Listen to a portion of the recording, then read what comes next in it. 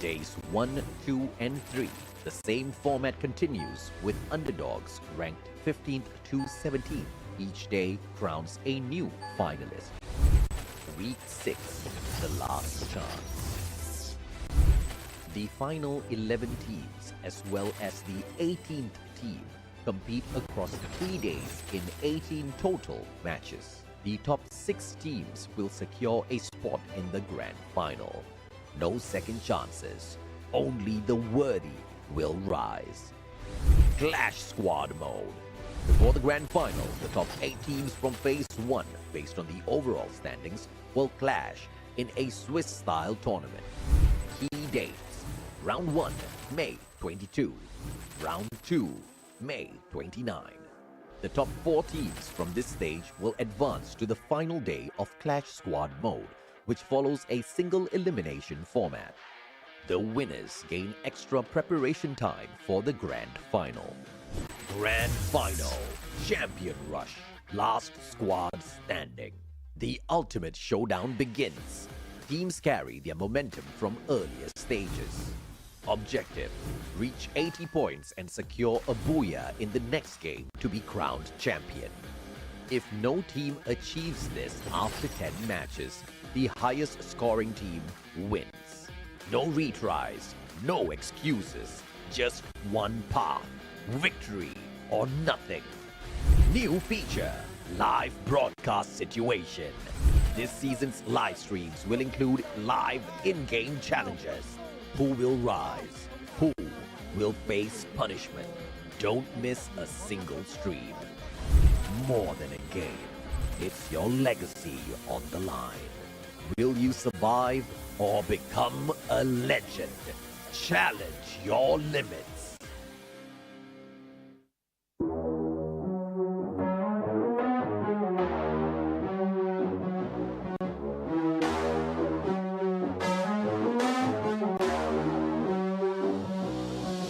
Managed the gameplay. The only question is who will be eliminated first. And electrotherapy makes the difference here. EVOS Divide. Get him. Oh. ดีครับดี Bro, might have just hit a brick wall that they cannot get out of. Falcons again with the better rotation, better decision making, gets the second booyah of the night. Tớ Quy đánh giá EVOS như thế nào? Esports cũng chỉ cần thôi. There you go, there you have it.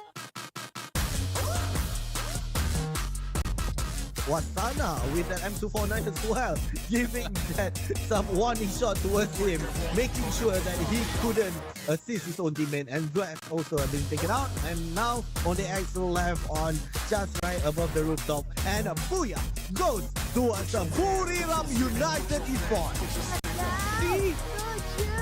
Cheetah Caroline still like doing work.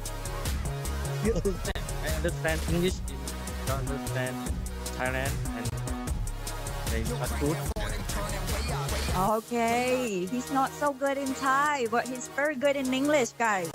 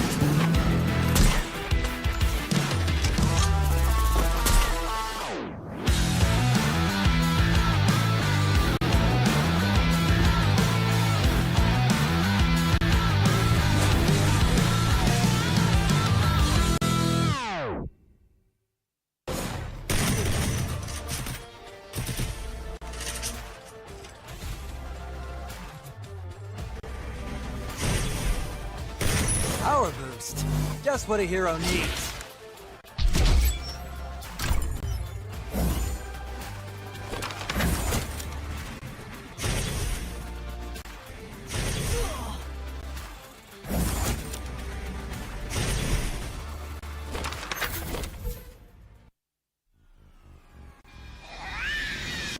Hello, Greaser. Stop trying to look cool and help out already.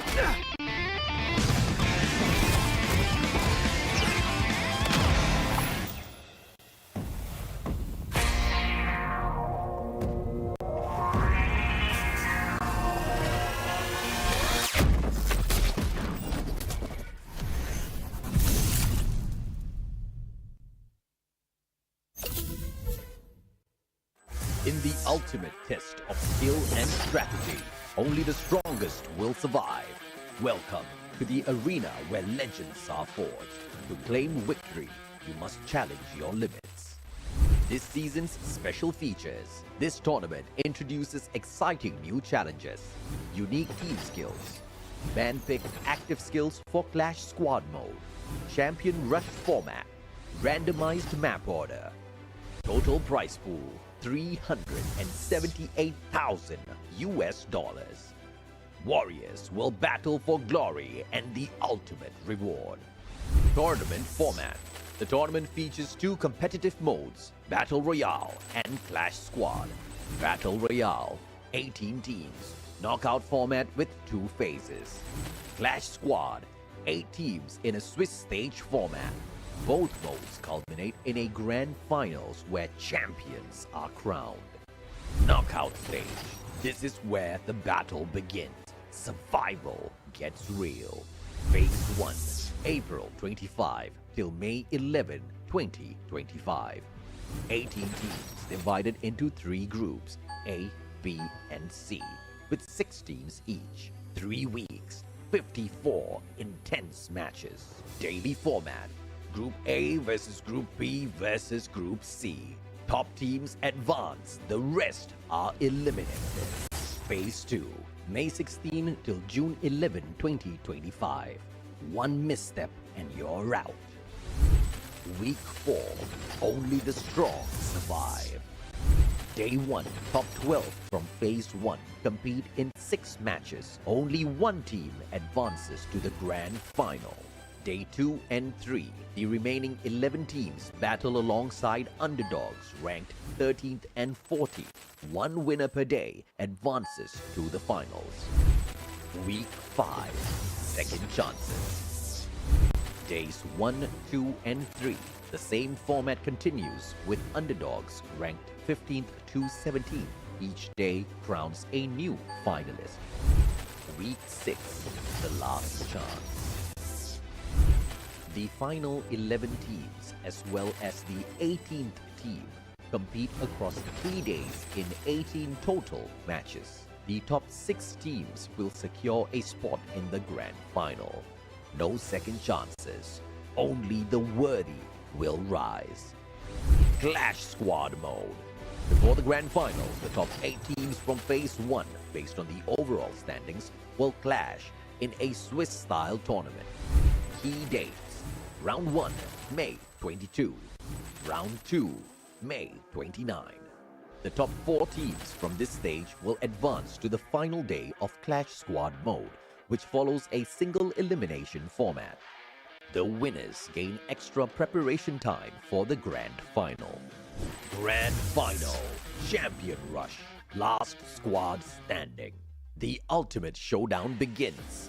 Teams carry their momentum from earlier stages. Objective: reach 80 points and secure a booyah in the next game to be crowned champion. If no team achieves this after 10 matches, the highest scoring team wins. No retries, no excuses, just one path: victory or nothing. New feature: live broadcast situation. This season's live streams will include live in-game challenges. Who will rise? Who will face punishment? Don't miss a single stream. More than a game, it's your legacy on the line. Will you survive or become a legend? Challenge your limits.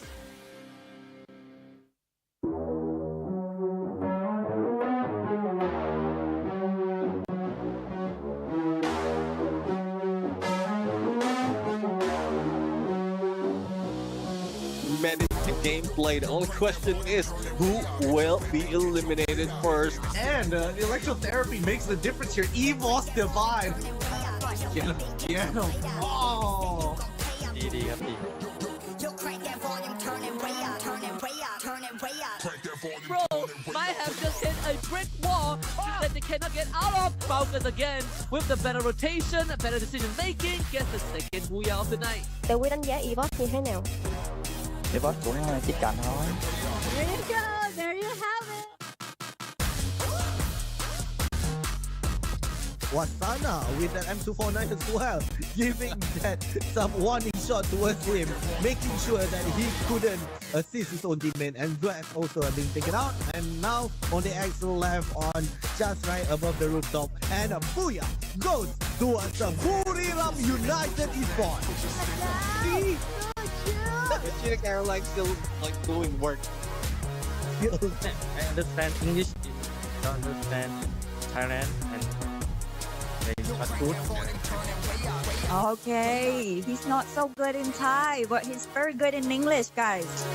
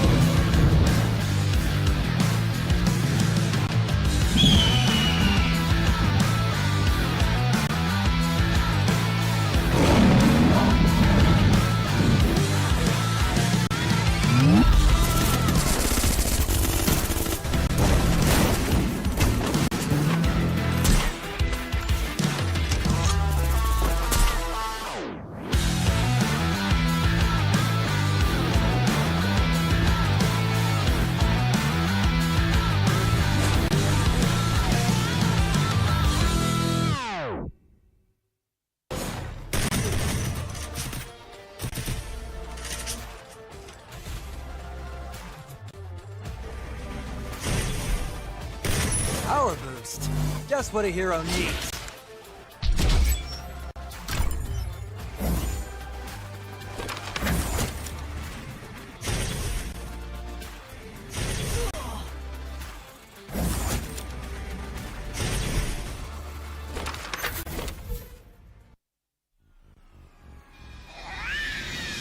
Hello, Greaser.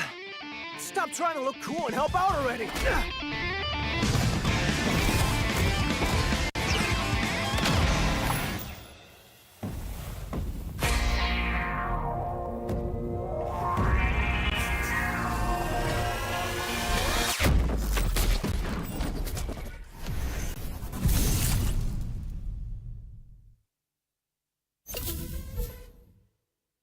In the ultimate test of skill and strategy, only the strongest will survive.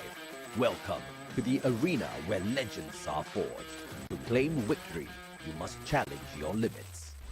This season's special features. This tournament introduces exciting new challenges, unique team skills, man-picked active skills for Clash Squad mode, champion rush format, randomized map order, total prize pool $378,000 US. Warriors will battle for glory and the ultimate reward. Tournament format. The tournament features two competitive modes, Battle Royale and Clash Squad. Battle Royale, 18 teams, knockout format with 2 phases. Clash Squad, 8 teams in a Swiss stage format. Both modes culminate in a grand finals where champions are crowned. Knockout stage. This is where the battle begins. Survival gets real. Phase 1, April 25 till May 11, 2025. 18 teams divided into 3 groups, A, B, and C, with 6 teams each. 3 weeks, 54 intense matches. Daily format. Group A versus Group B versus Group C. Top teams advance, the rest are eliminated. Phase 2, May 16 till June 11, 2025. 1 misstep and you're out. Week 4, only the strong survive. Day 1, top 12 from Phase 1 compete in 6 matches. Only one team advances to the Grand Final. Day 2 and 3, the remaining 11 teams battle alongside underdogs ranked 13th and 14th. One winner per day advances to the finals. Week 5, second chances. Days 1, 2, and 3. The same format continues with underdogs ranked 15th to 17th. Each day crowns a new finalist. Week 6, the last chance. The final 11 teams as well as the 18th team compete across 3 days in 18 total matches. The top 6 teams will secure a spot in the grand final. No second chances, only the worthy will rise. Clash Squad Mode. Before the grand final, the top 8 teams from Phase 1, based on the overall standings, will clash in a Swiss-style tournament. Key dates: Round 1, May 22. Round 2, May 29. The top 4 teams from this stage will advance to the final day of Clash Squad Mode, which follows a single elimination format.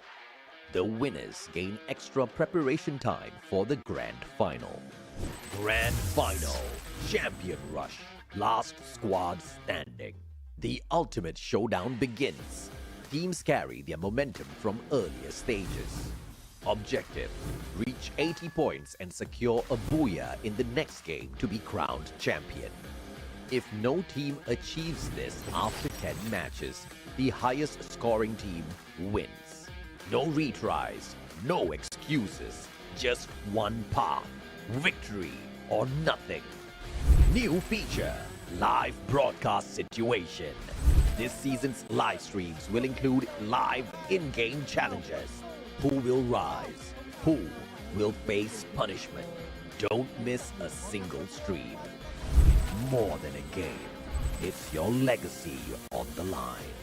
Will you survive or become a legend? Challenge your limits.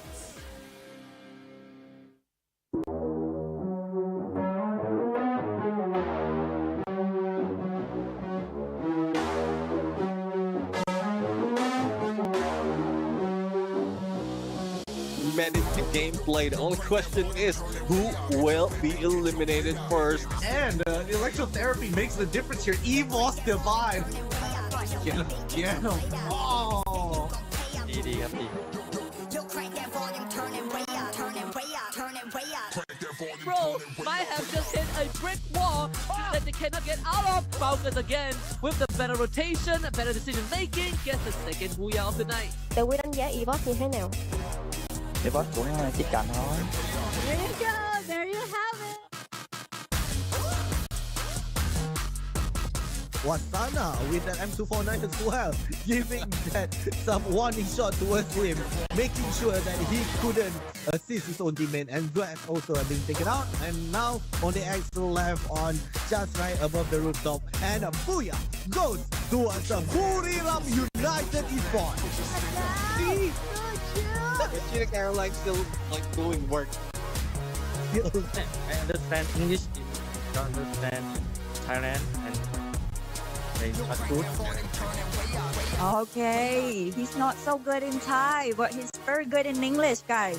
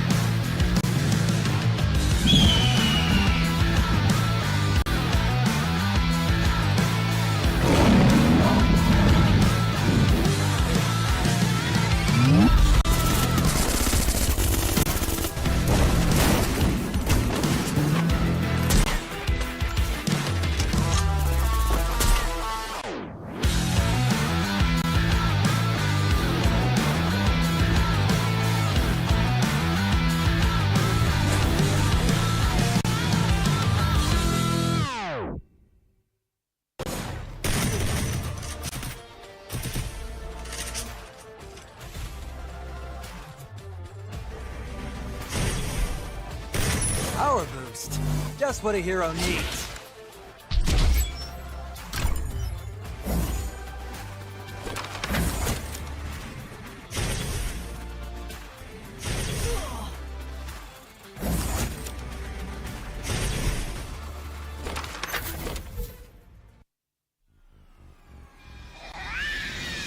Hello, Griza.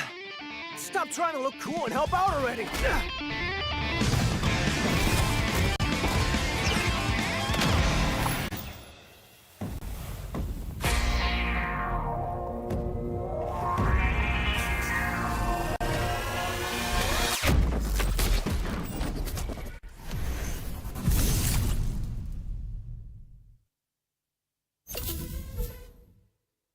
In the ultimate test of skill and strategy, only the strongest will survive. Welcome to the arena where legends are forged. To claim victory, you must challenge your limits. This season's special features. This tournament introduces exciting new challenges, unique team skills, band-picked active skills for Clash Squad mode, champion rush format, randomized map order, total prize pool $378,000 US. Warriors will battle for glory and the ultimate reward. Tournament format. The tournament features two competitive modes, Battle Royale and Clash Squad. Battle Royale, 18 teams, knockout format with 2 phases. Clash Squad, 8 teams in a Swiss stage format. Both modes culminate in a grand finals where champions are crowned. Knockout stage. This is where the battle begins. Survival gets real. Phase 1, April 25 till May 11, 2025.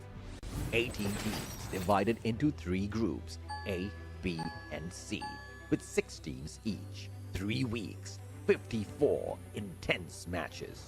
Daily format. Group A versus Group B versus Group C. Top teams advance, the rest are eliminated. Phase 2, May 16 till June 11, 2025. 1 misstep and you're out. Week 4, only the strong survive. Day 1, top 12 from Phase 1 compete in 6 matches. Only 1 team advances to the grand final. Day 2 and 3, the remaining 11 teams battle alongside underdogs ranked 13th and 14th. 1 winner per day advances to the finals. Week 5, second chances. Days 1, 2, and 3, the same format continues with underdogs ranked 15th to 17th. Each day crowns a new finalist. Week 6, the last chance. The final 11 teams, as well as the 18th team, compete across 3 days in 18 total matches. The top 6 teams will secure a spot in the grand final. No second chances, only the worthy will rise. Clash Squad mode. Before the grand final, the top 8 teams from Phase 1, based on the overall standings, will clash in a Swiss-style tournament. Key dates. Round 1, May 22. Round 2, May 29. The top 4 teams from this stage will advance to the final day of Clash Squad mode, which follows a single elimination format. The winners gain extra preparation time for the grand final. Grand final, Champion Rush, last squad standing. The ultimate showdown begins. Teams carry their momentum from earlier stages. Objective, reach 80 points and secure a booyah in the next game to be crowned champion. If no team achieves this after 10 matches, the highest scoring team wins. No retries, no excuses, just one path, victory or nothing. New feature, live broadcast situation. This season's live streams will include live in-game challenges. Who will rise? Who will face punishment? Don't miss a single stream. More than a game, it's your legacy on the line. Will you survive or become a legend? Challenge your limits.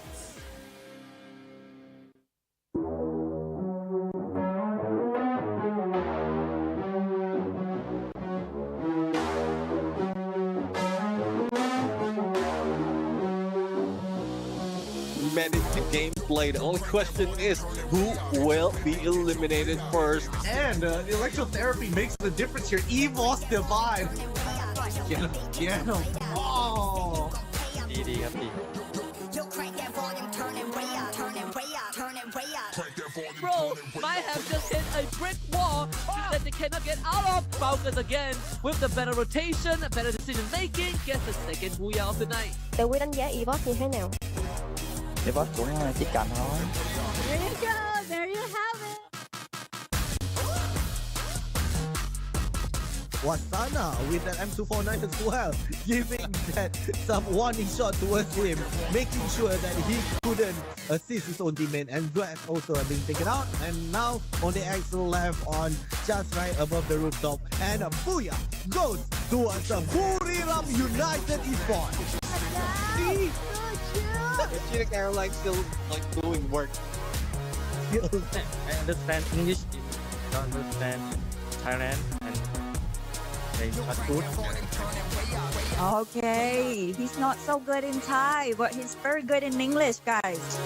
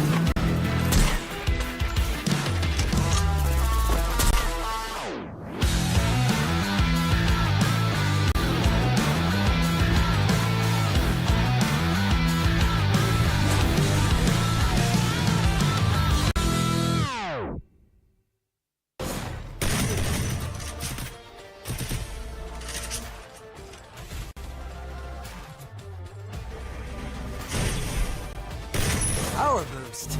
Just what a hero needs.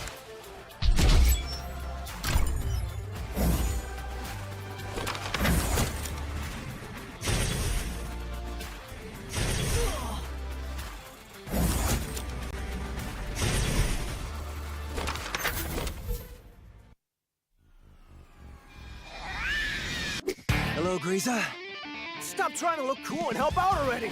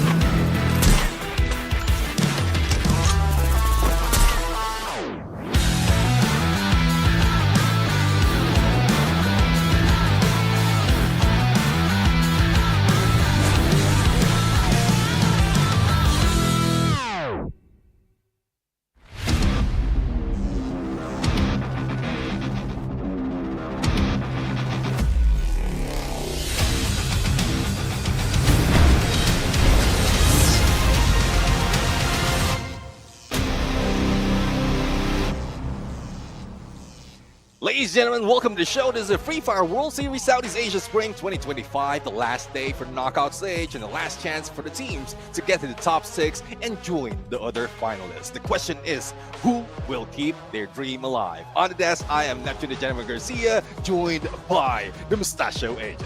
It's always a pleasure to shoutcast with you, Neptune. I mean, the fun never ends when the Mustachio and Neptune are on the desk, right? And all of these players have been having fun because it's been a super long league. I don't think we have ever in the history of FFWS Sea have a league this long, but we have loved absolutely every single bit of it, right? Especially this whole new phase 1, phase 2 thing where, you know, the past couple of weeks, every day was a grand finals where we got to see one team qualify into the grand finals, and to keep all of them fighting all the way down to the final day of the knockout phase. Today's the final day. After this, we are going to take quite a bit of a rest before we come back in here with the grand finals. And I think it has been a long but very beautiful journey. Let's take a look at our predictions here. Some similarities across the board. Okay, I have started to believe in the Malaysians as well after what Expand showed me yesterday. And trust me when I say, Neptune, I've been waiting a long time to support them. Again, I hope to see more from them. Exactly, and despite of Todak being on top of Expand on the leaderboard, I think in terms of consistency, it's Expand really who has a greater chance. It's very close. They are very close. Todak on 6, Expand on 7, and the difference is only 5. So I think if Expand really wants it, and if they keep up the consistency, they will be able to reach or probably exceed that top 6. So let's see on what they have to offer. But for the rest, it's pretty much like what they've shown, especially for core memory. I mean, I've been looking at how they've been doing all throughout, and it's only once that they grab a booyah, or one day that they grab a booyah, and then one day that they exceeded expectation that hit the first on the like the team of the day. Yeah, absolutely right. And that's exactly when we realized core memory has still got it in them. And yeah, we are looking forward to seeing a little bit more from the Thai team as well. Obviously, there will be the one opportunity for us to see a lot of Misa today. But what is all of the effort for? Is for the 100,000 US dollars, baby. A total of 350,000 USD plus on the table for both BR and CS put together. And for BR alone, the champions walk away with 100K solid. That's amazing, Neptune. Yeah, definitely. And as you did mention earlier, it has been a long marathon for everyone right here. Imagine 6 weeks of battle with inclusion of Clash Squad into the mix, more prizes to be gathered by the team, and it is about to end. I mean, we're already in the last part of what you're seeing on the screen right now, and before we head into the grand finals, I think there's a lot more that the teams will be doing to evolve, to change, to adjust, and make sure that they have a bigger piece of that pie. Yeah, no doubt at all. And of course, this is once again the 1st of June, which means the final day of phase 2. We have already completed the Swiss stage for both Clash Squad days as well. So after today, we are looking forward to the grand finals. 1 day for Clash Squad, 1 day for Battle Royale, the 13th and the 14th of June. So the teams will get about a decent 12 days of rest, especially for the ones who are still hustling in here today. Of course, for the ones who qualified early like RRQ, they've been chilling quite a while. And I hope that actually affects them in some sort of a way where it reduces their performance so that these underdogs can really give them a run for their money later on at the 13th and the 14th. Yeah, I mean, what we've done, especially in knockout stage phases, is more of give a chance for those who often has been left behind when it comes to the point rush as well as the knockout stage. Well, and that's one thing that is happening right now. They have that chance. A lot of teams who are often already out of the league is still fighting it, and this is how they prove that they have what it takes. Most of the teams really prioritizing on survivability gets the bigger piece of the point system, but if you get that booyah, you get the 12 points, and then it tapers down up until the 10th, and 11 and 12 will get nada. Yeah, absolutely. And of course, the tiebreakers. You guys know the usual jazz, and this is the one groundbreaking adjustment that we have brought in this season, the unique active skills, and it has brought out so much in the teams and in the players, and it has actually disrupted quite a bit of gameplay out there as well. It has forced teams to be much more tactical than the past seasons where you just see them rushing in without thinking, purely depending on their micro skills in terms of that micro second decision making capability, as well as their mechanical skills as well, right? Now you actually have to use your brains. one wrong move, and you are going to be toast. Some of the big teams are struggling as well. Yeah, definitely. And this is the format, the Champion Rush format, is where some of, or all of the teams doesn't have any room for mistakes, because if in case a lot of teams are already taking that Champion Rush condition, if they hit that 80 points, then one Booyah will be needed to get that championship. And the other teams, they need to focus more on surviving and getting that Booyah as well. But not only that, for each and every day of broadcast, we have the LBS challenge, the live broadcast segment challenge, wherein there are a few that is funny. There are a few that is, I would say, to be honest, annoying. But it still shows up on the battlefield that they don't want to lose. Yeah, I'll tell you this, right? Whatever happens, I know for the next season, they're going to change LBS to LBC, only because we keep messing it up. It's a mouthful, bro. Live broadcast challenge just it makes so much more sense because it's a challenge, right? And of course, sorry, Garina. Today's team list, I mean, it's the same as the past 2 days. It's the same 12 guys who will be, same 12 teams will be jumping on in there, trying to get the best. We already know exactly who's at the top, who's at the bottom after 2 days of performance. And one of those teams that made the climb to the top yesterday was Core Memory Esports. Phenomenal to watch them in action. Definitely. I mean, 2 Booyahs in that day. And as I mentioned earlier, the first time that they showed up, if we calculate how much they improved from day number 1 up until yesterday, I mean, it's 150+% that they did. They ended up 10th place after day 1 of this final part, and then they managed to take that number 1 spot for that day's challenge. So I guess they are securing their spot. They don't want to be left behind out of all the Thailand teams that has been there in the finalists. Yeah, and we also have to consider how abysmal their performance was during the knockout stage phase 1.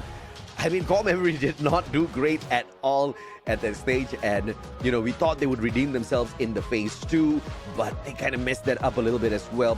But to get the job done on the final 3 days of phase 2, the 18 games, how are you going to make best of the situation, pull away as many points as possible? That's what it's all about, and CRM is doing great. Like you pointed out earlier, 2 Booyahs, and that has launched them to the 3rd spot now with a total of 159 points. They're just 1 point behind Onyx, and Onyx is 51 points behind EVOS. So is there a possibility for CRM to overtake EVOS today? Absolutely.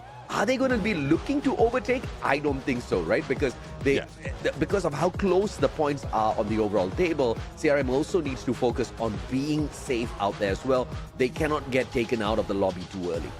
Yeah, and from what I reviewed on the gameplay rotation of CRM, they pretty much adapted what Evo Divine has did in the first day. They are staying out of a lot of elimination, well, apart from some of the games, especially in the early parts of yesterday, because they really need to catch up on points. So they started picking up a few teams, but isolating them from the rest of the teams. When they know that it's tough, when they know that it's a third party that they need to act off, then they will get away. They will try to go rotate with the circle and just stay in there as much as possible before they get their chance. And that's what Evo Divine has done. But from yesterday, well, it has been explained by Razia that they're doing a few things as well, and they keep challenging Team Flash. Not quite sure what the ideation is regarding that, but Team Flash is still part of the top 6, so I guess it's about time for them to end that play.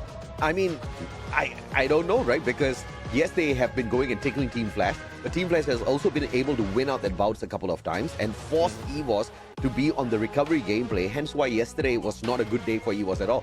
And I do agree with you, right? They may want to look for something else, but I also think that they respect Team Flash a lot and they see a lot within the Vietnamese region, within Team Flash itself, and they really want to test their battle skills against them time and time again. And this is a really dangerous situation for Vietnam, because if EVOS is going to sharpen their skills on how they're going to take you guys down, then they just become more and more lethal as the days go by. But thankfully, we are going to go in. Oh, okay, all right. This time, 2 regions, all right, because we pointed out how cheeky Garena was with all 4 regions involved in the battle. Today's Booyah battle, which region will have more Booyahs, Indonesia or Vietnam? Jang, jang, jang. Malaysia's going to get the most. I mean, it's tough though, because imagine the probability. It's 2 against 5 that we have right here. And we've seen some of the teams from Vietnam, like for instance, lane number 1, heavy PE Sports, or all around the 2 days. Heavy PE Sports, WHGOW, they had their piece of those Booyah. And if it happens in one day against Onyx Olympus and Evo's Divine, then there's a huge possibility that the Vietnam might win, unless the other teams, or the other region, as you did mention, really pops off. Yeah, absolutely. And of course, the other 2 regions are Thailand, represented by CRM, and Malaysia by Toda, Expand, as well as Vamos. Purgatory, Alpine Solara, Bermuda, and Xterra, Kalahari. This will be the route of our 6 maps in here today. I kind of missed the randomizer, but thankfully we do have the randomizer at the start of the day itself to keep things spicy each and every single day. Teams will not know what sort of momentum they start with, all because not every single team out there has managed to find dominance on every single map. I mean, later on, we will see the top 3 for every single map. You will definitely see EVOS up there. One rare situation at Purgatory, you will see Vamos, where EVOS currently has been struggling. Not a single Purgatory Booyah for the team of EVOS, and that is actually quite shocking, Nephew.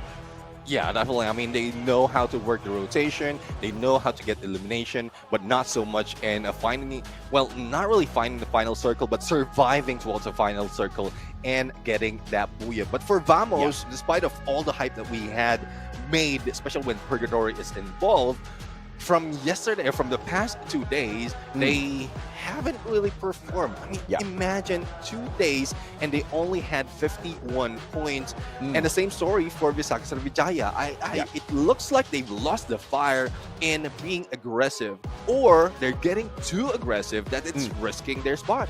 I am actually very glad you brought up that point, because let's talk about Vamos a little bit, right? Vamos, the current Vamos, is a combination, it's a weird hybrid combination of many powerful players within Malaysia, and a majority of their players come from Expand, right? I have not caught up with the owner/manager of Expand in a long time, so I really don't know what's the story, right? Because these players, they left the Expand squad, they went to Vamos, and Vamos is kind of like, once again, I said, the hybrid combination. We've got like some Sem9 players in there and whatnot. But now Expand seems like the junior squad, right? But you look at the leaderboard, and the junior squad is whooping butt out there. They're doing so much better. So I've actually got a curious thing in my mind. What's going on here? As in, is Expand a totally separate entity from Vamos? And if that is the case, then I guess it's not the players, it is the management. Well, we'll have to find out. I don't know really, to be exact, but at some point, like even in some parts of life, even if you put stronger parts in one group, doesn't mean the entire group would be strong. Oh, yeah, man, yeah. So there's a lot of instances wherein, because they are strong, they have experience, there's a little bit of conflict that will be happening. And that's one thing that they need to avoid, especially when we're talking about team tournaments just like this. Yes, you're strong, but you need to adapt, you need to adjust. And we keep saying, especially in a lot of tournaments, a lot of competition, the word chemistry, the word synergy. That is what they need to fight. Mechanical skills, I'm pretty sure they won't reach this level if they don't have it. But if they don't have synergy, even if they want to improve, they will only improve individually, but not as a team. Yeah, totally, bro. And you obviously know that when a bunch of boys are put together and they are all good at what they do, that ego is going to creep up, right? So, and yeah, that's one of the biggest detractors when it comes to building your synergy. Some ego creeps in, and then all of a sudden you're fighting, you're blaming each other for the losses out there. And clearly, Vamos has had many losses thus far. They need to overcome that. They need to work together as a squad. They need to, because mechanical skills wise, this is shocking. Vamos has got really good players on the squad, and it's crazy that they're down at the bottom. Obviously, Visaka Srivijaya, even when the big boys were still playing in here, we saw Visaka Srivijaya really pop off, and that was like at the start of the knockout phase. And then they kind of just fizzled out. I was like, what? I really had high hopes for these boys. And that's crazy because it shows how much confidence can do for your squad, right? We saw them break through into FFWS Sea, and that was so much of fire in them, but they kind of fizzled out very fast. Yeah, and I think it was explained as well from one of the interview from Visaka Srivijaya when they lost one of the LPS, and that they are really being challenged right now because they were like they got in here from their own qualifiers, a different qualifier. And once they jumped in here, yes, as you did mention, a lot of excitement, a lot of fire, a lot of confidence because they might have seen what's happening, but they haven't stepped into it. And the moment they stepped into it, they were trying their best to do as much as possible from the early parts of the knockout stage. Wherein the experience-wise, the veteran teams, they are using that as their warm-up per se, because they're just studying their opponents, how their rotations are, how their drop spots are, and that's practically what Visaka Srivijaya could have taken advantage of. And then the moment the other team starts to really get into it, into the play of what they have, what they need to do, then that's where they are being left out. So I do believe confidence is a thing as well, wherein they lost a little bit of that confidence. Thus, they are being passive and then being taken away early parts in the games. Yeah, so basically you're telling me that, yeah, they were confident, but they also had a huge element of surprise. Nobody knew what to expect out of the Visaka Srivijaya. And I think that's a very good assessment, right? You are absolutely correct. Nobody knew exactly what to expect from these boys. When we saw it initially, we liked it. At this point of time, I am not a big fan, but I'm expecting a little bit more from them, right? Today's the final day. It's the final opportunity. It's the time where there's all of a sudden a very big fire under your butt. And you're going to jump up, you're going to scream, and you're going to try to make it up the leaderboard, but there's only space for 6. It's like that zombie apocalypse movie where everybody's trying to get into the bus or something, and there's only room for X number of people, and you're going to get kicked out. Some kind of Squid Game thing going on here. Well, definitely. At least they played a little bit longer compared to the past season that we've seen. And I mean, they sat on Ignis at this point. They sat on Ignis that Flamglam has been or will be behind them all throughout. But for the others, I think I would say some of the teams, like Evo Zivine, they have invested so much already in the points, and they don't have to really put so much of pressure for themselves, because yesterday their performance is not that well, but they're still number 1. So, and there's 50 points between them and Onyx Olympus. So Onyx Olympus would be the gatekeeper for Evo Zivine at this point. And you know how it is. Even if Onyx Olympus really is in a lead against the other teams and like the other top 6, they will still play it out. They don't want to be pushed down because they experienced it from before, wherein they were the last and it took a while. I think they really brewed on the feeling of being left out before they had a chance on phase 2. Yeah, absolutely, man. And I'm looking forward to these matches that are about to kick off. Now, we do apologize for the slight technical delay here. Obviously, it's not intentional, but we do want to make it intentional where we sort everything out before these matches kick off so that, we don't have to get into any bit of difficulties trying to restart that lobby and whatnot. In a little bit, of course, the flight will kick off and you guys will see them hopping on into Purgatory. In the meantime, if you would like to join the conversation with us, don't forget you can hop onto YouTube and the official Free Fire Esports page channel. You can hop on in there, join us in that conversation. A couple of questions as to where am I from? I am from Malaysia. And am I going to cast another tournament? No, that particular tournament at this point of time, no. I was supposed to send someone an email, which I totally forgot. So I guess no. The answer is no. Yeah, I mean, there's a lot of things that's been happening in the world of Free Fire right now, and thus all those questions. Simultaneously, the qualifiers for the next stage after this is also happening in a lot of regions, and some has confirmed participants already. And we're talking about Esports World Cup. There are a few that has confirmed participants. There are a few that is still being looked into, and that's one of the things that, or the factor that is motivating the teams as well, because if they didn't have that chance from last year, this is their chance to get it into it. And if I'm mistaken, that is top 8 of the grand finals leaderboard that will be qualifying for the Esports World Cup. Oh yeah, absolutely, man. I think you mentioned that there are some that have qualified already. I see Hotshot Esports here, as well as Alpha from MEA, Pakistan qualifier, Hotshot coming in through there. Very interested to see exactly how well they perform. Hopefully, you know, all travel plans are sorted out very early so that we don't get any disappointments last minute. And of course, Team Falcons have managed to find the qualification as well. They don't really need to earn their spot this year at FFWS Sea because they have already earned their spot because they were the champions of last year. It'll be pretty cool to see them go back to back, but I think this competition this time around is a little bit more heated up. Not only are you going to have Buriram coming for their next because they have, you know, really taken their own gameplay up to a next level, but Brazil will be looking to conquer EWC as well. I think this year is going to be so much more explosive compared to last year, Nephew. Yeah, definitely. I mean, there's a lot of storyline that is being built right now once all these teams are meeting up before the World Series. But I guess there's no more story because we're going to jump in our first map for today. This is Purgatory, and again, who will get this booyah?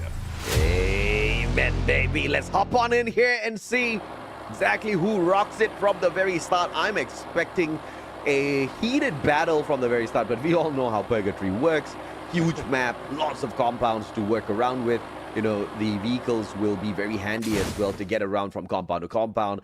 Most teams are going to be focusing on the loot first, and a majority of those times they're spread across a couple of compounds. Like you look at Moat House and the outer regions just beyond that island taken over by Team Toda, and Crossroads, on the other hand, picked up here by WAG. No early engagement except Brasilia, which may see EVOS go up against Expand very early on. Yeah, let's see, though, who goes down first, as Heavy tries to drop in very near as well towards that team. But GOW already in sights of core memory as they drop into golf course. And you know how this area is. Doesn't have so much of loot. So I guess they're using this just in case anyone drops in with them. But you see Cougar already driving up, leaving one behind. But Mount Villa right now for Dawn. This might be troublesome. That zip line is bringing in GOW. Uh-oh. And Don splitting up from the rest of his team members obviously is, I guess, not going to regret. Don's got the A124. He might want to pop it right now, or because the man's running literally right at them. Okay, bye-bye, Don. Nice knowing you, bro. On to the revival flight he will go. Yeah, I mean, he doesn't have the Trogon, but doesn't have the numbers. And it's tough, really. If you are not with your team, and I guess no one is expecting it. There's a lot of time for them to revive themselves. Thus, they are really gathering all of those coins. But for Mufasa and Onyx Olympus, that M590 early doesn't work that much. You don't have the armor on you. And here comes Kabi for the backup. Max 7 in hand, but Climb MKS Thompson domination. Oh, yeah, absolutely, man. And of course, Kabi made a huge mistake, literally just running without checking his corner, and he ran in without expecting to pop off with the Trogon as well. Will get sprayed down with the SMG, the Thompson. Great rate of fire. Not too crazy on the damage, but these are early parts of this round where you don't see the level 3 helmets and vests on them just yet. Crime MKS got the XM8. Fire that from the back. Get nice as well. Good Riptide rhythm to break down his defenses. But Onyx will find that recovery. Adrian now with the backstab. Good glue wall pulled off here. Adrian fired right back at. But we'll have the M1887 to get that damage in. And now picking up the M590 from the loot box as well. As PLS1 goes down, Onyx picking up easy 4 points at the start. But thankfully, Team Heavy has already started their revival site. Yeah, I love the response time coming from Onyx Olympus right now. I mean, Prime MKS was stuck in there between two players, and if it wasn't for one of the players going in for the flank, he wouldn't survive as well as help out in eliminating the other Onyx Olympuses. But we have WAG right now trying to tickle Team Vamos, but Team Vamos doesn't want to fight just yet, and it's just up to them. What? On the other side, Expand has just been deflated. Well, unfortunate. But that's how the cookie crumbles. Zaka Srivijaya taking out ABCD from the side of Flash, and now Indonesia versus Vietnam. But you can see one player from the side of Flash is abandoning project as he backs away. Kwang will be tagged up by two players. Good blue wall to block them away, but means one halfway. Guns will be rammed down with the Drogon, and look at the movement out of Wang. And will pull out the glue wall, but unfortunately doesn't cover that full 180 and will get straight down. Death too far away, but now he is going to get hunted either way. Drogon in hand. Will have to play this really smart as he hops on out, meets a player, and the M590 outdoes him. Oh yeah, I love the movement coming from the guy, but it seems like he just doesn't have enough backup. He tried to double back for a takedown, and the rest of the teams of Team Flash was just stuck on their heels. So, and two players already going down in that fight. For WAG, they're trying to get away from PE Sports right now, and earlier, almost challenging Team Vamos, but Onyx Olympus has managed to find assault bunker for them to work with, and they are ready to go in for round 2 against Heavy. 4 points in the bag already, but the question is, do they exit the lobby with just these 4 points? Because they are being surrounded by Heavy. Kabi a little bit too far, XM8 in hand. And Kabi exposes his position as well, so Onyx could choose to go in here for the shutdown, but will decide to instead back away from this corner. Prime right behind them. And Team Heavy is actually going in here for a little bit of revenge play. Adrian, and what a play by Get Nice. Adrian should have won that fight for sure. He had the help.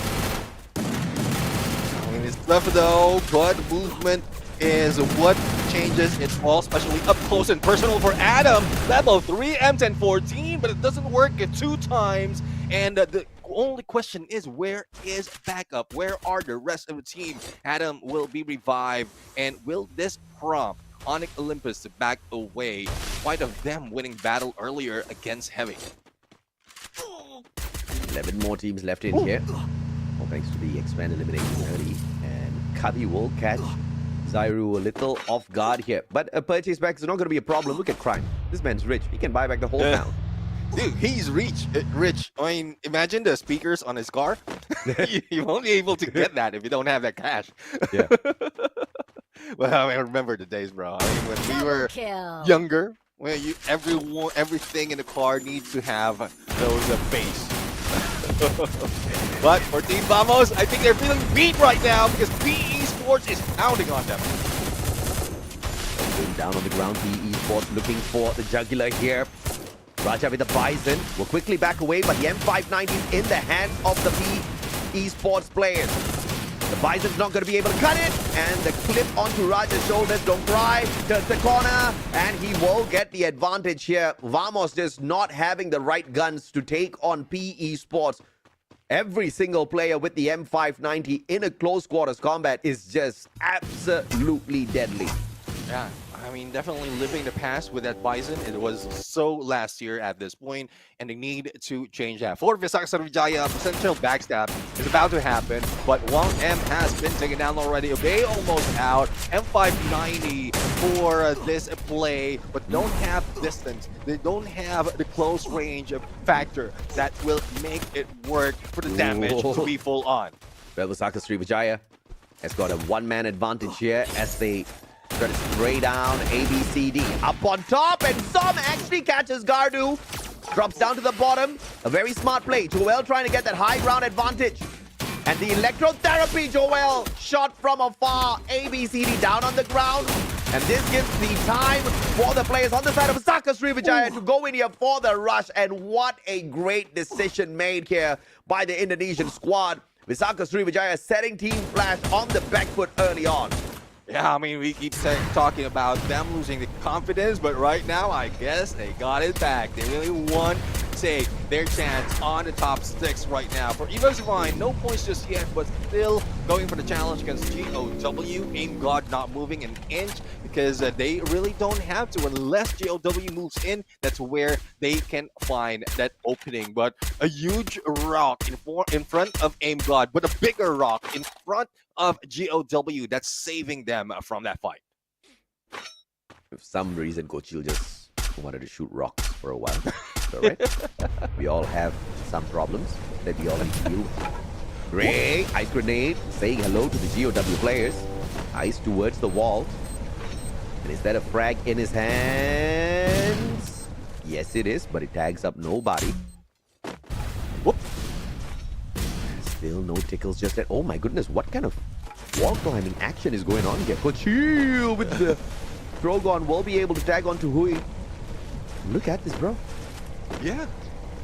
I mean, it's an I've optical never tried illusion. this myself before. It's an optical illusion. It looks like the bridge or the wall is straight up, but it is on an angle, so they have that chance to move up that small ledge.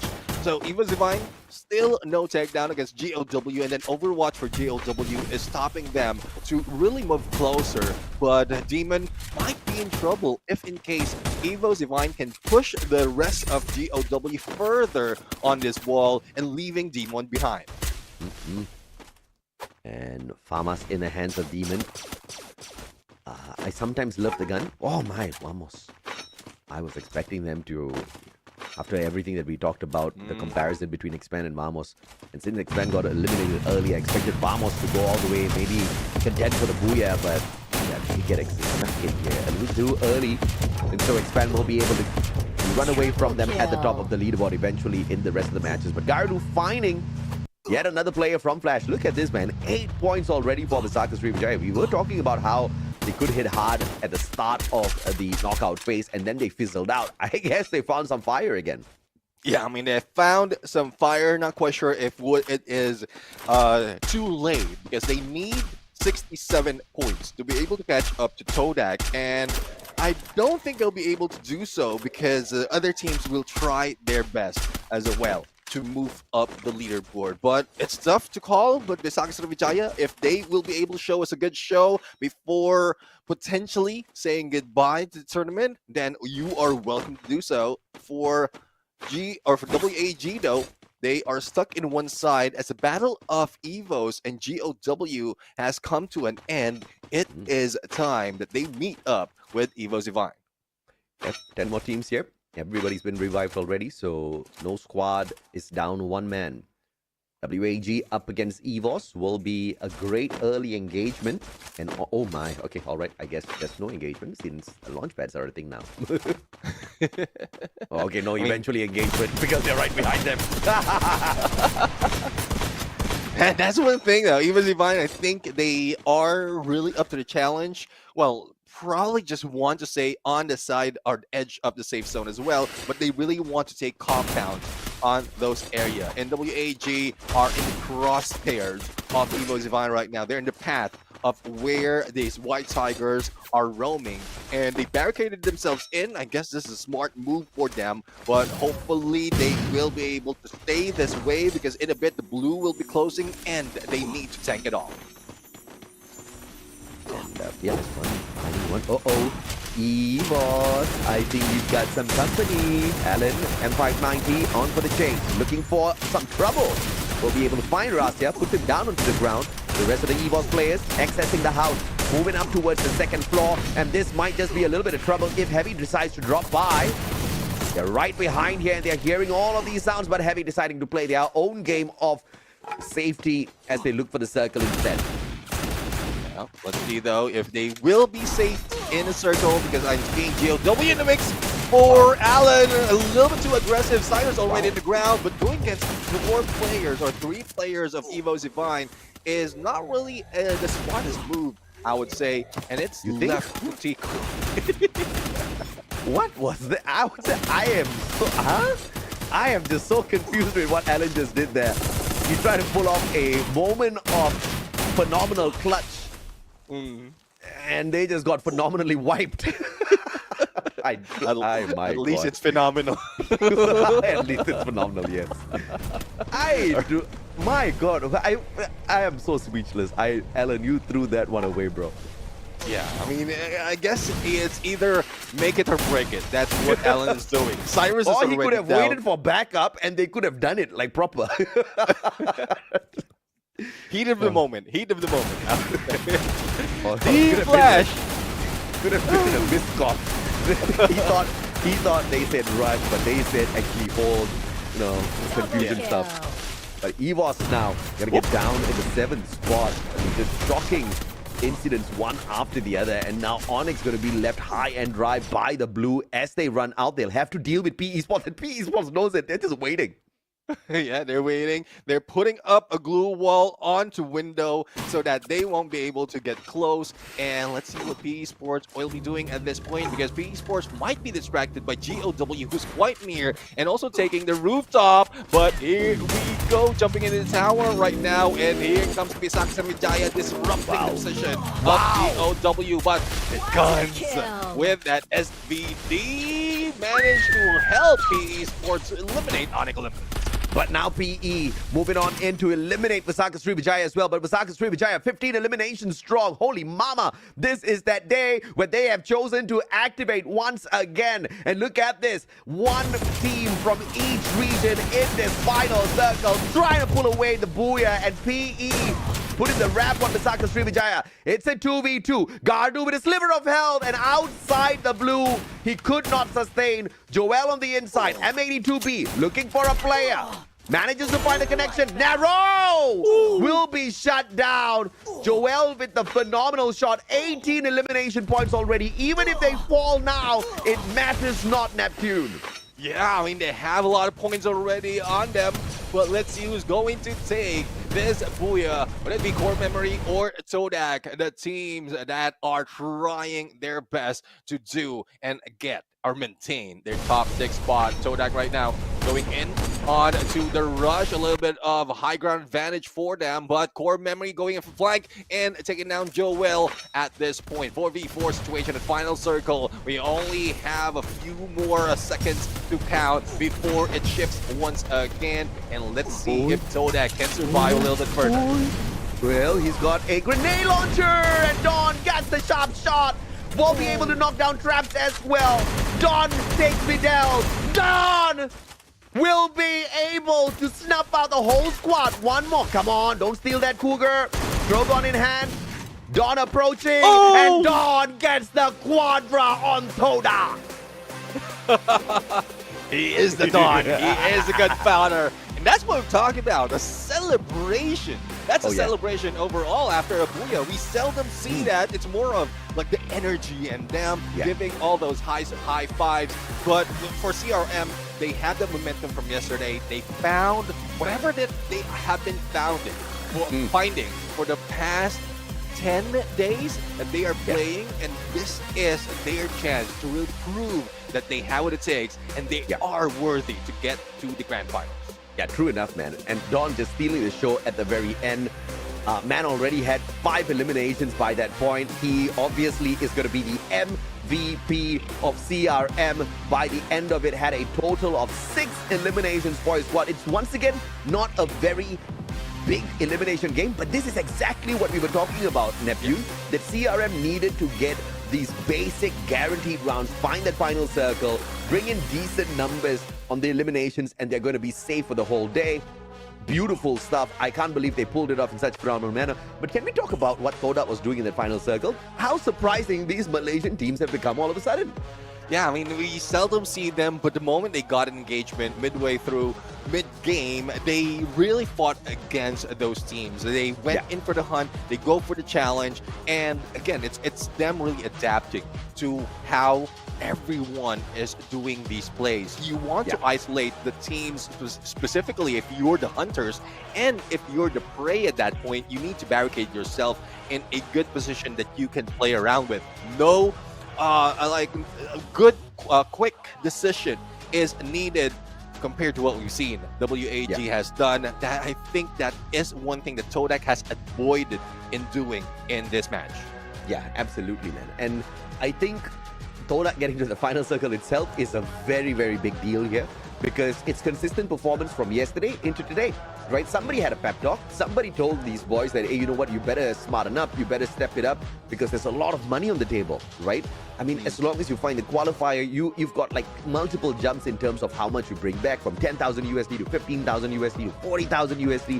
It's all about how well you perform in the competition.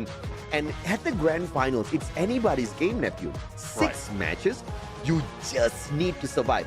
You just need to get to that final circle. You're probably going to walk away with a 30,000 USD bonus. And that's that's such good money. Definitely. I mean, zeros overall added to whatever it is on that US dollars. That's good. Yeah. That's a very, very good. And what Todak and Core Memory is doing right now is just going back to the basics. Survivability, and once they get in the moment of the final circle, they just bring it on. And it's just so fortunate that Core Memory managed to win that fight, and it's because of Dawn. But overall, that's what everyone really needs. Early engage, but there's a risk though. If everyone listens to us, there will be a huge chance that Bermuda will be repeated. You know what happened? 11 teams surviving towards the final circle. So not everyone listen to us, please. Not everyone. But vamos, maybe it's time to wake up. But of course, on that note, ladies and gentlemen, boys and girls, we open up the day by saying welcome to the beautiful Misa. And our very first Thailand booyah of the day. Right now I'm here with ตัวไพ่นักตัว ครูก้าครับดนครับ โอเคทั้งคู่ What's your aim for today วันนี้เป้าหมายของเราคืออะไร มาเพื่อเก็บบูย่าครับวันนี้ he's gonna get booyah today ของเรา มาเพื่อเก็บบูย่า6 เกมครับ 6 เกมเลยเหรอ ใช่ 6 เลยนะ Okay he's gonna get 6 booyahs today guys let's ask about their previous shot when you eliminate Todak like wipe them out all out how are you feeling ตอนที่เราเก็บ4อ่ะ wipe Todak หายหมดเกลี้ยงเลยรู้สึกไงบ้าง ก็รู้สึกดีครับไม่คิดว่าอิมเดก้ามันจะแรงขนาดนี้ He feels great he doesn't think the gun will be that powerful แล้วเรารู้สึกไงเพื่อนเก็บแบบโหตุ้มตามยิงโหดมาก ก็ที่ผมจะลั่นเขาบอกก่อนต้นเกมก่อนเริ่มว่าเดี๋ยวกูเก็บ4ให้ดูวันนี้เขาบอก เราได้จริงด้วยนะ ใช่ โอ้สุดยอดมาก so he said that Don said he was gonna get 4 elimination like a team wiped out today and he finally get it นี่เจ๋งแจ๋วมากวันนี้หวังว่า performance วันนี้จะคงที่นะ ต้องคงที่นะ performance วันนี้ hey last question can you show us a little bit of your move ลองเต้นโชว์ให้ดูหน่อยสิไหนแบบเต้นบ่อยเหลือเกินไปแค่นี้พอ โอเคเสิร์ฟก่อน Alrighty now that is all for our interview thank you so much let's get back to the shoutcasters bye Thank you, Misa and Core Memory. I love the energy coming from Core Memory right now. And we were talking about them not having that energy from the past. Well, I don't think you will have energy, especially if you're losing a lot of battle. But for Dawn, who is our MVP, I would say, he did put his mind into it. He mentioned that he's going to wipe an entire squad, and he did. And he was just like starting it off with that M79 all throughout. Most of the elimination, most of the knockdowns coming from this guy is coming from that grenade launch. Yeah, absolutely. And you know, yesterday, the spot where the 11th and 12th spot, we were pretty much thinking that there's no way Visaka Sriwijaya and Vamos will be able to qualify for the top 6, right? With this one game, that has now changed. I mean, yes, Core Memory, great game, great booyah to maintain their top 6 spots, and this will only help them climb closer to EVOS since EVOS crashed out very early on around the 7th or the 6th spot. But Visaka Srivijaya is obviously going to be on the #1 spot, right? Let's talk about the MVP first, though. Dawn, 6 eliminations, 7 knockdowns, that grenade freaking launcher, and the Quadra on the eliminations to the very end of the game to secure the Booyah was just too beautiful. Yeah, I mean, in terms of skills, though, it's more of a mix-up. It's more of a Frankenstein build at this point. A124, Suzy, Alvaro, and then a Moko. But if it works, it works. So let's see, though, on how well they can maintain this. But Core Memory has been doing phenomenal from yesterday up until today. And I guess they don't want to let it go. They don't want to let go of that feeling of success, of feeling of grabbing Booyahs overall, and also winning out gunfight. So not quite sure if this is intentional. We haven't heard any of insights regarding all of that story from the teams during the interview, but in terms of survivability, it is Core Memories making it work. Yeah, absolutely. 8 eliminations and 12 points from the Booyah. That means 20 points from one game. 20 points from one game is a damn good day. All right, if you can repeat that game after game after game, you're definitely going to be the best performing team of the day, right? But of course, we also have to acknowledge that Visaka Srivijaya did much more than 20 points, and they only walked away with 8 placement points. I think when we last saw them, speaking of Visaka Srivijaya, Joel, 8 eliminations, 4,467 on the damage. Obey on the highlight for the assist. They had 18 eliminations the last time I saw them. I don't know if they got more before getting eliminated, but 18 plus 8 is already 26 points. And damn, that was a very, very good game. Oh, definitely good game for them. And I guess, I don't know how it is that Visaka Srivijaya is performing this well, but hopefully it continues, because it will be tough if they come very, very close to achieving that top 6 and then fell short. But 26 points, I guess they calculated how much they need overall, and they are doing quite well, and they moved up so much with this 26 points above, even going above Core Memory, and it reduces their chance, reduces the numbers between them at that top 6. Okay, looks like they didn't get more than 18 eliminations, but what a good game.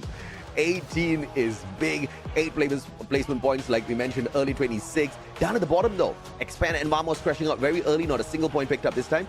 WAG, they were in the top 6 on day 1. They lost their spot yesterday, and they continue to lose points in this starting of this day as well. This is not looking good for business. WAG needs to wake up now. Yeah, they need to wake up a lot. I mean, they need to drink a couple of Red Bull to wake up. But as we can see right now, as you can see, Expand has been pushed out of that top 6 spot. And Todak managed to move up 1 spot as well from 6. And for Visaka Srivijaya, they are getting too close. If calculations are correct, they are about I think around 40, if not a few more points below that are before Team Heavy. So not quite sure though if all this is right at that point, but I guess Visaka Srivijaya will need to do it not once, not twice, but 3 more times to be able to secure the top 6. I mean, if they hit another Booyah, and I mean, if they got Booyah plus the 18 eliminations, bro, that's 30 points. They will just need 1 more decent game and they'll be in the top 6 already. That's insane, right? And obviously, we talk about the Red Bull, we talk about the energy, but you also need a good device in your hand. So if you're looking for a new one, if you're looking for an upgrade on your device, if you're a gamer, if you're a pro player, this is what you should be looking at. The brand new Samsung Galaxy S25 Ultra. It comes with the next-gen Snapdragon 8 Elite Galaxy processor, featuring an enhanced Vulkan engine, improved ray tracing. Basically, if you want to skip all of the stats, it's a damn good phone, all right? I picked it up the other day. I tried it out, and the shop, funnily enough, had Free Fire installed on the phone. The game looks so much more beautiful on that phone, Neptune. I can't even believe it. I want that phone. I'm going to make a case for it. I'm going to take the money that I earned from FFWS Sea, and I'm going to buy that phone for myself. I mean, again, putting your mind into it. Putting your mind into it and making it work. I mean, it worked for Don. It would work for you. But right now, I mean, there's a lot of performances that is being shown for or from today, because it is the last day. That's the only theory that I have. Because from the past, when it comes to the last day, the last chance, where they don't cared much, I would say, about the result of this day. That's where they performed quite well, and Visaka Sriwijaya is one example. Yeah, absolutely. Visaka Sriwijaya, I mean, we had written them off yesterday, right? We said, Visaka Sriwijaya, vamos, there's no way they're going to make it. We can already say goodbye to them. The race is open for everybody else. But with just this one game, Visaka Sriwijaya, they woke up. And obviously, we didn't underestimate them, right? We assessed how they were performing, how they were performing so badly in the first 2 days, and they could barely pick up those points. But today, with this one explosive one, I think they've managed to pick up more points today than they did on day one, if I'm not mistaken. And they've only played one game. Yeah, I mean, that's one thing, though.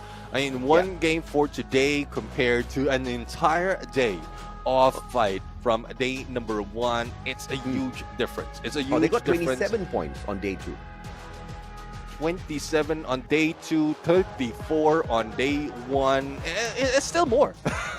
Yeah. It's one game against like 6, one whole day. Or Yeah. 6 matches of an entire day. It is more. So I guess Visaka Sriwijaya, whatever it is that you're doing, I'm pretty sure if you're not listening, CC is listening to us, so please relay this message. Whatever you're doing, continue what you're doing.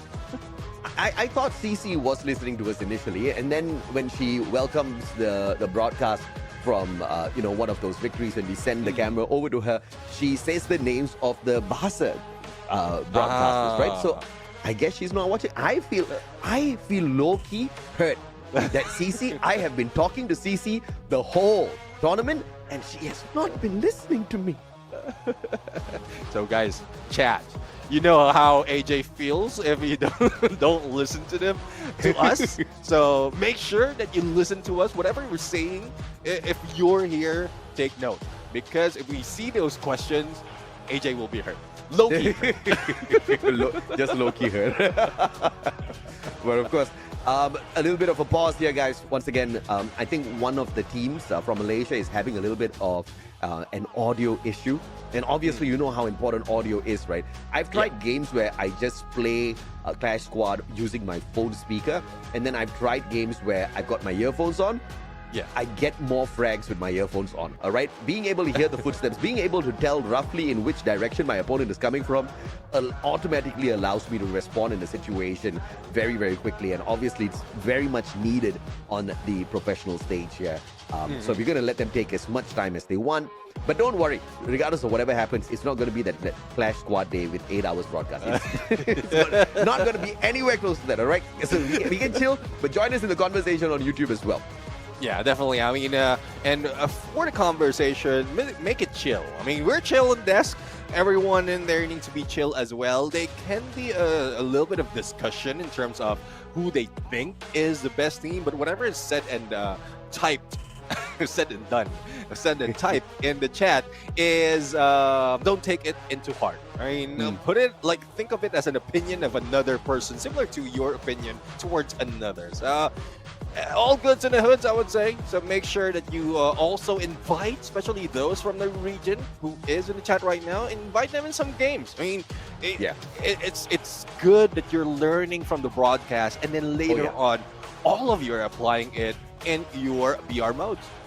No, absolutely, dude. I have learned so much from these pro players. Whenever I want to go into Free Fire and I want to choose, which gun to use, or which active or passive skills to use, every single update, the first thing I do is I go and open up a broadcast. If there's no recent tournaments, I just wait patiently. I'll just let the pro players tell me what works. Until then, I'll just be on my usual on YouTube. I have got no time to go and experiment one by one to figure out what is in the meta. These pro players always tell me how to get those booyahs super easy. And it's serious, bro. This is where I get all of my tips from. Yeah, it's true. I mean, even like when we started Clash Squad mode, I am a little bit, I would say, because I got used to Battle Royale, I am a little bit confused on how really to move in Clash Squad. And then the broadcast happened, the pro teams are already doing it, and you know how it is. You know the rank already. My rank in Clash Squad mode, and it moves Shut up. Don't flex, bro. Don't flex on me, man. I'm going to downplay that. I have been carried, and I've been looking at those players, how they carry their teammates. All right. So Yeah. that I would know what I would do if I want to be carried.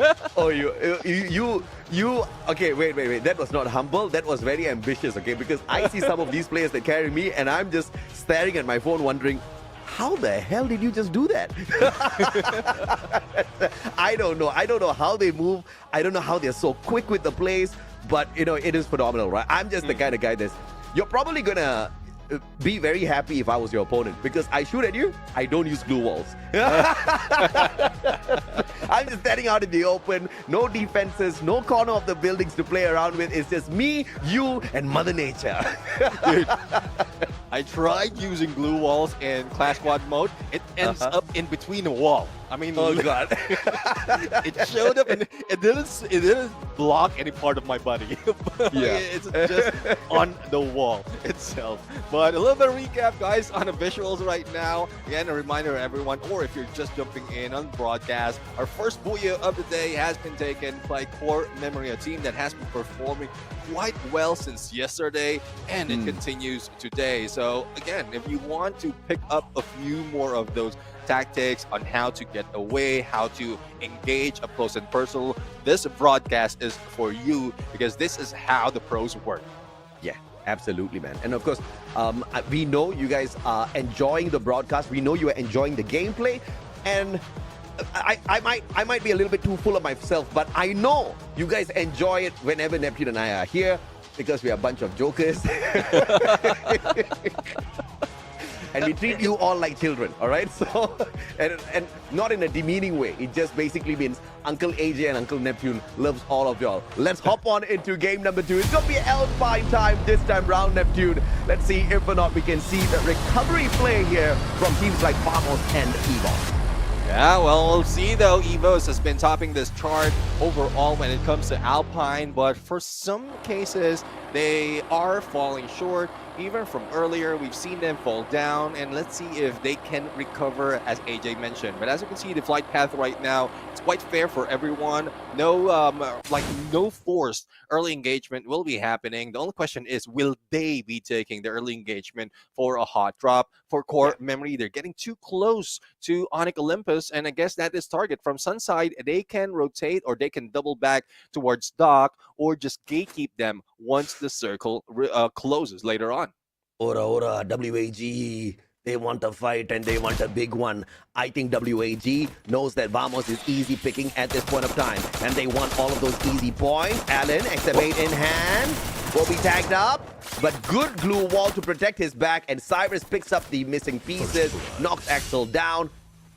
Xbor looking for one with a UMP as well, and all the players on the side of Vamos up on top.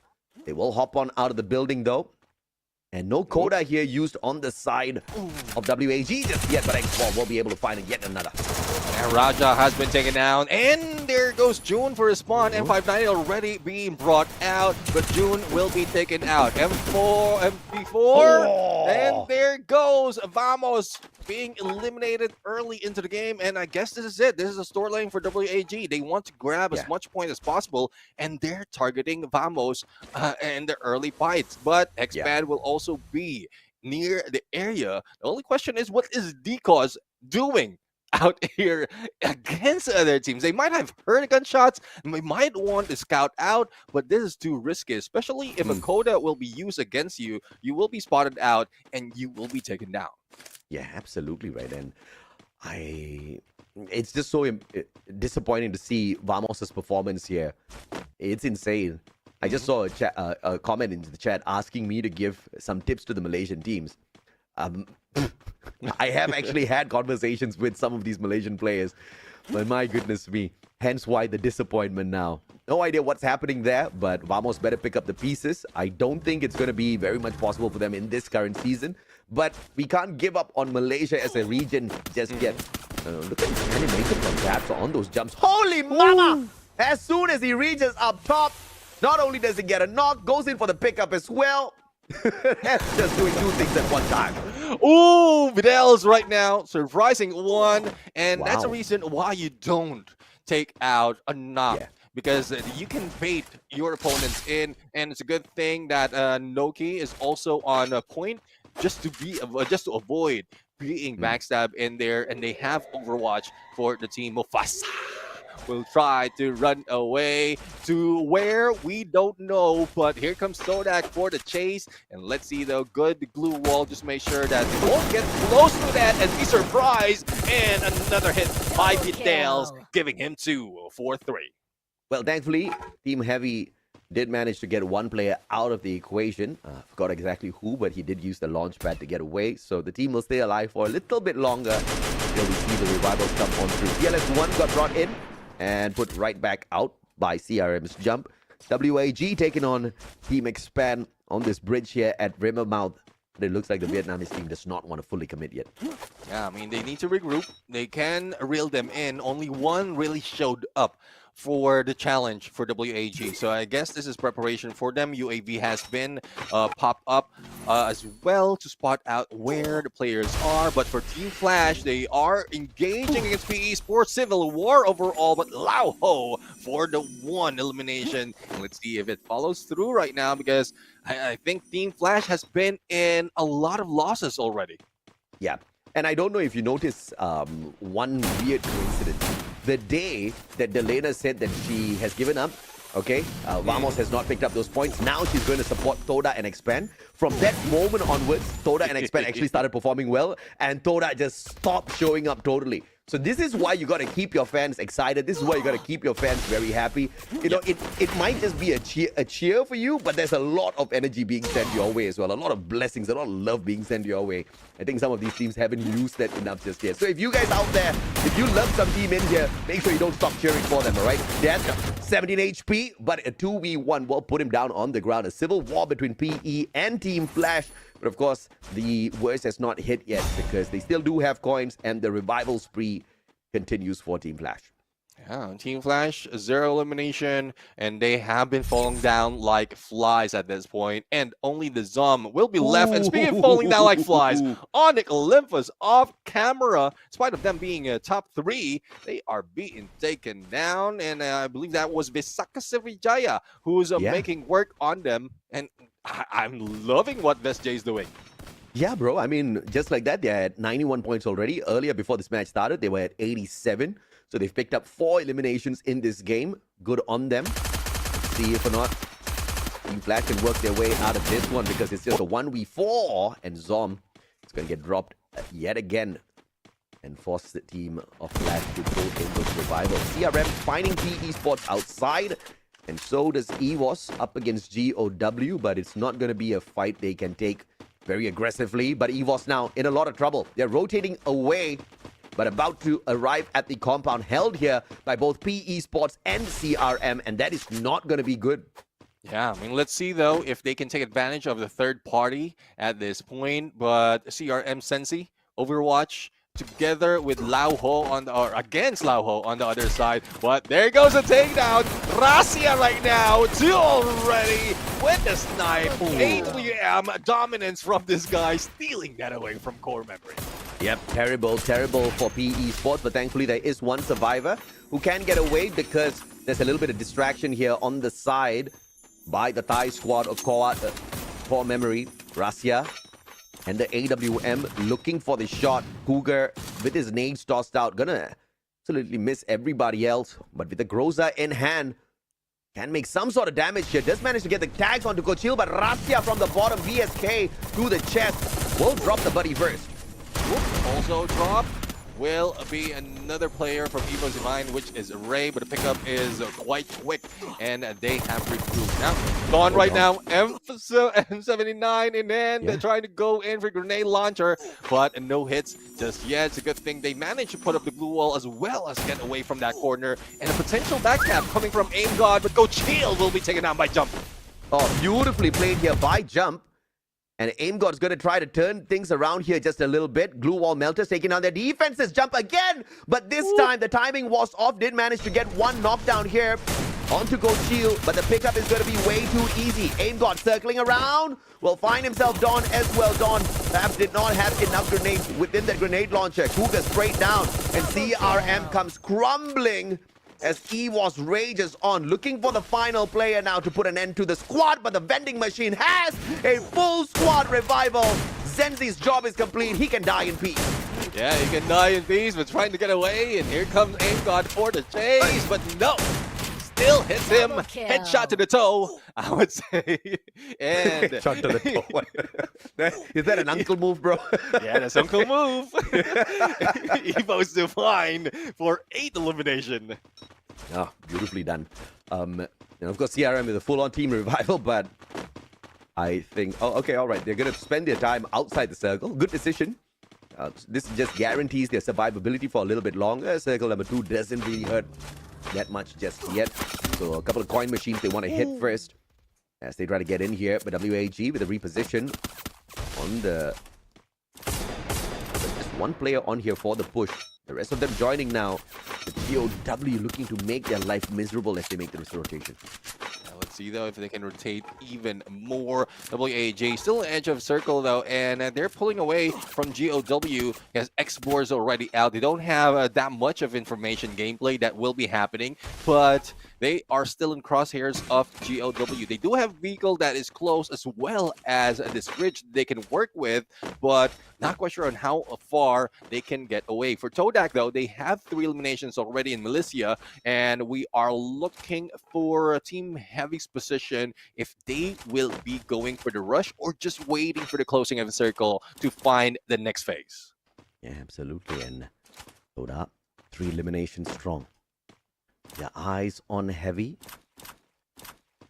Fights with the AWM can be super deadly, but he gets tagged up instead. Thankfully, it's just a 1 HP tag. Now an HP, not so much of hurt will be happening, but Faiz, AWM, double AWM, if I'm not mistaken. One is a Y, the other one is a how. Let's see if they will be able to use it and find out how they can push against Heavy, but it's still the closing of the second phase going to the third, so a little bit of stall happening all across the map right now, unless you're outside like core memory was earlier, and you need to move fast, otherwise you will be gate kept later on. Absolutely. Todak. Convincing themselves that they need to aim well first before flying out away! Done! Stood no chance there, and Cougar's like, okay, all right, U-turn, bro, we gotta get out of here. Guy explodes halfway through Zenzi with the P90 in hand, loses his defense.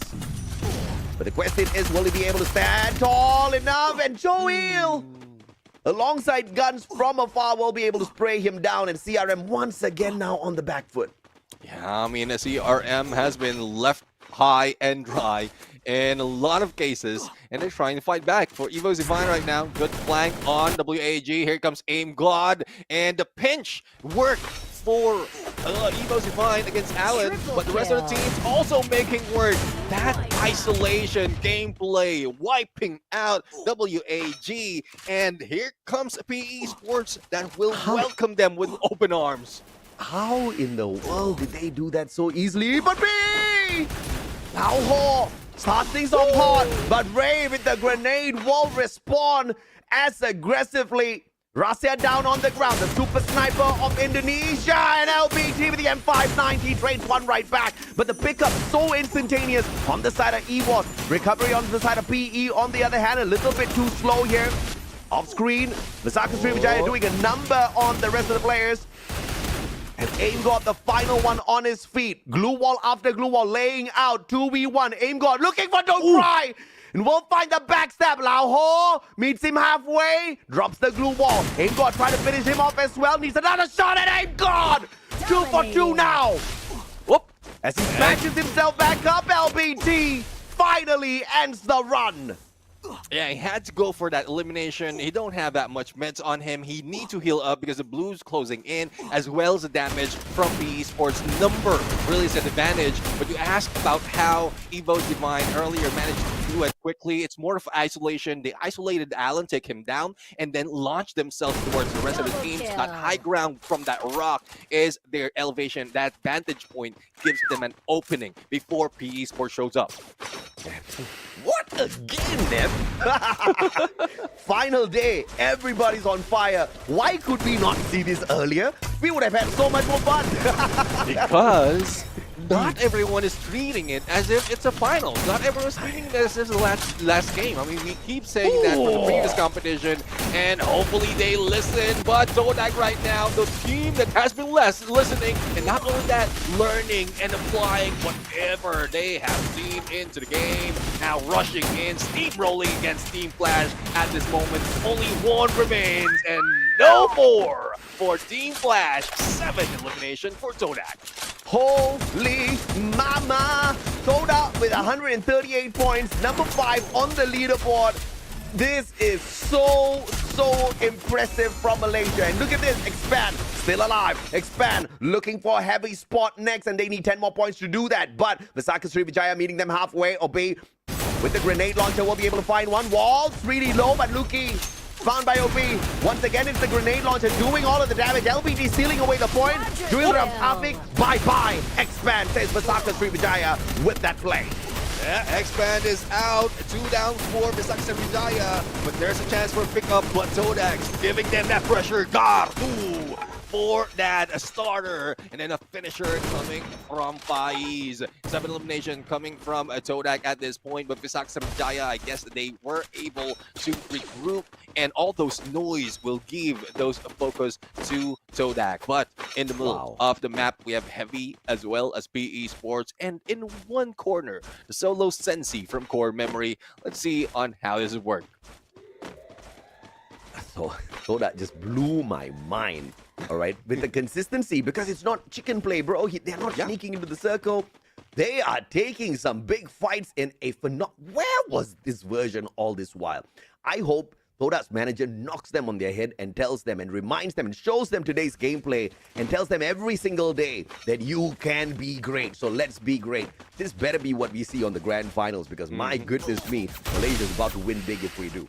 Yeah, I mean, whatever motivation they're getting right now, hopefully it continues in the grand finals. Not only the prize pool, but also whatever mentality they have at this point needs to be replicated. But for Heavy, they have no elimination just yet. Mostly the team has been revived, and they're just finding that final circle, which I would say I still love, because they are getting all those placement, and they might not have that chance on getting elimination, but at least they can get close to grabbing that booyah. Todak right now will be the challenge against Heavy. 2 players from PE Sports right here playing and dancing around on fire. Absolutely. I mean, look at the movement coming out from the Toda players. And again, Toda getting into the top 3. The consistency is mind-blowing. 8 eliminations so far. Glue wall melters all laid out. Get nice exposed. And unfortunately, they will miss that opportunity once again. Drops the glue wall. Vidal's Faiz pull, getting those knocks. Meaning Kabi halfway as well. Grenade launcher will be non-functional. Faiz down on the ground. But the pickup is going to be tough, because out of nowhere, here comes Don't Cry flying on in. And PE Sports will be able to absolutely tickle them, but Toda turning things around at the very final second. Neptune, I am in disbelief in what we just saw. Yeah, I mean, this might be a usual occurrence for the teams that is not performing well for the early parts of the knockout stage. But for Todak, I guess they found the groove. They needed this second part of phase 2. They needed to go against these teams. Started off like it wasn't hot on day number 1, but from yesterday, that's where they really performed. I'm not quite sure if there's a few communication in between teams within the same region, so that they can, I would say, find out what they have to do, because you need to also see it from the other team's perspective. But if whatever they did, like I said, whatever they did, if they watch VODs, if they reviewed with their coach, their analyst, or whatever, if their boss gave them a good word, and I'm talking about good this time, not the other good, but a good word that motivated Todak, then it is working. Whatever it is, it's working. And for Team Todak, make sure they don't let it go. Keep those energy, those feelings of grabbing the booyah alive up until the last game. This pisses me off, bro. This pisses me off so much. Where was this version of Toda all this while? Why did they make us wait for so long? I mean, the whole of Malaysia could have been inspired by now if this is what we saw from day one. But it's so typical of my countrymen, all right? Having to hustle, but it's exactly like me, like how I study for my exams. Only the night before my examination will I actually open my book. And that's exactly what Toda's doing right now. Today is the day of the examination. They're reading up, but clearly these boys are intelligent enough to scrape through, right? Because, you know, once they qualify for the grand finals, we talked a little bit about how, yes, there's a bigger prize pool. Yes, you know, you go out there, you make yourself really proud, blah, blah, blah. But the top 8 also finds the qualifier into EWC. They get to fly to Riyadh. They get to play Esports World Cup. Oh, yeah. This is crazy, Neptune. Crazy. I mean, they just want it. They just want to get it. We talked about that. Like you put your mind in it. You know how Don did want to get a squad wipe, and he did. And I guess Todak, they put their heart and soul, all their energy into preparation before the matches, and it is working. I'm not quite sure if it's so much energy that it will die out later, or would it be so much energy that it will carry through towards the end? Because from yesterday, it just shows that Todak is something else. We really have no storyline on what they have done on the background, like in the background, how they made it work. But if it's working, then continue it. Hopefully we can get a few messages in there from the Malaysian fans or the team themselves, so that like we can keep them motivated. I mean, no doubt at all. But look at WAG, bro. They are so sad. They're so disappointed. I want to see more from them. But let's throw it to the uncles in Malaysia for the interview segment, because Toda just blew our minds.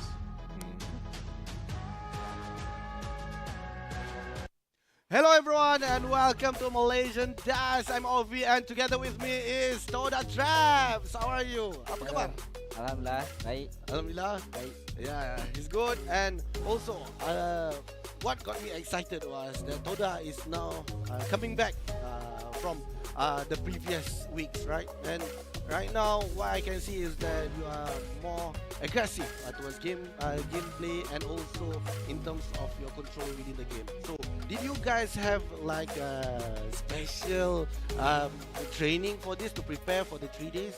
Adakah kalau kita lihat daripada 3 minggu yang lepas atau minggu-minggu yang lepas, bagaimana pasukan Toda agak kurang sikit. Tetapi dengan 3 hari ini, Toda dah mula menghasilkan sesuatu yang bagus daripada segi placement point juga di situ. Jadi adakah ada melakukan sesuatu yang special training ke? Waktu kita orang rehat 3 minggu, 2 minggu macam tu, kita orang banyak try rombak-rombak roster. Dari segi line up macam tu, lepas tu kita orang cari mana yang sesuai untuk main week 6 ni. So itulah yang kita orang dapat sekarang. Jadi itu yang membuatkan lebih bersemangat untuk main, lebih konsisten lah di situ. So he was saying that during the 2 weeks that they haven't played, so they tried to change the players within the team to see which the I would say the formula to make sure that they keep on consistent between their gameplays, and it's proven towards the 3 days of this match as well. Jadi kalau untuk pasukan Toda kan, berapa persen anda positif untuk pergi ke grand final? 100% lah. Kita orang 100%. Yeah. Mantap. Jadi I was asking about on how many percent that Toda team will move forwards towards the grand final. So he was saying 100% that they believe in themselves as well. So untuk soalan yang terakhir, mungkin kepada para viewer juga kerana memberi sokongan yang banyak ni. Jadi untuk Traps, apa yang ingin diberikan kepada para viewer? Pada fan Toda, keep supporting us sampai grand final ataupun sampai habis grand final lah. Sentiasa support kita orang. Thank you. Yeah, so for his last word is that to all the viewers, keep on supporting Toda as well, as they will try their best to move towards the grand final, and keep supporting Toda so that they can perform the best as well. So that's all coming from me, Ovi, and also Toda Traps. Now let's get back to highlights. Thank you very much, OB, as well as good to hear that Todak is, or we're getting insights on what Todak has been doing. So that switch around the players, trying to find the perfect formula so that they can perform just like this. And I guess they're slowly perfecting that formula because it is something else from what we've seen before. From day number one, Todak did 46 points, which is not that good. But from yesterday, they did 72 points, and that's where they catapulted themselves onto top 6. Absolutely. And I mean, I hope Todak doesn't just inspire the Malaysian teams to hustle more. I hope Todak inspires the Vietnamese players as well, because throughout the whole knockout phase thus far, Vietnam has truly outshined Malaysia. But now it's a different story altogether. You look at WAG down in the dumps, look at PE, Team Flash. I mean, we see them getting to the final circles, but we obviously have so many from the nation that needs to hustle a little bit more. Vidal, 6 eliminations, 6 knockdowns, 1,603 damage, which is a very concise game coming through from him. A support player, again, becoming the MVP, just showed exactly how badly they want this. Yeah, definitely. I mean, they won us really, really bad. And it's showing into the numbers right now. And I'm looking forward to what the rest of Todak has done in this game. Because in terms of battle, their movement is more smooth. Their positioning is more tight at this point. And they know where they have to go. Aggression, though, is one thing that they've built up in here. Because from before, they have been backing away from a lot of fights. Thus, they are being literally backstabbed from those engagements. But now they know how to position themselves. They're the ones in the rush, and they're rushing, but not in a literal rush. It's timed quite perfectly. No, I mean, I am so... this does not look like Todak, all right? This looks like watching Buriram play. I mean, not massive on the eliminations, for sure, but the movements, the decision-making, the timing, the execution, precision was just so good to watch this time around. And it wasn't a small game. Look at this. Yep. I mean, just 13 eliminations between them, plus the Booyah. We have never seen Todak this good before, and we have been waiting a long, long time. Yeah, definitely. And they are showing up right now, and looking forward to more of this from Todak. Hopefully this is, and I know I might be jinxing it, but we've seen it so many times. A lot of curses has happened overall, especially in that Booyah stage, wherein you get a Booyah and then later on you are taken out a little bit too early. But when we look at the key players, none of the Todak players are in here. It's LBT from PE Esports with elimination as well as the damage, as well as Guns from Besaka Sriwijaya with that assist. I mean, I am so delighted, so happy, so freaking happy that PE Esports has chosen now of all times to wake up. Because don't forget, Neb, this is how it all started for the Vietnamese region. Yeah. PE Esports started everything. They qualified for EWC, and prior to that, Vietnam was always considered a weak region. This team qualified. This team showed us magic for Vietnam on the EWC stage, and after that, Vietnam just exploded. So many teams started stepping up their gameplay. They even inspired Flash to come out performing really well, but they went down the dumps. But now they are the #1 Vietnamese team on the overall leaderboard. But let's take a look at some of these extra points here as well, right? Once again, 25 points from Todak because of the 13 plus 12 from the Booyah and the eliminations. PE Esports with 12 eliminations. Besaka Sriwijaya, 18 earlier, 12 now. Brother, I'm not complaining. No complaining overall. I mean, if Besaka Sriwijaya will be able to squeeze themselves on that top 6, that they're welcome to do so. And I think with how the other teams have been performing, the ones above them, there's a huge chance they can do so. And as we look at it, for Besaka Sriwijaya, they are #1 on today's standings. No Booyah, no problem overall, as long as they remain consistent. Absolutely. Look at this Todak on the #3 spot, doing even better than Core Memory. After Core Memory secured that Booyah in the previous game, for Todak to overtake them, wow, that's the resolve. That is mind-blowing out of a Malaysian squad of all regions. And Toda now on the overall leaderboard sits in the 4th spot. And this is something that we talked about yesterday as well. Yeah. You know, within one day, the leaderboard can really, really get shaken up. And we want to see more of that, right? But Saka Srivijaya, slowly but surely, they have caught up with GOW now, Neptune. How crazy is that? And at this point, it's only 30 plus points that they need. 34 points that they need to be able to get ahead of team or tied up with Team Flash and get a chance for that top 6. And it's happening as if like they only need 2 more matches, especially with some of the teams not performing that well. Oh my God, AJ. I mean, I know this is a turnaround of a day, but I didn't expect this. This is what we've been dying to see. This is what we've been begging for so long. But what better day to do it than the final day itself to find the final 6 to qualify for our grand finals. But ladies and gentlemen, unfortunately, we have to take a break, right? But we'll be right back after 3 minutes.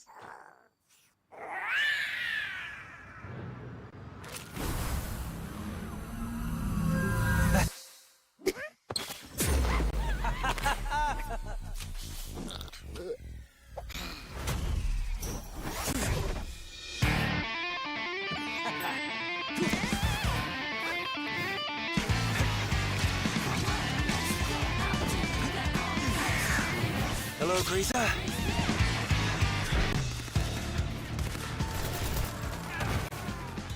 Still so impulsive. Don't rush, little guy. We have more important things to take care of.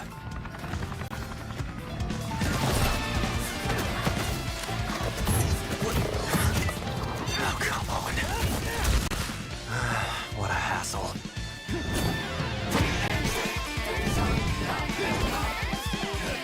Stop trying to look cool and help out already!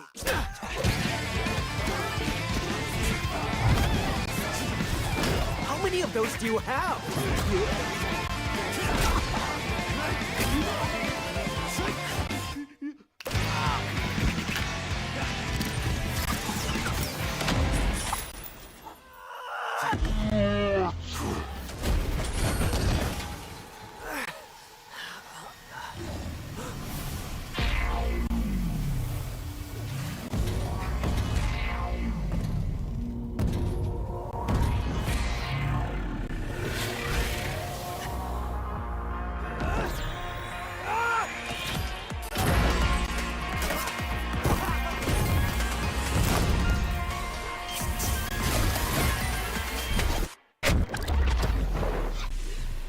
Okay. Time to save the day again!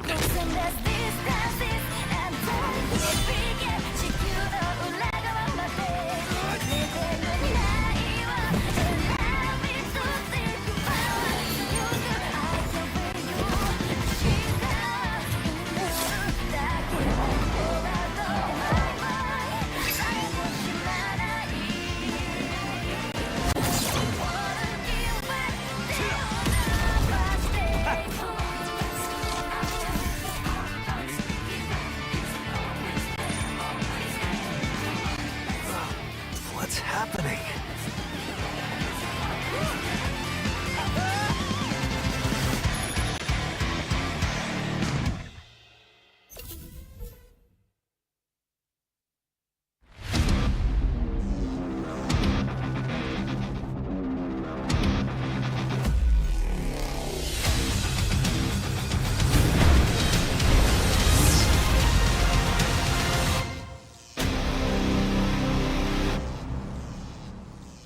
Welcome back, survivors. This is the most exciting day so far here at the Free Fire World Series Southeast Asia 2025 spring season, powered by Red Bull. We welcome Red Bull as the official energy drink partner for both the spring and fall FFWS Sea 2025 seasons. My name is AJ. I'm the Mustachio, down here with my brother Neptune, the gentleman Garcia, bringing you guys the broadcast. And what a day it has been. The underdogs are finally rising up to the challenge, and it is delightful to watch, Neptune. Yeah, definitely. I mean, even in those who are at the bottom are showing up right now, and that is Bisak Srivijaya, and they are very, very close, especially if they keep up this consistency. For today, they are the top teams, and we're just talking about 2 matches.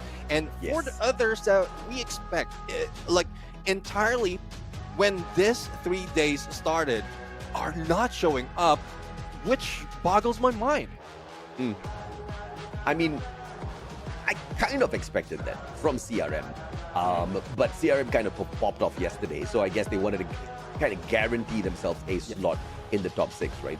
But to see Toda wake up today after kind of just lagging behind all throughout the knockout phase is really a huge shocker. Visaka Sriwijaya, I'm not very surprised because we have seen very big days even when we had the big teams still playing in the knockout phase. Visaka Sriwijaya has showed us, right? Especially when we started off the knockout phase.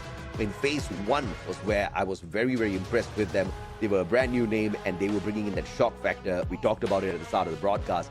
And unfortunately, after that, they kind of fizzled off. I thought, okay, all right, just a one-hit wonder kind of a thing. But for them to consistently make it into the final circle, get back-to-back games, and no booyah just yet for Visaka Sriwijaya. That's very impressive, Neptune, to hold on to the number 1 spot without the booyah. They're playing at this point of time like Buriram themselves.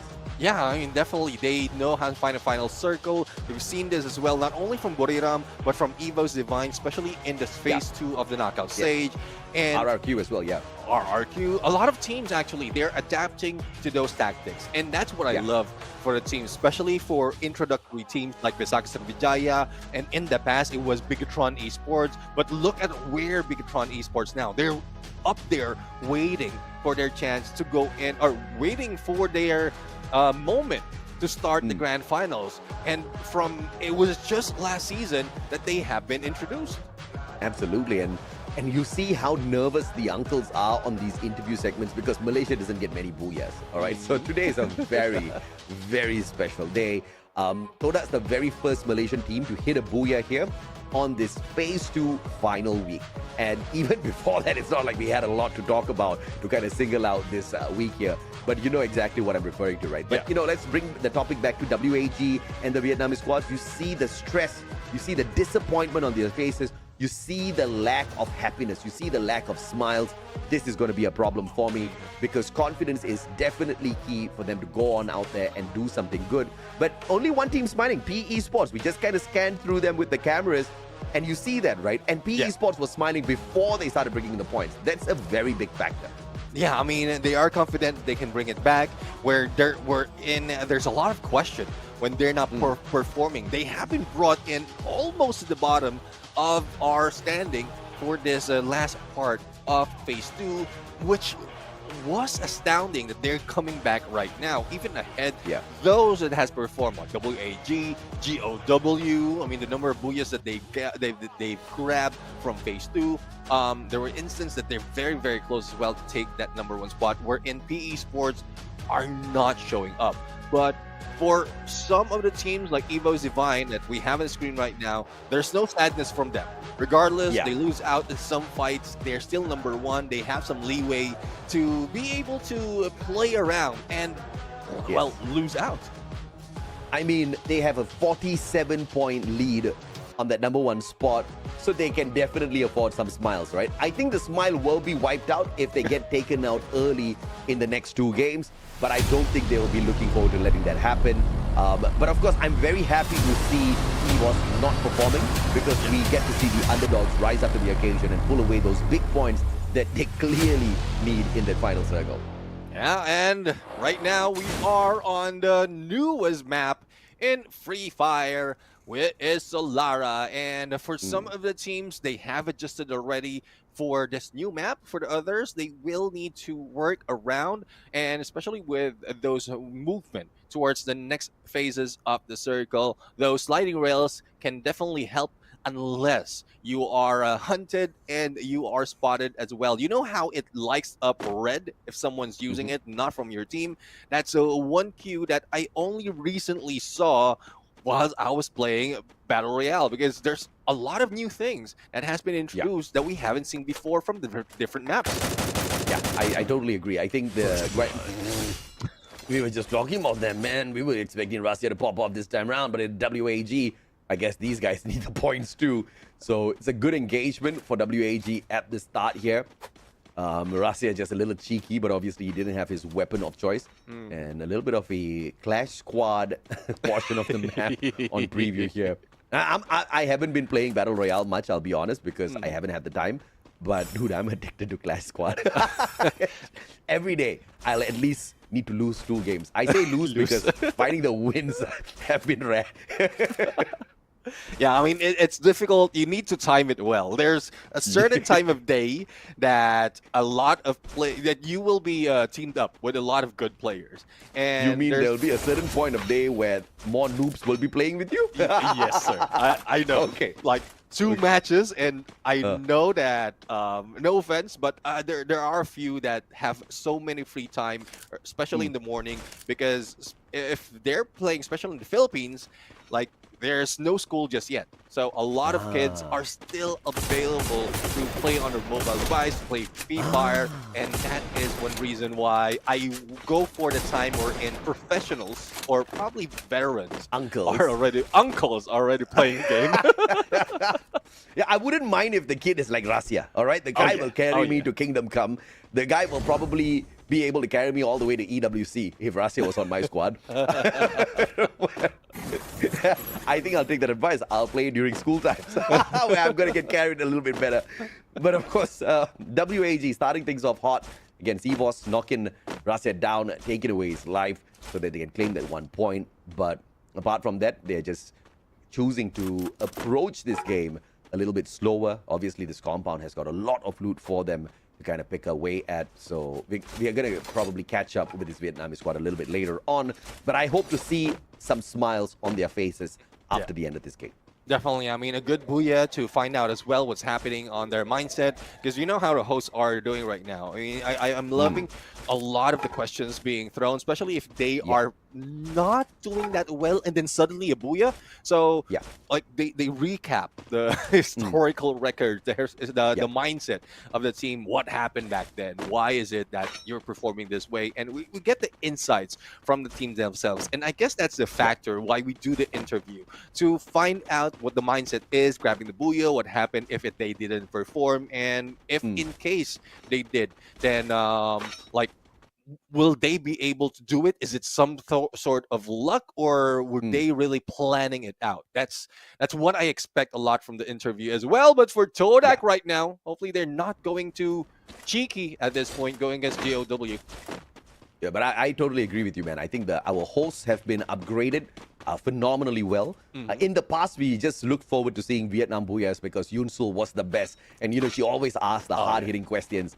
And then we saw the birth of Miss Conchita Caroline.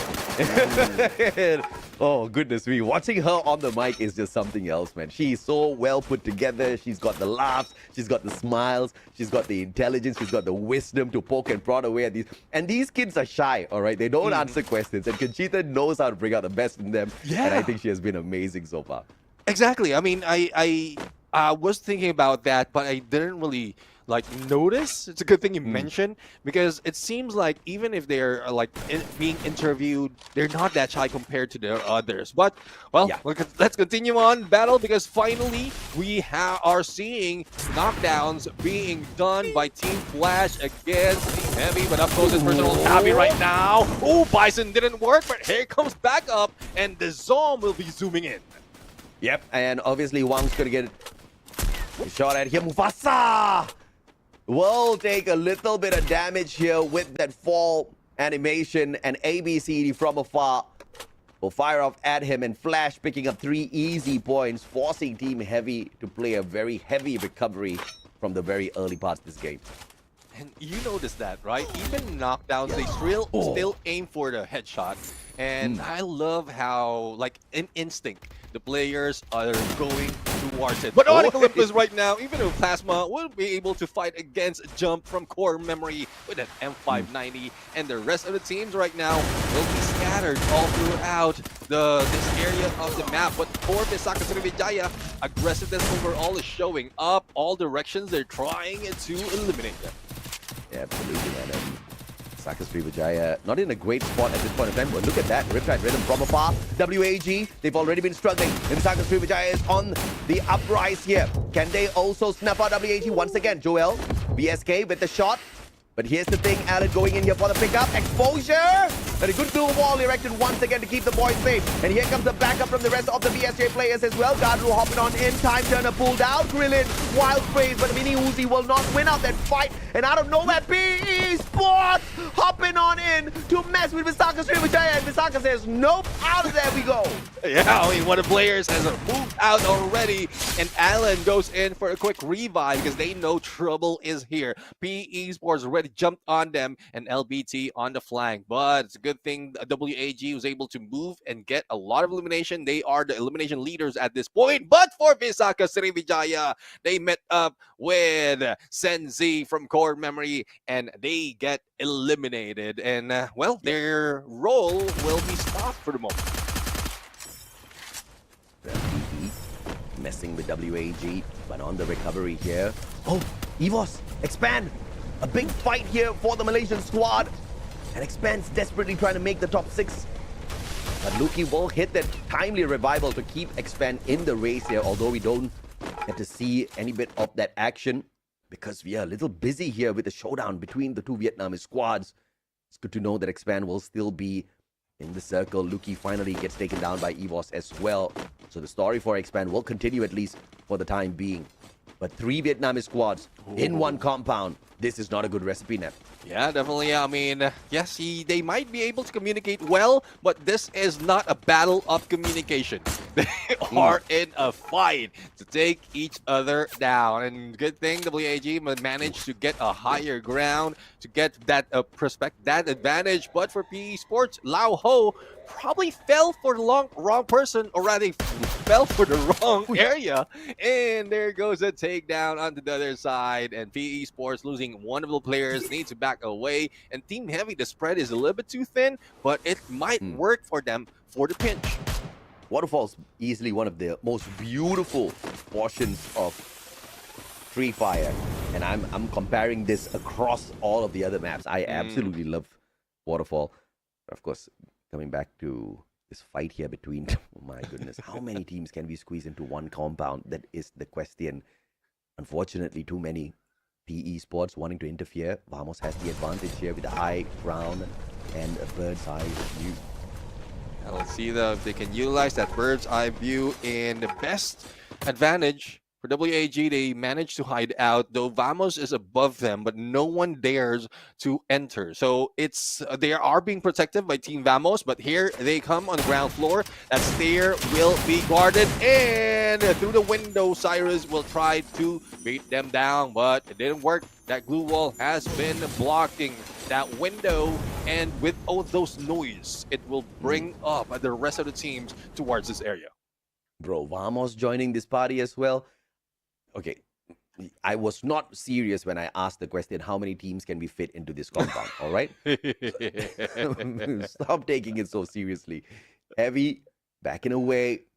And now we've got the Malaysians in play as well. And Vamos has been tortured. They are 54 points away from the 11th spot. It is safe to say that we are not going to see Vamos at the grand finals. And that basically means Vamos will not be making the WC for sure. GOW, on the other hand, trying to ruin the chances of Expand, a team that could make it to the finals if they hustle a little bit harder. Yeah, Vault's a little bit too aggressive at this point, but Riptide Rhythm coming from the other side. Not quite sure though if it's coming from Expand or a different team, but so far they have a chance to get away. The blue will be closing in 40 seconds, and GOW has moved away. It is Evo's Divine that Expand will be welcoming into the party, but you know, this is one thing that I don't like for the team. They get distracted that easily, and earlier they were focusing on GOW, now on Evo's Divine, and this might be their loss later on. Absolutely, and I think Expand is going to be tortured here by the looks of things. M1887 in the hands of Nikos. Oh, but thankfully, EVOS looks like they might be backing away from the players of Expand. But I don't think Expand's going to be waiting around for too long. That revival's going to come on through. And oh no. The revive player just flew into Arkway, and that basically means EVOS just could have spotted it. But the boys are not coming in here for the hunt. The Tigers are actually walking away. I guess they're full. They're full or they're full of it. That's one thing though. They weren't really performing quite that well compared to the day one from the first day of this last week of the knockout stage phase 2. So I guess they want to be careful. They want just to stay in the edge of circle, get away from as much fight as possible so that they can gather good placement point, and then that's where they start their bout. But for Todak, they get in a little bit too close in against Team Flash and a smaller compound though. So it will be tight, literally tight for Todak if they want to get away. Yeah, a couple of grenades can really mess with them at this point in time. X-Ball, spray down onto Go Chill. Riptide Rhythm, exposing the boys on the side of EVOS. But look at the recovery speed. Picking up their buddy, jumping into the compound, and EVOS is safe once again. Yeah, EVOS is safe. After that takedown, the teams still managed to get a knock. But confirming that, getting the elimination is a different story. For Adam, he's at a loss right now. In one quarter, in the middle of a lot of places. And let's see if he'll be able to get away under the bridge, but not out of the water just yet. Now the game is just taking a piss at me. Answering my question as to how many teams can we fit into the compound. The game's like, the final circle comes to the same compound, Nep. It looks like 11 teams could just fit into this compound. No, I don't think so. I think we're going to have a max of 6. How many do you think? I'm pretty sure before the final circle comes in, we don't have top 4 just yet. That it happens so many times. 5 picks remaining in this final circle because it's tight, but not so much of real estate to work with. So, yeah, as soon as the other team moves in, flies in, catapult themselves in this small circle, they will be taken out. I miss the portal ghosts. they were so annoying. Especially before the nerf onto the portal go. The players just used to disappear and reappear all over the map. Vamos down on the ground. WAG taking big advantage here. And EVOS, on the other hand, going to be sneaking away points off of GOW. Ray with the God Nade as well. But recovery here for Team Vamos is going to be very possible as Onyx is eliminated in the 11th spot. Left with 10 more teams. My prediction is 6 teams. How many prediction is yours in this compound, Nep? Yeah, I'll go with 6 as well. There's not 6, so much of real estate. GOW already out for the count. And Todak on the other side, together with Team Flash. WAG still in the battle. Back-to-back battle overall. They couldn't recover. They couldn't even heal up. And there's a lot of challenge against them. But Alan will be left in there being left out or probably picked up, and he's out for the count. Core memory above everyone else. This will be deadly, especially for this team. Deadly, but outside of the next zone. So core memory needs to move a little bit. If they move to the opposite side of this roof, that puts them in great line of sight of many squads out there. WAG down at the bottom. If they move early, core memory has the advantage. And they're going to flank around from the right-hand side. 8 teams. Hey, op 7. We need to lose one more, Neptune, for both of us to win. Come on. Somebody get eliminated, baby. Vamos goes out. And now 7 more teams. Grenades being laid out here for WAG. And Expand drops decos, and bye-bye WAG, we say, as we get to the final circle. But 2 teams lost at the same time. Expand makes an exit as well. I guess we win. Yeah, we win. We win. We guessed right. We won for 1 second before Expand left. Well, let's see though. We have EVOS right now, 9 eliminations, and will be able to gain core memory. This is what we're talking about. They were outside of the circle, but the shift will help them move in, and hopefully they can get one corner or one side of the area we're in. It is not in path of the others, otherwise they will be run through by a lot of teams. But for Todak, traps need to be picked up, Noki as well, and they will be safe, but no confirmation has been done on traps. Only 3 remains, and a lot of eyes on Todak, but Cold Shield has been taken down. EVOS define out, only 3 teams remaining, and each from different regions. Yeah, core memory understanding that EVOS is right in front of them, and Lady Luck just helped them meet EVOS early, snuffing them out, which means the rest of the points available on the map now could belong to core memory. But look at the consistency out of PE Sports. Esports, the ones that started it all for Vietnam, are at it again. 7 eliminations in hand, looking straight at Core Memory, getting that knock as well, but no confirmations coming on through. As these boys need to move, Core Memory is the first squad inside of that next circle zone. Oh, good position for Todak right now, though the blue will be closing or will be shifting though, and they will need to move, but they have an opening against PE Sports, but the glue wall will be taken out from the side of a Core Memory with that Riptide Rhythm, and Don't Cry has visuals already as to where Todak is. A little bit of glue wall melter action to take out Don't Cry and the rest of the teams, and they will be forced away, giving Todak that opening. Yeah, absolutely. And there's a lot of beautiful Riptide Rhythm. Toda forcing PE Sports to back away, but there's still a little bit of natural defense here, all thanks to that humongous tree, probably 300 years old. Vidal's grenade. Vidal's out, no, straight down by Cougar. And the connection is there. Grenade launcher in the hands of Faiz. Can he get one for himself? Denied by Core Memory. Player after player. Toda, whoa, pick themselves right back up. And Noki try to make a difference here with the grenade launcher, but the circle won't tag him up from the back. Sensi, Cougar getting them done in, and finally Toda falters. And Core Memory pick up those crucial numbers for themselves. PE Sports aiming for the booyah. It's a fair fight in the 3v3. Yeah, 3v3 situation with a battle against Todak. Core Memory has been distracted to where PE Sports is. Don't Cry might be able to drop in, swoop in against Cougar, but here comes the guy above the rock, and LBT managed to get away. M590 in both hands of the rushers right here, and Sensi for the flag, but Rebel Rush will now save LBT. And one down already, but the same goes for Jump, especially with the help, but Core Memory will be grabbing another booyah. My goodness me, Core Memory. Dude, they woke up yesterday and looks like these boys haven't fallen asleep just yet. They are still awake. They're still dragging in the points here. And Core Memory looking for that #1 spot by the time we end the day. And there's just no other way I'll have this, because, you know, they were very impressive and we've been waiting for them to wake up for such a long time now. But this time, unfortunately, it will not be the MVP in the hands of Dawn, because the man got taken out way too early.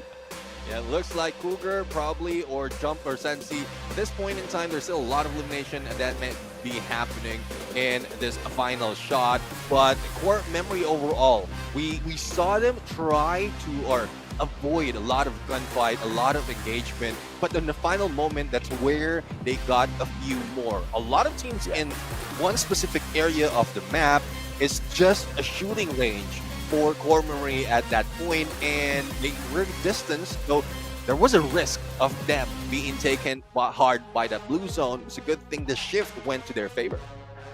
I'm crying for WAG, I'm crying for Expand, unfortunate. I'm crying for the rest of them, but though the 3 games in a row, finding the final circle, they definitely drank that Red Bull, Neptune. I swear. Okay, so many cans there in the Malaysian studio. They drank some Red Bull today.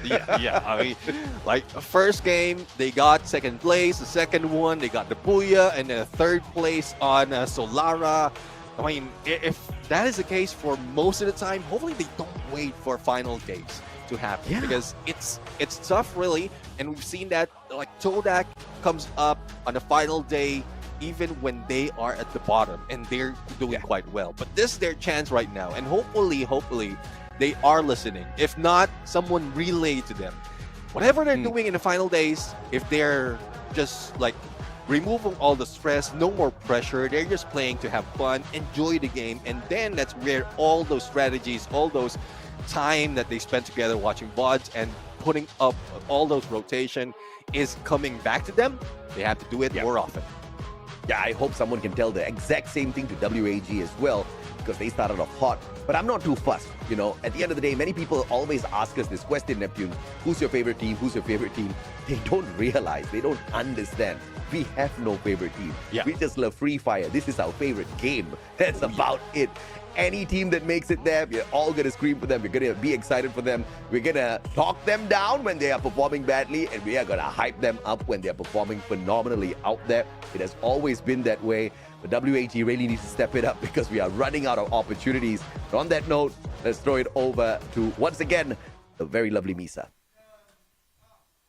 Hi everyone, and another booyah for CRM. Right now I'm here with ดูใครครับ กล้าครับจำครับ โอเคทั้งคู่ When it was top 3, do you have any idea who were you battling with ตอนที่เราอยู่ท็อป 3 และเรารู้ไหมว่า เราตีกับทีมไหนอยู่พอจะเดาได้ไหมแบบจากการเดินจากอะไรอย่างเงี้ย ไม่รู้ครับ no idea เลยเหรอ ใช่เจอ อ่ะ ยิ ลอง งน่ะ ลองเดา ทีมน่าทีมไม่ค่อยโหดหรอมั้ง เฮ้ยใช่เปล่าเขาติดท็อปทีเขาอาจจะโหดก็ได้ ไม่รู้เหมือนกันนะเด็กก็ต้องรอดูในสตรีมครับ Okay, okay, ไม่เป็นไร So they have literally no idea who they were battling with. Let's just say, let's tell them. มันคือ PE กับ Product ท็อป3ที่เราตีกันอยู่ตอนนั้น Okay. And how about the circles? Was it planned that the circles were heading that way? Did you see it coming before? Or it was just all because of luck?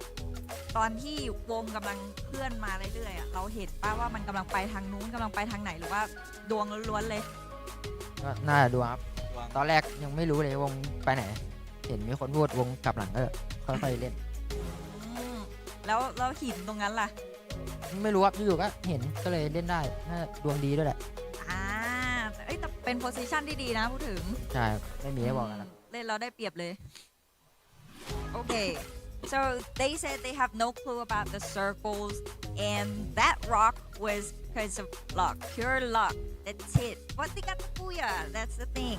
Hey, last question. Is there anything you would like to say to the fans? มีอะไรอยากฝากถึงแฟนๆไหม ได้ตั๋วเวียดนามแน่ครับวันนี้เราจะไปเวียดนาม Yes เราต้องไปเราต้องครบ5ทีมทีมไทยต้องครบ5ทีมไปกันไฟนอลด้วยกัน You get the ticket to Vietnam for sure โอเคแล้วของเราอะไรอยากฝากถึงแฟน ก็อย่าลืมฝากเชียร์ครับเพื่อได้แชมป์เวียดนาม ๆเอ้ย จะเอาแชมป์เลยอะ เอาแชมป์เลยนะโอเค เอาแชมป์เลย He's going to be the champion. Please keep on cheering him in Vietnam. Okay. Thank you so much for this interview session. Now let's get back to the showcasters. Bye. Thank you very much, Amisa, as well as Core Memory. All the questions, though, the answer to the questions is quite on point because first they don't know who they are going against with, but I'm pretty sure with the position or the movement of the team, they know who they can target first. They know who they can prioritize, and that's like years of practice, the years and days and months of playing against these teams.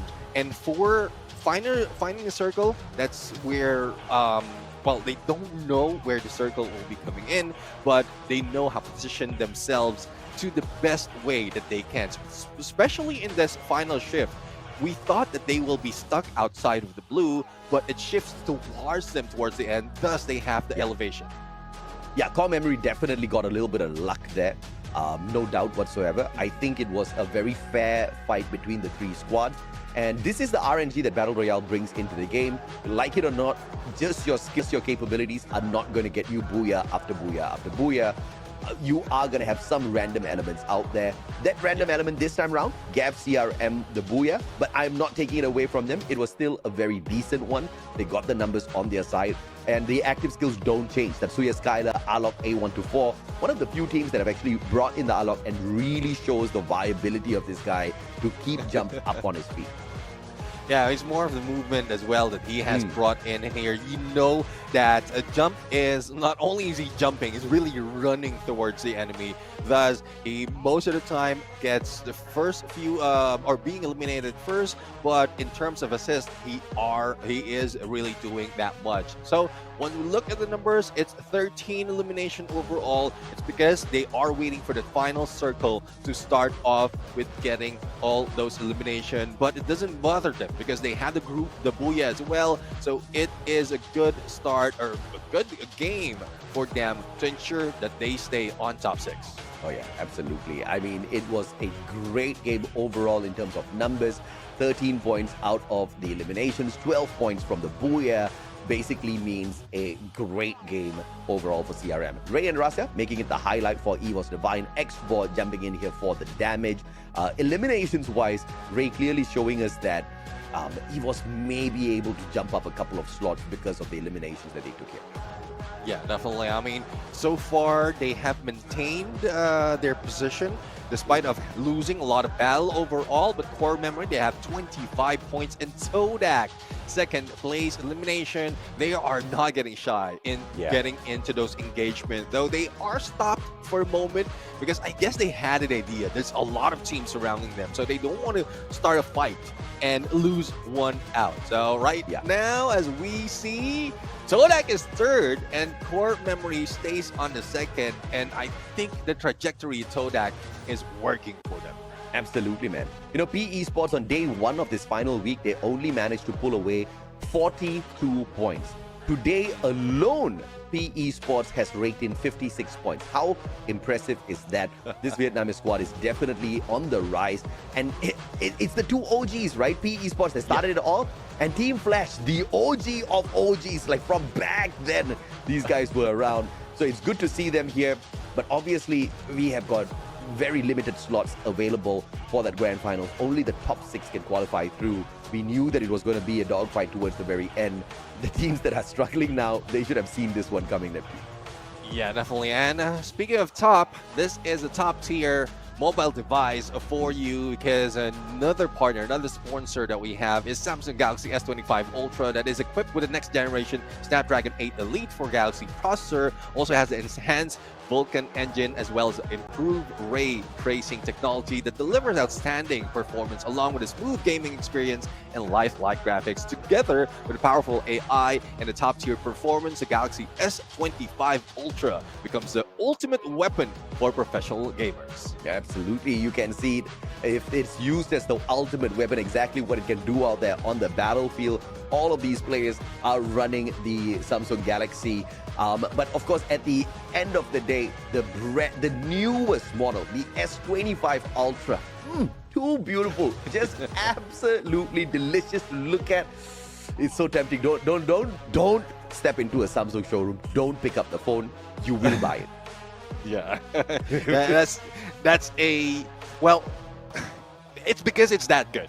The moment you feel it, the moment you experience it for yourself, definitely you will be aiming for that. Similar to what the teams are doing right now.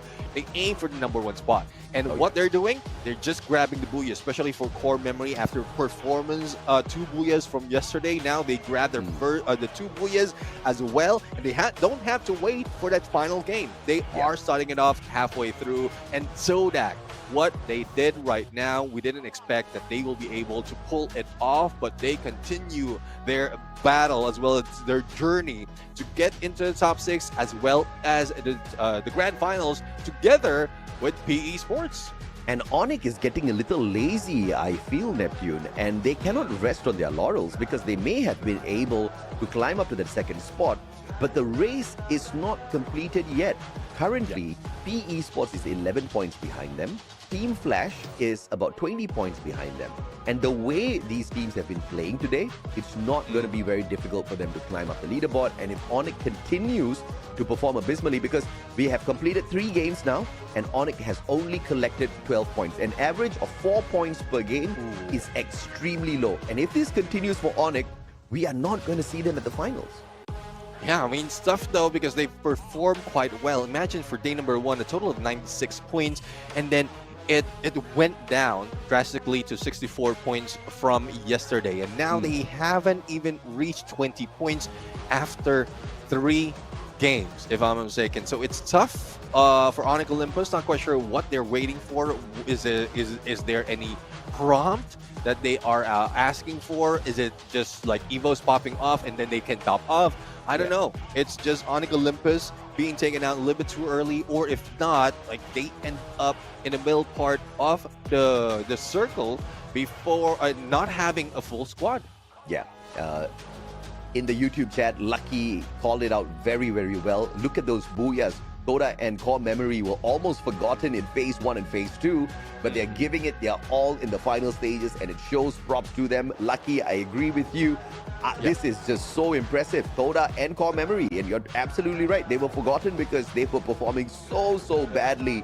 But at the end of the day, It is not how we start. It is not how we travel. It is exactly how we bring it to an end. And both of these teams have been doing so well today. We have to actually include PE Sports into that run as well. Because PE Sports has been doing very badly. And now they have really managed to step it up. So I like this energy. I want to see the consistency. Thankfully, we have been able to see exactly that as well.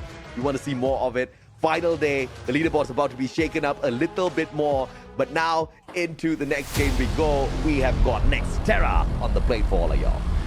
Yeah, well, so far, this is getting quite interesting right now because we are past the halfway through March and we are being brought back to where most of the teams has been surviving quite longer. I mean, we've seen them really fight it off, and we've seen that in Solara as well. So, not quite sure if it's too passive or they just know how to survive a little bit longer. They know how to pick their fights. They know how to position themselves well so that they will not be taken out early. And the revives is also coming in to play in the best manner. But for WAG, Team Vamos, they continue to go into those hot drops. And I guess this is a chance for WAG to bring more numbers. Absolutely. And because Vamos is obviously looking for a little bit of recovery here as well. Unless, of course, WAG is bumping into a Vamos that has just given up. You know, they have accepted their fate that they will not be going to the finals. And that basically means no chance of competing for EWC. Obviously, the boys will be disappointed, but that's something they definitely need to think long and hard about before the next season and future opportunities. Yeah, definitely. I mean, I'm pretty sure there's a lot more opportunities for them, but hey, if you don't grab it in the early parts, especially if you have the chance to do so, you will be lost out, and you don't want to waste an entire year. But this is what I'm talking about. No wasting. Team Vamos goes in for the Rebel Rush. The one Cyrus, one that has been taken down, but Cyrus will be responded to as well. And the Team Vamos falls down one at a time. But Alan has been taken down by Suez from afar. Nani? That was so messy. And I mean, great survivability play here by the players of Vamos. But Visaka Srivijaya out of nowhere, dropping by to say hello to clean up house. Will be on for the chase. We'll be able to find Jun as well. The biggest winner of that engagement was Visaka Srivijaya. The biggest loser continues to be Vamos, unfortunately. I mean, they managed to get in for a good push, but they're the ones who fell down quite quickly. So I don't know if it's the timing or the backup or they were just expected. They don't have that element of surprise and they still went for it. But right now, speaking of going for it, Team Flash still managed to go for the battle against GOW, and two of their members has been taken out as one of the players tried to go and rush into the vending machine. He will be cut off by Hui right now. It's a good thing he was able to fall off that blue wall. And P19, and no way of recovery. And only one more for the Team Flash to bring them back. Yeah, I mean, now we just need Huang to get sacrificed so that we can see every single player revived. Yeah, I mean, just don't because want to be left out. Kind of annoying me right now. You don't want to be left out without a heart. I told you. I knew it. I knew it. Everybody needs a green heart. Expand. Bro, we've been working for a long time. I literally know what you're thinking about. Just couldn't put it into works. I mean, come on, you gotta share the love with everyone, bro. Give them the green heart, bro. You know, you're doing them a favor when you take away all these lives from these teams and leave one final survivor. Like, get out there. Okay, go. Recover and come back. We'll see you again later. And production is bringing us back to Team Flash to trigger. Oh my! GOW, what the hell? Out of nowhere! And Wang! PSK! Wrong gun, bro! We'll get sprayed down, but look at that. Alan, rich enough to buy him back immediately. So, all right. Now they have all green hearts? Yeah, now everybody's got green hearts. Bye-bye. Oh my goodness. I'm dying. You rest. Yes, sir. you rest for a moment because right now I think an engagement will be happening. Expand, who's I would say not doing quite well, and we expect them to be doing a little bit better. But Todak right now, the team is already in a good spot mentally as well as emotionally because of the booyah and the points that they've done, and they're like enforcing it with taking that assault bunker. So let's see on what they can bring to the table later on. But here comes Expand going against Team Heavy, and one takedown already. Make that two, and I think they continue their journey. Just nice, will not be nice at this point. He tries to go for the gatekeep, but he still goes down. Happy M79 wasn't able to pop off, and Heavy is out. Expand gets that 4. That's a great play by Expand, spotting the opportunity, going in for the jump. Mufasa making a bad mistake by jumping outside of the bunker, and then Expand pulled a glue wall, blocking off the retreat, and from then on, there were 2 players down. Of course, we saw the attempt for a pickup coming through inside the bunker, but good decision-making from Expand to rush on in, finish off those players, and Expand now 4 points up. The last time we checked, they were about 21, 22 points away from the 6th spot, so this is a decent start for them. Yeah, decent start overall, but for Team Todak, they are trying their best to get away from PE Sports. And how it started is they're crossing from the containers towards a warehouse and didn't expect PE Sports. So one has been taken down and everyone gathered with only a few glue walls in there. And the moment the pickup has been done, they have been taken out one at a time, and I guess only one is taking that launch pad. Thus, the final player needs to double back and has been shot by PE Sports from the spy, and without even getting close to Todak. Well, we saw 4 green huts, and now we see 4 vehicles. It's going to disappear shortly, so that's all right. Visaka Srivijaya, though. Expand driving straight into their compound, and Visaka Srivijaya, hey, it's not bumper car, bro. I know they want to have a little bit of fun, but, you know, don't destroy cars, bro. Some of us don't have those expensive skins, you know? It breaks our heart. Well, I mean, I thought some of us don't have that expensive cars, and they're just like crashing to each other. But some of us right now are not in the top 6, so we shouldn't be playing around.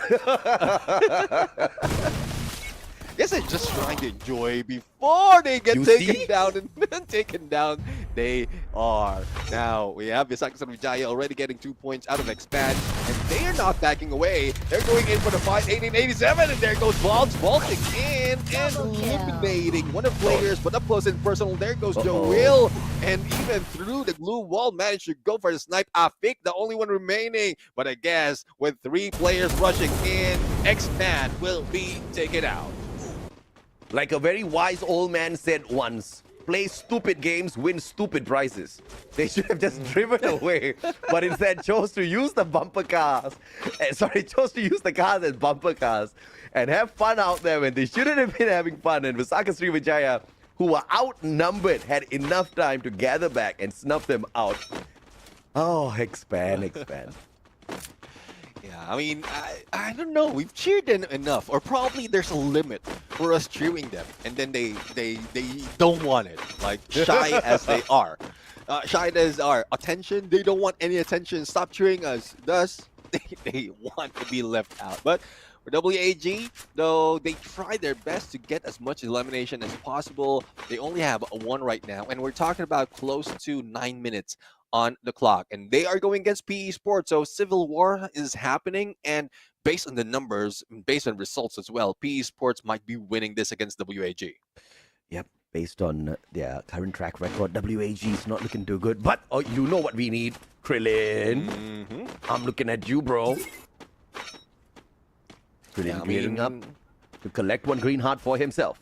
But the problem is, we need to have 1 guy run away from here first so that at least he can revive Krillin. It's one thing though. I think Krillin is the one that is tagged by that hit list. So he's the target of everyone. That's why PE Sports is not showing. And let's see, Explore right now starting it off. It's a good thing Explore managed to sidestep. Otherwise, he has gone down. Krillin, come on, bro. You know it's gonna bug me, so you gotta do it. If Krillin takes himself out with the grenade launcher, it'll be even more funnier. But of course, we shall not wish things like that upon them, all right?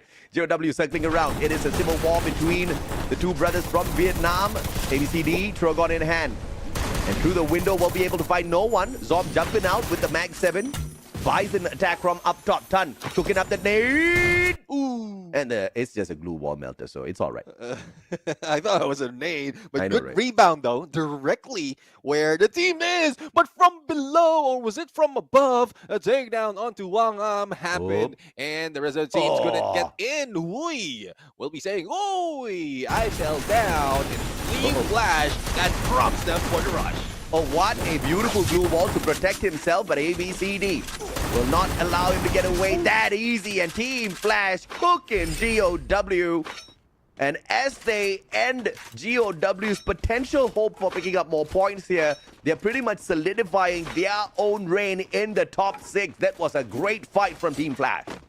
Yeah, I mean, they went in for bait and switch. They baited them out, trying to find out how many is on the second floor, how many is the ground floor, and then that's where they planned out the reversal. But for core memory, they couldn't do any reversal at this point. Two has managed to be taken down, and another one, Sensi, will not be able to sense anyone from Bisak Srivijaya at this point. Riptide Rhythm just showed where he will be coming from, and I guess this might be it for core memory. Here comes J launchpad out, and it's smart for him. Seeing that 3 is already in launchpad, that made sure that there's less probability that there's a snipe is on him. Yeah, absolutely, man. And good full team revival. Zenzi, the man, keeps core memory in play, but crucial points picked up by Visaka Srivijaya, the team that is desperately trying to crawl back from the depths of hell into the top 6. Currently, they are sitting in the 11th spot. This will be a miracle, the biggest final day qualifier miracle if Visaka Srivijaya manages to make it into the top 6. Yeah, I imagine, like, the ones above them, GOW, not performing that well, WAG, not performing that well, Expand, we expect them to do better, but they're not performing. And Heavy, it's like Heavy pretty much is out of sight. We haven't seen them in a good engagement. So it is a good chance for Visaka Srivijaya if they continue it on. More elimination from fights, more challenges that they are winning, and they might be able to get that top 6. Imagine, AJ, 12-minute mark, they already have 11 elimination, and there's still 28 survivors in the battlefield. Yeah, absolutely. Flash, though, under pressure. EVOS from afar, spotting them out, trying to shut them down. AWM in the hands of Wang. Ray in the corner. One spray down. And who was that? ABCD, Team Flash. Making good work here. Will be able to knock 2 down onto the ground. And EVOS very clearly not trying hard enough. Even at the start of the matchup, Rasya actually peeling away from the rest of his team members and losing his life. And right now, EVOS taking an open fight so close to the blue. This is one of the most riskier maneuvers that we have seen EVOS take in a while. Yeah, definitely. I mean, if they're still continuing on chasing or finding out where Team Flash is, well, they are succeeding in that factor, but winning the gunfight, they are losing right now. As Team Flash already have elimination, elevation as well, and resources that have been saved so much. But for Team Flash, they need to turn around, focus on Onyx Olympus, but they don't need to lose sight of EVOS Divine, because Rasya is still alive though and might be able to bring their teammates back. But for the battle, Esports 5 elimination, Lao Ho is already out up close and personal, and there goes Gardu. And let's see if Misaka will be able to survive this, because 2 players still alive and kicking, and a pickup is about to happen. Oh, beautifully done by Visaka Srivijaya. Although they lost Gardu, they pick up the final pieces, and Visaka Srivijaya, let us remind you, is currently in the 11th spot. And Visaka Srivijaya from today has managed to pick up 45 points. They are fighting for their lives, and they are making a miracle happen out here. This is crazy, Neptune. We have got 3 more games, including this one, to go. I think they might just be able to do it if they keep this up. Yeah, definitely. I mean, I already mentioned earlier the team that they need to catch up with, and most of them are not performing.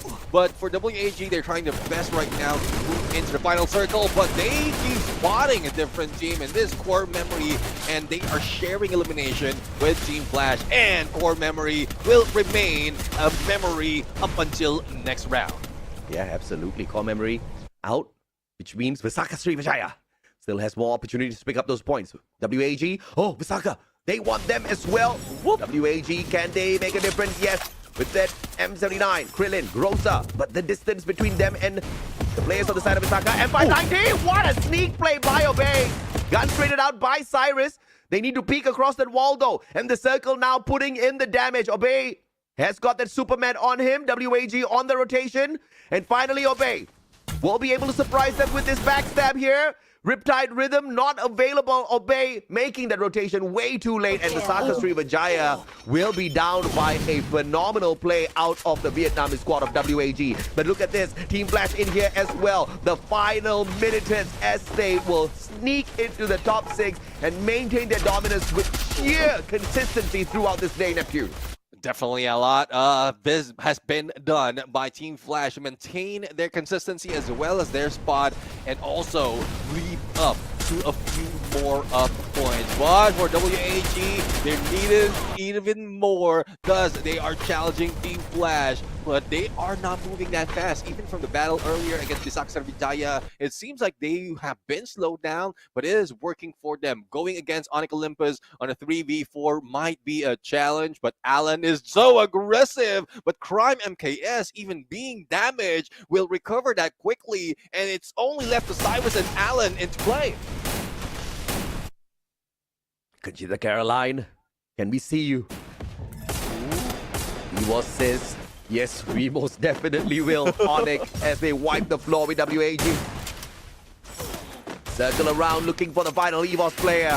Either way, we get to smile because Conchita Caroline is about to ask some hard questions. Oh, yes, indeed.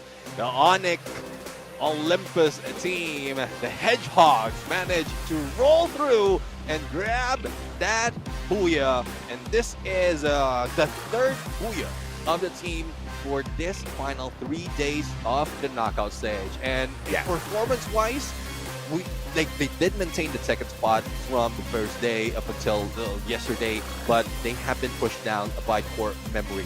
And it is about time for them to do some work because they don't want to lose out in some of the teams like Esports and Team Flash, who has been performing quite better. Yeah, absolutely, man. I mean, Team Flash, not only do they sneak into the top 6, they also have a 29-point lead over Team Heavy. And this is very, very impressive from the day so far. I mean, there's nothing more we can ask from this Vietnamese squad. But it is, of course, a little bit sad that WAG seems to be crashing out after performing very well on day 1. Yeah, I mean, they might have ended in the final circle, but in terms of elimination, it's not so much. It's not what they expect that they can bring into the table. So is it something that the other teams from Vietnam has done? Does they not perform that well, or there's somewhat of a problem for the teams right now and that they need to resolve? But will that be enough? Will they be able to resolve it and catch up with Team Flash for the moment? I mean, I am just shocked, but for some weird reason, I have a sneezing fit. An allergy attack on broadcast. How fun this day is going to be. I am crying. Earlier, I was crying because I was laughing nonstop. I'm crying because I'm sneezing nonstop. Apologies, guys. You're going to hear a little bit of a laggy mustachio, but what a game, man. I mean, what has happened here so far, Neptune, is out of this world. Neither one of us could have guessed this was going to happen. I mean, obviously, we kind of guessed like some easy stuff, you know, Core Memory is going to wake up, etc. But when we expect Expand to step it up, Poda of all teams stepping it up. When we expected WAG to step it up, Esports steps it up. I mean, crazy, but I'm not complaining. I'm absolutely in love with what's happening. Yeah, definitely. I mean, they might be hearing us wrong. Or they just want to, like, they might be hearing us wrong, or they might be challenged because Yes. we're cheering, we're motivating the other teams, and they want to be motivated as well. So I don't know. It might be a caster scarce as well, for Maybe, some yeah. matter. There's a lot of factors that might be coming into play, but whoever it is that will decide on where or what will be happening, it's the teams themselves. Yes. Todak Absolutely. specifically. They were very passive. They're trying to find final circles overall, but they were failing because they keep backing out in a lot of engagement. Yeah. And for this last day, they have been doing quite well. But before we talk even further, let's bring it over to Onyx Olympus and Conchita Caroline for that Booyah interview. All right. Thank you, casters. Fourth game of the night. And finally, a booyah for Indonesia is successfully secured by Onyx Esports.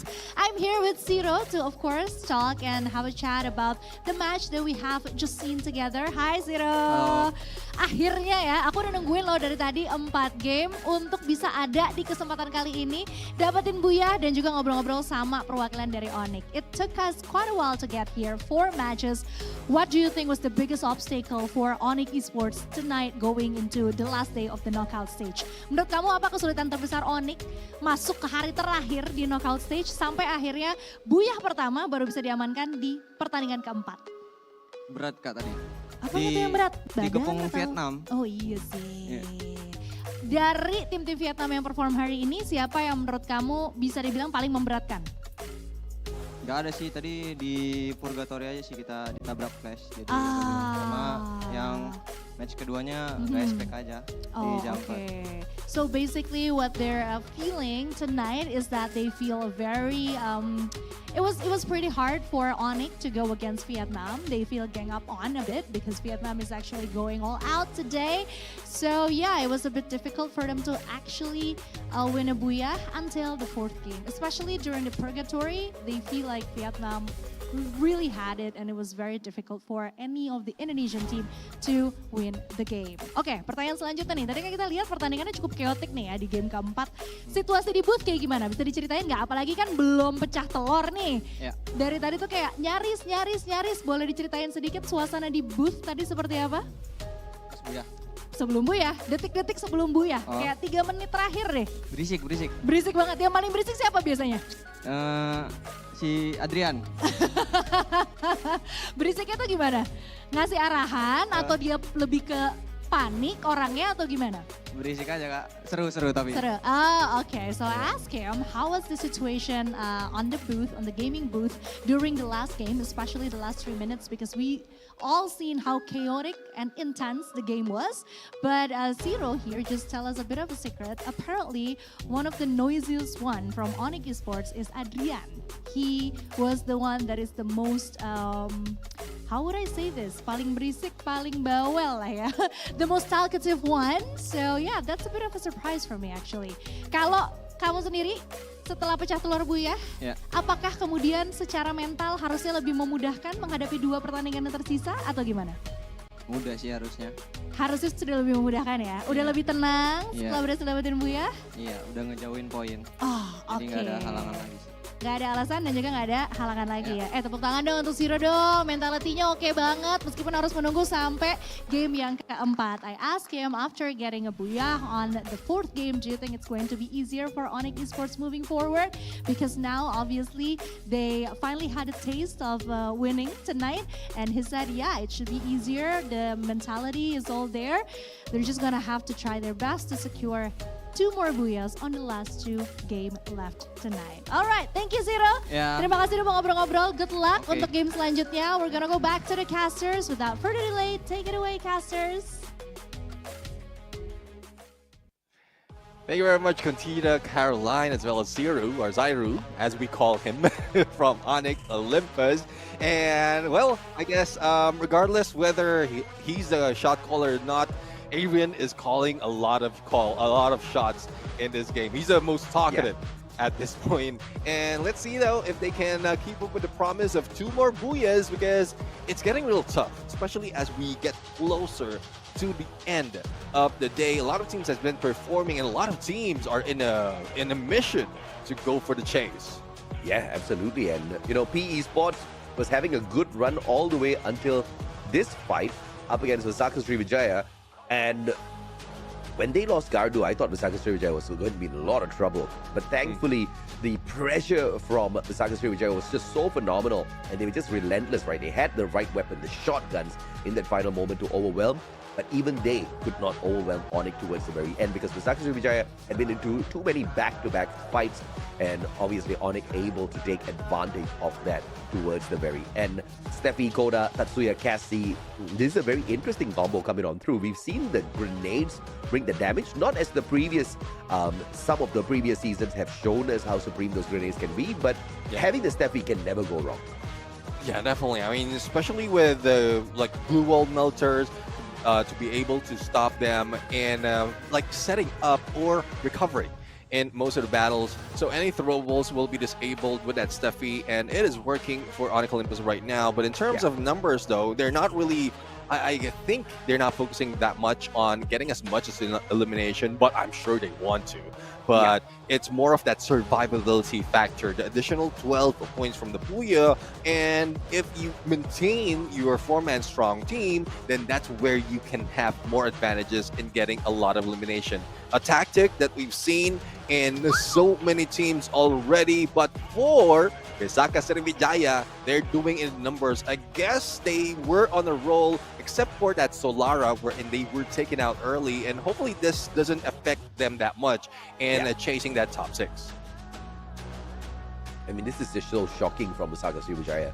The consistency is mind-blowing, and still, until this game, not a single Booyah on the side of Osaka Sriwijaya, and they are back to their big fragging ways, man. 15 eliminations this time around, but look at the placement points. These boys need to fix that for sure, but I don't mind as long as they keep buffering themselves with those eliminations, because game after game, they're performing very, very well. Yeah, definitely. I mean, quite well that they have managed to take themselves out of the bottom 2, and now they are in a 10th spot. And though, yes, 10 might be quite far, but looking at the numbers between them and those above them, it's very, very close. So only 9 points to go against WAG, and WAG is not putting up that much. And same goes for Expand. But for Heavy, against Team Flash, so they need to do a lot more when they got to that number, because Team Flash, PE Sports, you know how they've done all throughout from yesterday up until today, and they're just stacking it up just to make sure that they won't be taken out from top 6. Yeah, and Heavy is 29 points behind Team Flash. So 2 games in a row, Heavy needs to perform well, and they need to make sure Flash does not get into the final circle. I see no better way than to hot drop Team Flash. But of course, let's see if or not the Vietnamese squads will try to do something cheeky like that. I do wish to see a lot of heated battles in the final 2 games, because I do understand there's going to be a lot of passive approaches as well to guarantee their spot in the final circle. But either way, we'll have to witness exactly what happens when we come back from a quick short break. We hope you don't go anywhere.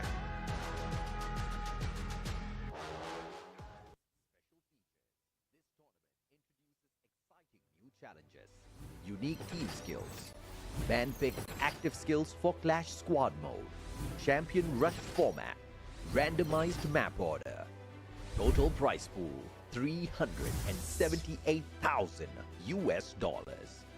Warriors will battle for glory and the ultimate reward. Tournament format. The tournament features 2 competitive modes, Battle Royale and Clash Squad. Battle Royale, 18 teams, knockout format with 2 phases. Clash Squad, 8 teams in a Swiss stage format. Both modes culminate in a grand finals where champions are crowned. Knockout stage, this is where the battle begins. Survival gets real. Phase 1, April 25 till May 11, 2025. 18 teams divided into 3 groups, A, B, and C, with 6 teams each. 3 weeks, 54 intense matches. Daily format, Group A versus Group B versus Group C. Top teams advance, the rest are eliminated. Phase 2, May 16 till June 11, 2025. 1 misstep and you're out. Week 4, only the strong survive.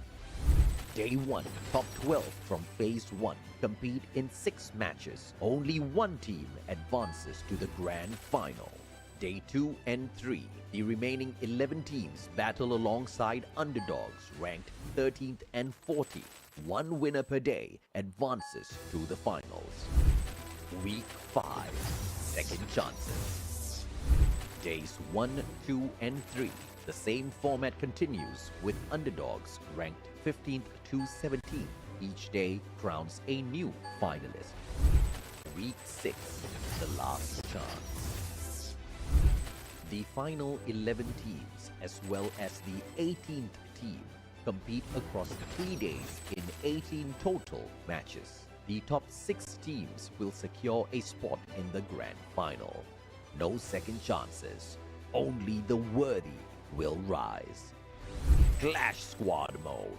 Before the grand final, the top 8 teams from Phase 1, based on the overall standings, will clash in a Swiss-style tournament. Key dates: Round 1, May 22. Round 2, May 29. The top 4 teams from this stage will advance to the final day of Clash Squad mode, which follows a single elimination format. The winners gain extra preparation time for the grand final.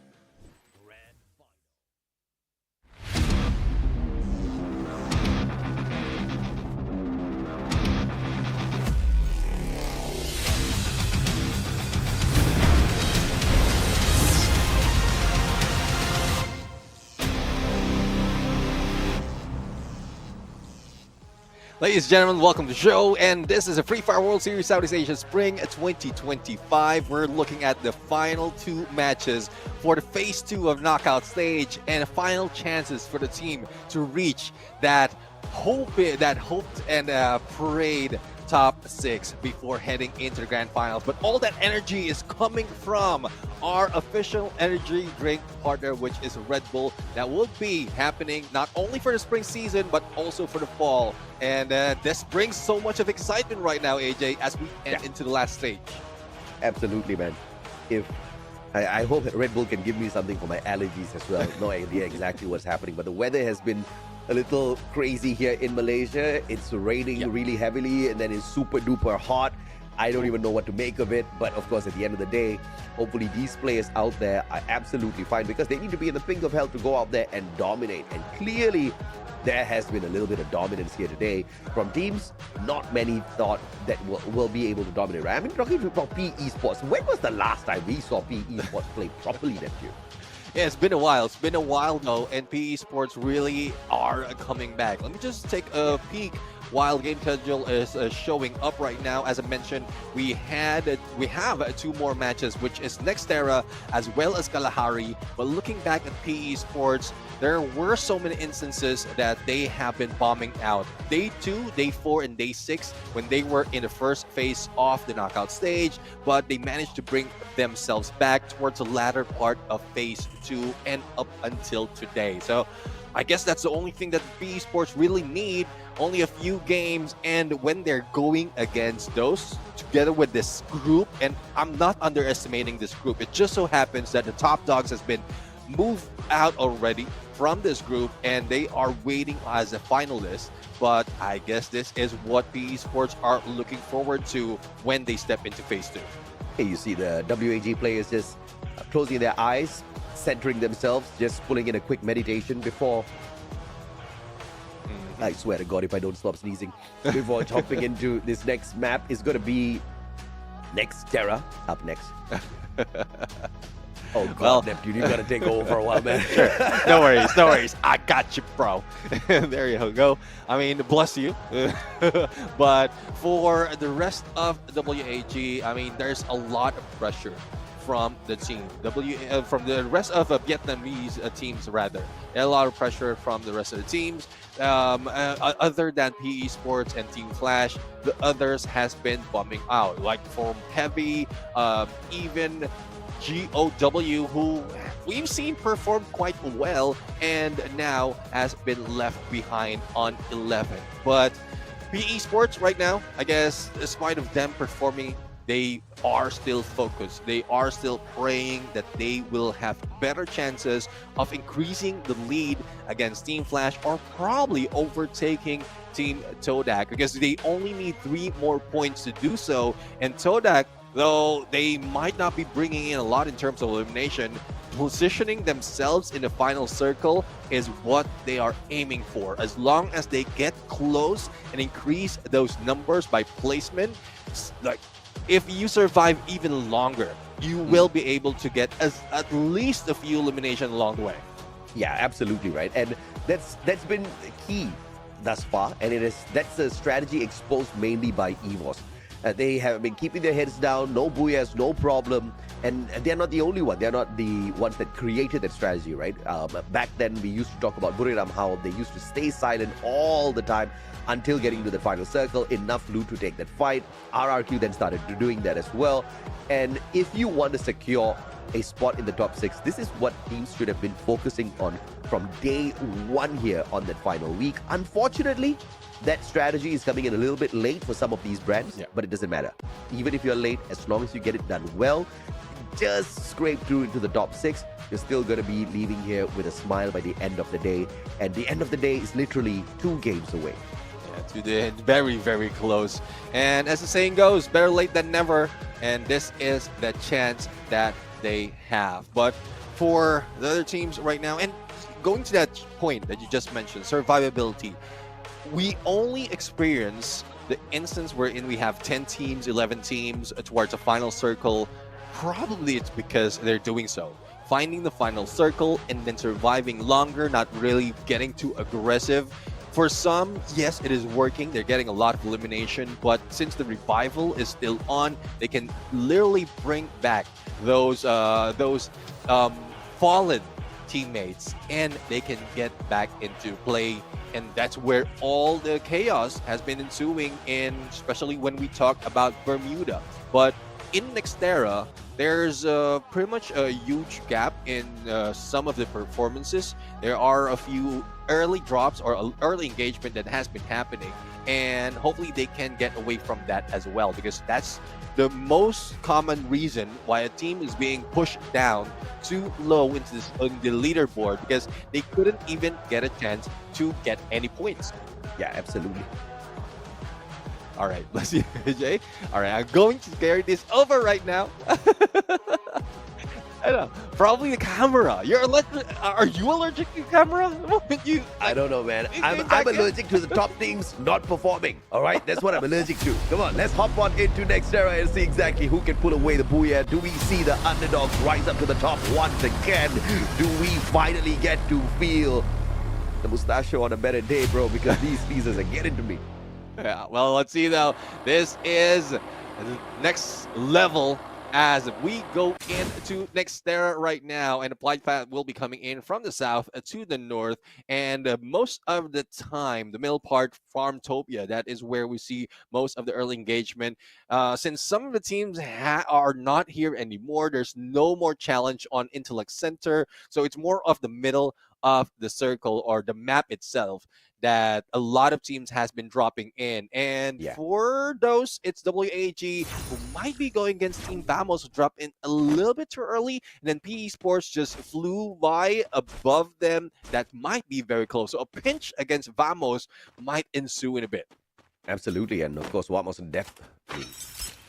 Even if Vamos looks out for it, I don't think there's anything that they can do at this point of time. Vamos is 60 points away from the 11th spot.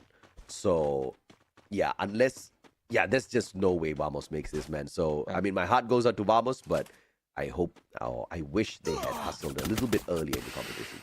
Yeah, exactly. I mean, there's a lot of regrets, I'm pretty sure, for the team Vamos, because they have been performing in most cases, especially in the early parts of phase 1. But right now, they will be regretting everything that has happened so far. And seeing Todak performing quite well is another thing, another story, because they they were able to overtake them in the placement point, and Todak is the one very close to achieving that grand finals. And it's a good thing that they managed to get away from GOW. Probably they're not ready for a fight just yet, or again, we talk about survivability, so that's what they're doing. They don't want to be taken out early, they don't want to lose any resources that they gathered already. But there goes GOW because of all the noise that they made. CRM will be targeting them. Yeah, that's crazy. I mean, GOW was taking a look at the Malaysian squad running across the battlefield, trying to take them down, and CRM out of nowhere taking advantage of that distraction. On the side of Heavy, on the other hand, we'll have Hans subbing in for Get Nice. Let's see if or not they can nicely sneak their way into the top 6 here. Once again, Team Heavy, who's in the 7th spot, is 29 points behind Team Flash, who currently hold on to that 6th spot. I mean, it's even more than a good run for what Team Heavy has done from the past. So they might take 2 matches, but that is hoping that Team Flash or even PE Sports will not be performing that well, so that they can take over that top 6. But for Heavy, they will be moving away from a lot of those engagements. They will be going into the edge of the circle, and this is where most of the teams are aiming for, to close in and probably gatekeep some of the teams, as well as find a better position once the next phase shows up. So that's the initial plan and the basics of Battle Royale. Yeah, let's see if or not CRM on this rotation can get a good catch on to Expand, who is 30 points away from Team Flash in that 6th spot. So Expand, in order for them to qualify, they need to win this fight for sure, or at least not fall here. Fortunate for them, or Memory is gunning for them in a triple kill, eliminating them, and it's not looking good. I mean, that 1 point against Heavy would be a long run for the next match, because Heavy is still alive and kicking, but might be the next contender to be taken out, especially as Core Memory is still in play. And Sensi right now, not so much of a good position for the lookout, but as Visaka Sriwijaya goes in for this fight against Team Heavy, PLS the one feeling the pressure with no pick up. Well, finally pickup will be done on Tugartu. Now, position-wise, we have guns, the good spot to stay snipe out Mufasa. But for Best J entirely, they need to get a different position, and they might be able to take one out. Well, Tugartu goes in, and that FGL will probably put in so much of damage in that fight. And Bisaka with already 2 points, Joel out, recovery needs to be done. On the other side, Evo Divine going against Vamos. Chill. M590 will be going down from the fireball coming from June, but Ray is not done just yet. With that Rosa plus M79, they were able to damage Vamos at this point, and this is looking like an entire wipeout of the team up close and personal, and Evo Divine brings that 4. Oh my goodness, Vamos clearly have given up in this competition. They will not be able to do much anymore. EVOS, on the other hand, I thought they were going to ease up the pressure that they have out here so that the underdogs can pick up some well-deserved points and fight between themselves. But clearly, that's not the objective. On the revival, they are going to continue pushing for some points here. But I hope they would tone it down a little bit more, because I'm more interested in the fight for the top 6. You're looking at Heavy, Expand, WAG. Of course, we can now Expand out. Heavy, WAG, Visaka Sriwijaya. I mean, Visaka Sriwijaya still stands a very, very strong chance, Neptune.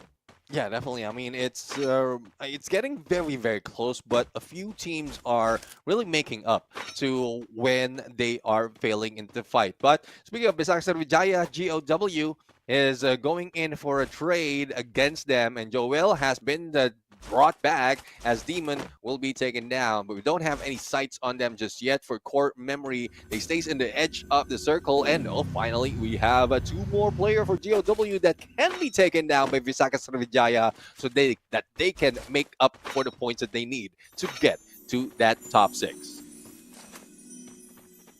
Patience play. 3 points in the pocket already. And GOW currently sitting in the 11th spot based on their performance. It seems like the qualifier into the finals will be impossible.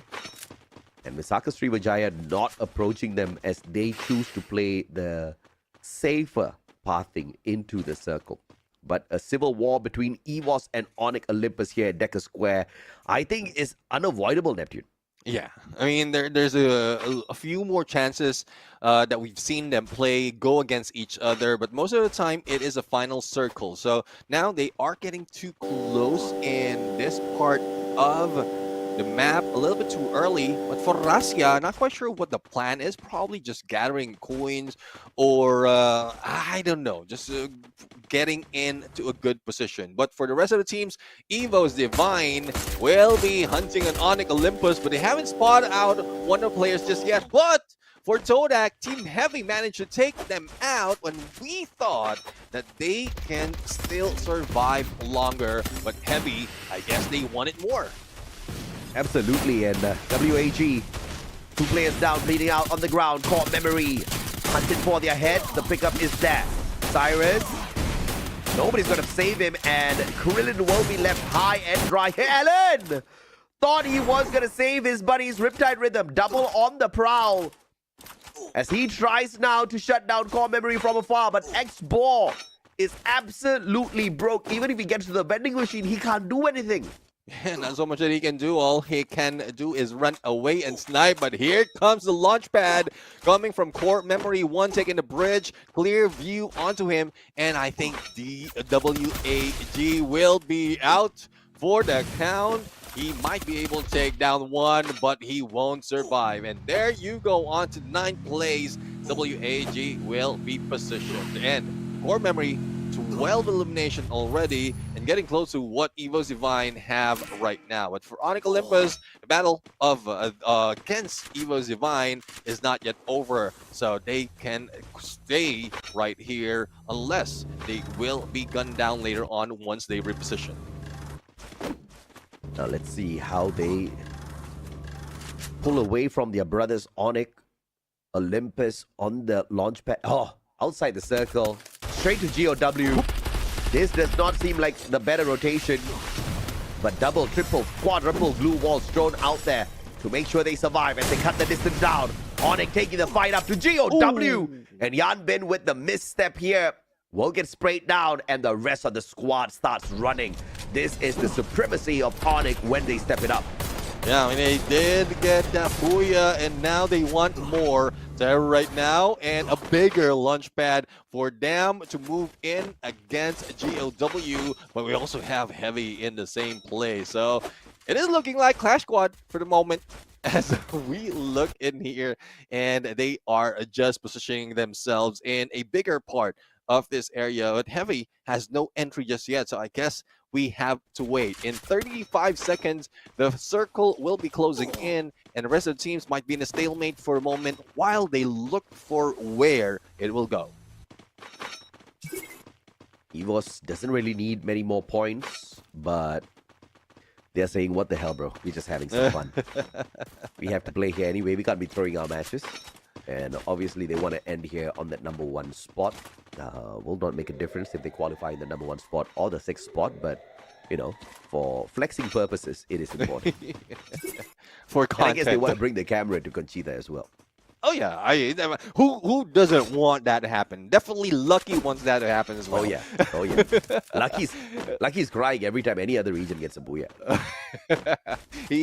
His hearts jump the moment like the camera is on Conchita camera. Sorry, Lucky, we had to talk about you right now because there's not so much of engagement happening in spite of how close Heavy and Onyx Olympus is right here. Don't say that, bro. We'll talk about Lucky even when there's an engagement there. It's gonna feel sad.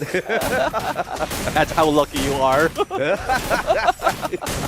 Adam. Oh, Demon just standing out in the open, just like me, using his Bison. Obviously, he's going to get sprayed down as the boys now back away. Team Heavy out of nowhere. Well, and GOW is saved. They back away, and Heavy meets Onyx halfway.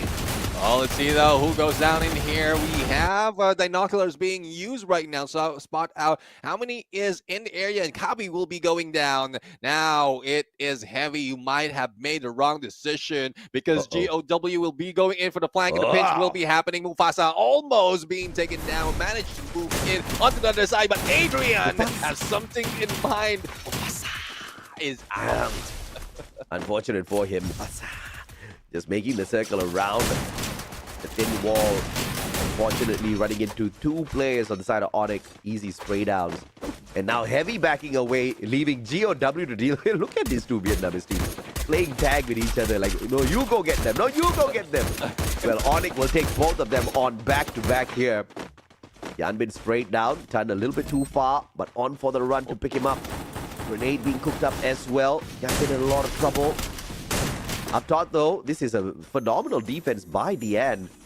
Just making sure nobody can get to his buddies, who's obviously trying to play a little bit of recovery there. Visaka Srivijaya up against EVOS. This is a big one for the squad. EVOS down on the ground. Rasya, the final player. Can the Wonder Kid survive this one? Visaka Srivijaya says no. Oh, look at the recovery from EVOS here. Rasya. Coach Shield did get picked up, but gets sprayed back down onto the ground. And the Wonder Kid, the final one left here, will lose his life as well, as a phenomenal Visaka Srivijaya's run still goes ahead to continue. Yeah, I mean, they will continue, and Team Heavy will be taken out. GOW out of the game as well. We are left with 5, and here comes Onyx Olympus going in for the flank. And Core Memory just jumped in front of them. So let's see if they will be starting this fight up close and personal. Adam gets into the glue wall trail and hits into the compound, but Adam goes down. Yep. Onyx, 8 points in hand. Jump. Up on the table. Will be able to get a shot onto Adrian as well. That's a big play from Jump. Can he get Adam? Yes, he can. And from afar, Team Flash chipping into this battle as well. And CRM getting cooked. Zenzi. No opportunities to run away here. Does get to pick Don up. Jump on his feet as well. And CRM is 17 points. Holy mama. I mean, a lot of elimination. A lot of teams went against them. And, well, let's see if they will be able to maintain what they have. But Visaka Srivijaya, too hungry for blood. They go in against PE Sports. And they're just peeking at each other right now. Visaka Srivijaya is window shopping. Yeah, man. And Delena's underestimating Visaka Srivijaya. She does not understand. These Indonesians are hot right now. I mean, the massive points that they've picked up. 66 points thus far from Visaka Srivijaya. I'm damn sure they can pick up 45 more to just absolutely rattle the competition. 2 more games. Visaka's still alive. They can't walk away with the booyah here. But they need to pick up each and every single point off of this map. No if, buts, or maybes about that. And CRM is definitely a threat. The circle's going to leave all of them high and dry and move towards CRM. And once again, CRM getting blessed by this circle movement. Yeah, I mean, they timed themselves in a perfect timing wherein that phase of a circle will close in. And also, they see on the minimap where the shift will be coming from. So they just position themselves in where they have more advantage. But for Team Flash, there's not so much that they can do. With only 2 players, or with only a few players that they can deal with, then they have to go into the edge. And that flank might hurt them later on because CRM is already waiting for them. You do understand that there's a high probability that Malaysia is going to be able to make it to EWC if Todak continues this run, right? Currently, they're in the 4th spot. Delena's smiling year to year at this point. She's going to have Sinigang tonight. Yeah, she's going to have Sinigang tonight. Make sure you bring your chapstick, all right? Delena is a really, really, really dry country. And of course, ABCD straight down to the ground. Death. The sliver of health left on him. PE Sports circling on him. PE as well, man. Phenomenal play from this Vietnamese team that has been sleeping on the competition all throughout, but they woke up at the right time. Yeah, right timing indeed, and they are backing off in the right timing as well. And none of them are completely eliminated at this point. Well, Core Memory has lost 1, but it's not so much though. But Death is feeling it right now, and Team Flash will be rushed in or rushing out against PE Sports, but with a hurt of the circle as well as a damage for a third party. It is a PE Sports who is surviving, but only one is left. Yeah, Masaka Srivijaya desperately trying to catch up, but Team Flash still being alive, and Team Flash ahead of them just makes this bad for business. But thankfully, Obey will personally put the end to the Team Flash player. Out he goes, PE Sports. Nero will get taken out by Joel as well as he stands outside the circle, and now it is CRM in the way. Joel, nasty shot, bringing Cougar down onto the ground. It's not going to be, okay, out in the open. Cougar's not going to be able to be saved here. Zenzi hiding away, and Visaka Srivijaya looking to end this game with 16 eliminations in hand. Dude, I mean, it is possible right now. Gardo on the flank, followed by Guns, and Joel on Overwatch. There's nowhere to run right here, and we are seeing core memory spread out. So they can go for isolation play and to be able to take them or pick them off one at a time. Don trying his best to hide into one corner, trying to get close against Cougar, but there's not so much that you can do. And this is a chance for them to probably take out jumps, especially when the footsteps has been heard. But if they jump in the open, it will be a shot that can be made onto the other side as well. CRM can't even get to the vending machine. At least they might be able to pull in a revival here. Monster truck on the side of Visaka Srivijaya to exit the top of this building. Zenzi running out in the open. AWM in hand jump. Oh my God. Eating that grenade, but not being tagged by it at all. That was so lucky. Joel will be able to sidestep the Riptide rhythm. And Visaka Srivijaya, as the circle closes in, still with the advantage in numbers here, Nep. Yeah, not only numbers, but also elevation. Shots by jump will be cut short because Blue's closing in, and everyone from Visaka Srivijaya are just focusing, hyper-focusing in one direction. There's no movement that will not be seen by Visaka Srivijaya at this point, and it might be a healing gameplay. Not so much of a real estate is working right now, but Sensi has already made it to the stairs, and the only question is, what will they do? Will they just wait for the circle to close in, or will they rush in towards CRM? Yeah, look at the medkits, bro. Medkits all being laid out here. CRM jumping in. Cougar out of nowhere. Right up on top, P90 sprays them down. And CRM striking with the Iron's Heart. And what a phenomenal finisher. 20 eliminations. And core memory giving Visaka Srivijaya themselves a core memory to remember for a long, long time. Oh, definitely. I mean, looking at position, one in a tight position, another one in a flank, and a good spread overall. Core memory, if they were isolated one by one, and we were talking about 3v4, if they will be isolated one by one, they could have lost this game. But Jump slowly made his way, trying to get into the stairs, and with those sound cue, just giving them information on who or how many is close to him, as well as the overwatch that's happening on the other side. But the perfect timing when they are expecting, when Visaka Srivijaya is expecting that this will be a med gameplay, core memory just, no, we're going to rush in and take you down. Yeah, you need the med gameplay and God to save you from it, says core memory. And core memory just so good in that fight. I am so excited for you guys to see the overall leaderboard now. I'm actually looking at the updated table on my side. And this final game, Neptune, is going to be a crazy one. Visaka Srivijaya from the 11th spot has now managed to climb up to the 7th spot. All right? Toda has been pushed down to 6th after not performing as well as they wanted to perform like the previous rounds. Now, Visaka Srivijaya, with the massive games that they've been taking back-to-back, can do it once again. But rule number one is either Toda or Team Flash needs to be eliminated early.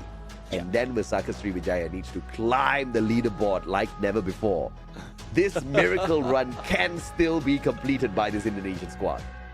Definitely. I mean, that is a good storyline for the team. This is not the first time we've seen an Indonesian team go Yeah. against the challenge.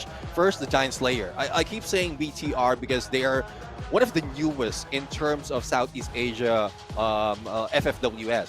Now we have Visaka Sriwijaya, another team that they started off like great and then it died off, but right now they're writing their history. They're writing their script right now as a team who is new, who's making that comeback. But I just wish that they didn't put themselves in a comeback situation. If they could do this today, what the hell were they doing the past 2 days, right? It's not like the other teams were blazing on. I mean, Visaka Sriwijaya, I hate it when people laze their way around when they are so talented like this. Oh my, I felt that in my own heart. Boomerang. Boomerang. The story of the procrastinators. I mean, I feel the same. Oh, goodness me. But, you know, I'm excited. I'm excited to see what Visaka Sriwijaya does with this one. Obviously, the attention is just going to be on teams like that. EWOS, CRM, Onyx, I think they are in the clear, right? P Esports, I think, is in the clear as well, crazily. But of course, without further ado, guys, let's throw this over to Misa again, third time in the day. It's the third booyah of today, guys. And right now, I'm here with ไพ่ จำครับโดนครับ โอเค ทั้งคู่ที่แน่ๆเลยทุกคนน่าจะอยากรู้มากๆ ตอนนี้ว่า what happened in the last game because you ended in 6th place เกิดอะไรขึ้นกับเกมที่แล้วที่เราจบที่ อ๋อดีดติดต้นไม้ครับ ตายหมดที่เลยมึน 6 ต้นไม้เป็นเหตุนะ ผิดที่ต้นไม้นะทุกคนไม่ได้ผิดที่แผนน้องแต่อย่างใด so they jumped and got stuck into a tree guys that's why they got eliminated แล้วของเราจะตอบว่าอะไร ก็ตั้งเครื่องดีดแล้วมันดีดตามๆกันมาครับต้นไม้มันต้นใหญ่เกินผมก็เลยวิ่งไปชนเลย เห็นไหมทุกคนผิดที่ต้นไม้ the tree was too big that's why they got stuck okay next one 22 eliminations just now what's the tips that you can give to the audience ได้ 22 อีลิมกันมายิงกันโหดมากมีเทคนิคอะไรอยากจะบอกทุกคนไหม ก็ไม่ต้องคิดอะไรครับตีอย่างเดียวเดี๋ยวคิวมาเอง เน้นยิง ใช่ เน้นเข้าปะทะไว้ก่อน ใช่ครับ don't think too much guys just keep on shooting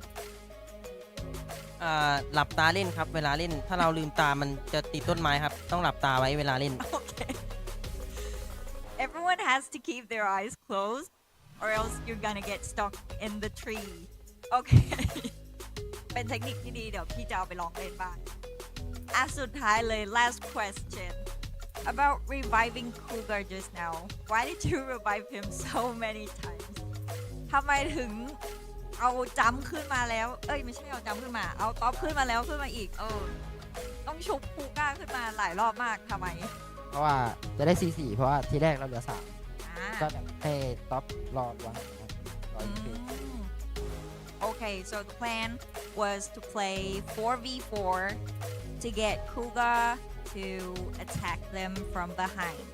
That's why. ก็จริงๆแล้วเราที่คูก้าดาวไปนะมันเป็นแผนครับเราอยากมี 3-4 ใช่ให้คูก้าเกิดใหม่มาเข้าหลัง เราอยาก3 ลุม 4 ใช่ โอเคแค่นั้นเลยไม่มีอะไรมาก so he just want to revive Cougar to do 3v4 instead Ready. Thank you for this interview session. Now let's get back to the shoutcasters. Bye. Thank you very much, Misa. Bye. Misa, that's Misa to you. Bye. Bye.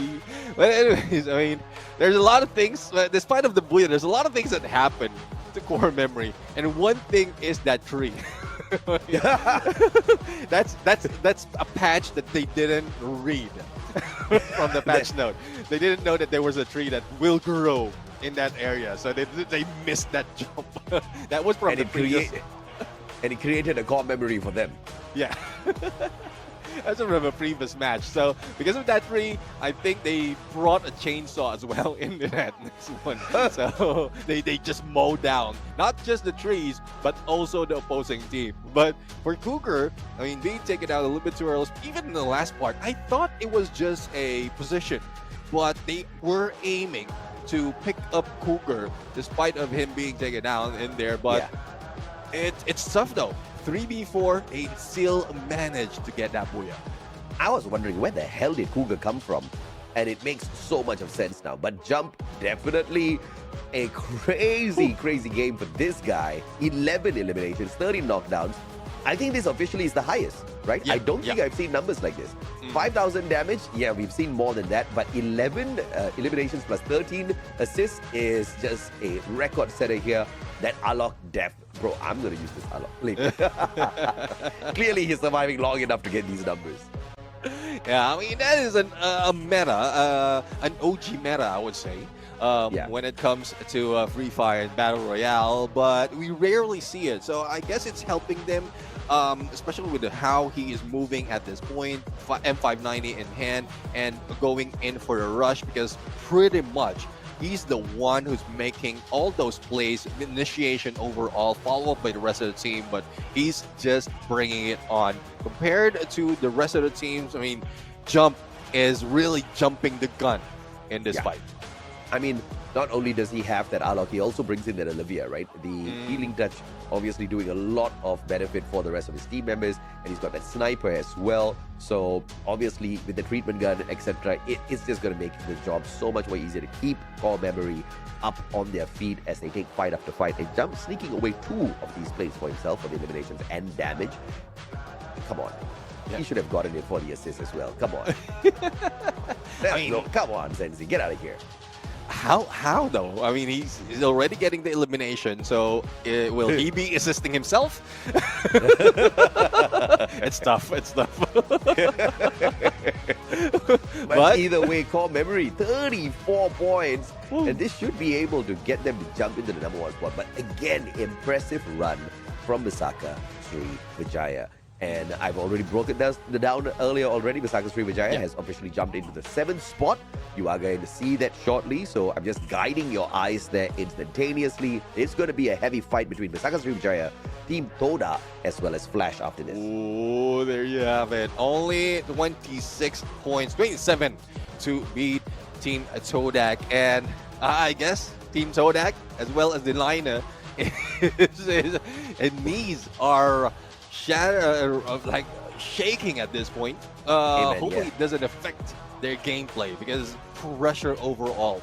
Todak was in a point wherein, yes, they are confident they might be able to make it. They were very, very close, and they tried to do so. But for the last few games, I think they were falling in a little bit too early, and that, like, they don't want that to happen. They don't want to follow what Vamos and Expand is doing, because they will lose out that chance to go into the grand finals.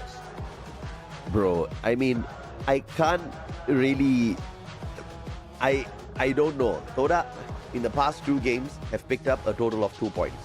Okay? Each game, they only brought in 1 point. Yeah, I know. The laner right now, she's not chatting because she's crying. But of course, if you want to go out there and pick up a couple of booyahs for yourself, maybe you want to first pick up one of the best devices out there that you can crush all of your Free Fire games on. The Samsung Galaxy S25 Ultra. It comes with the next-gen Snapdragon 8 Elite Galaxy processor featuring an enhanced Vulkan engine and improved ray tracing technology. This delivers outstanding performance, lifelike graphics, as well as a smooth gaming experience.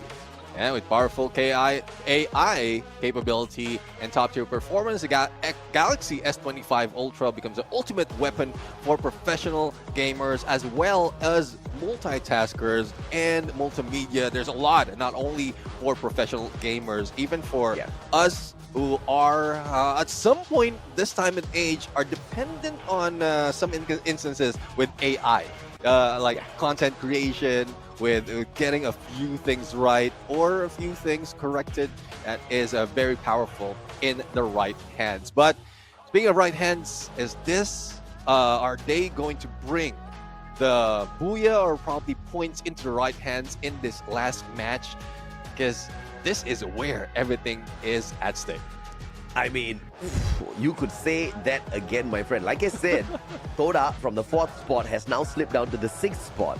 And they might just lose their qualification into the grand finals. And this is the problem in Malaysia, man. Don't get too overconfident. Just go in there and put in the work, put in the hustle. You know, we need them to get confident. And this is a big problem with many of the teams. Vietnam, once they get confident, they start performing. Malaysia, once they get confident, they start performing, and then they become overconfident. Yeah. And then that goes down the drain. So fingers crossed, this final game, one final opportunity at Kalahari to pick up their best. And history tells us that Toda sucks on Kalahari, all right? Out of 18 teams, Toda is placed 17th in terms of performance. They need to make a damn miracle possible to stay in the top 6. Visaka Sriwijaya, on the other hand, is not all that too great on this map. That is the one blessing. Visaka Sriwijaya needs 27 points to overtake Toda. And of course, that also equals Toda not picking up any points at all. At every single point Toda picks up, Visaka Sriwijaya needs to step it up 28, 29, 30, and so on and so forth. If Toda gets to that final circle, Neptune, there is a high probability Visaka Sriwijaya goes back a little disappointed today. Yeah, I mean, well, if you're going to lose, at least you get very, very close to the next spot, what you're aiming for, because it will hurt that much, but it will motivate you to do even more from the early parts of the competition. If they've done it like from day number 1 and they didn't wait for this moment to really catch up, it would be a chance for them to secure their spot because they can pull it off. But again, there was loss in confidence, and now they're grabbing that confidence. But I do agree with you with Todak. They don't have that from the beginning, but once they caught it, they were over confident. So public warning, guys, confident moderately. Confident moderately. Amen. Let's hop on in here. The final game, not just of the day, but of our knockout phase. 6 weeks long. All culminates down to this point where we find the final 6 teams that will join the top 6 in the grand finals. And it's a fair flight path. Nobody can complain. Let's see who's the best out there, Nep. Yeah, let's see if there will be any challenges, early hot drops that will be happening. And I'm seeing right now in Stone Ridge, it's not 1, it's not 2, it's 3 teams within this area. And let's see who survive. But for the rest of the teams, they're trying their best to make it work. Even Divine right now, not really going in for the challenge of elimination. They want to survive and get all those loots as well. And it will be tough if Vamos were the ones who will bring them down. But there goes Aim God already out for the count. And another one follows through. But it seems like Evo Divine is not out just yet. They still have 2 players to work with, and they made it work on Team Vamos. I mean, good try for sure from Vamos. Just unfortunate, right? Unfortunate indeed. But GOW dropping by to say hello. Demon with a double vector. Been a while since we saw this gun pop off. And God will be punished by the double vector. Kochil with the Mac 10 trying to get a drop on this guy. But Demon's just way too slippery on his feet. Ray jumping away. M590. And they will not get a drop on him just yet. Up top, good blue wall by Ray. Kochil joining him as well to keep the numbers advantage on the side of EVOS.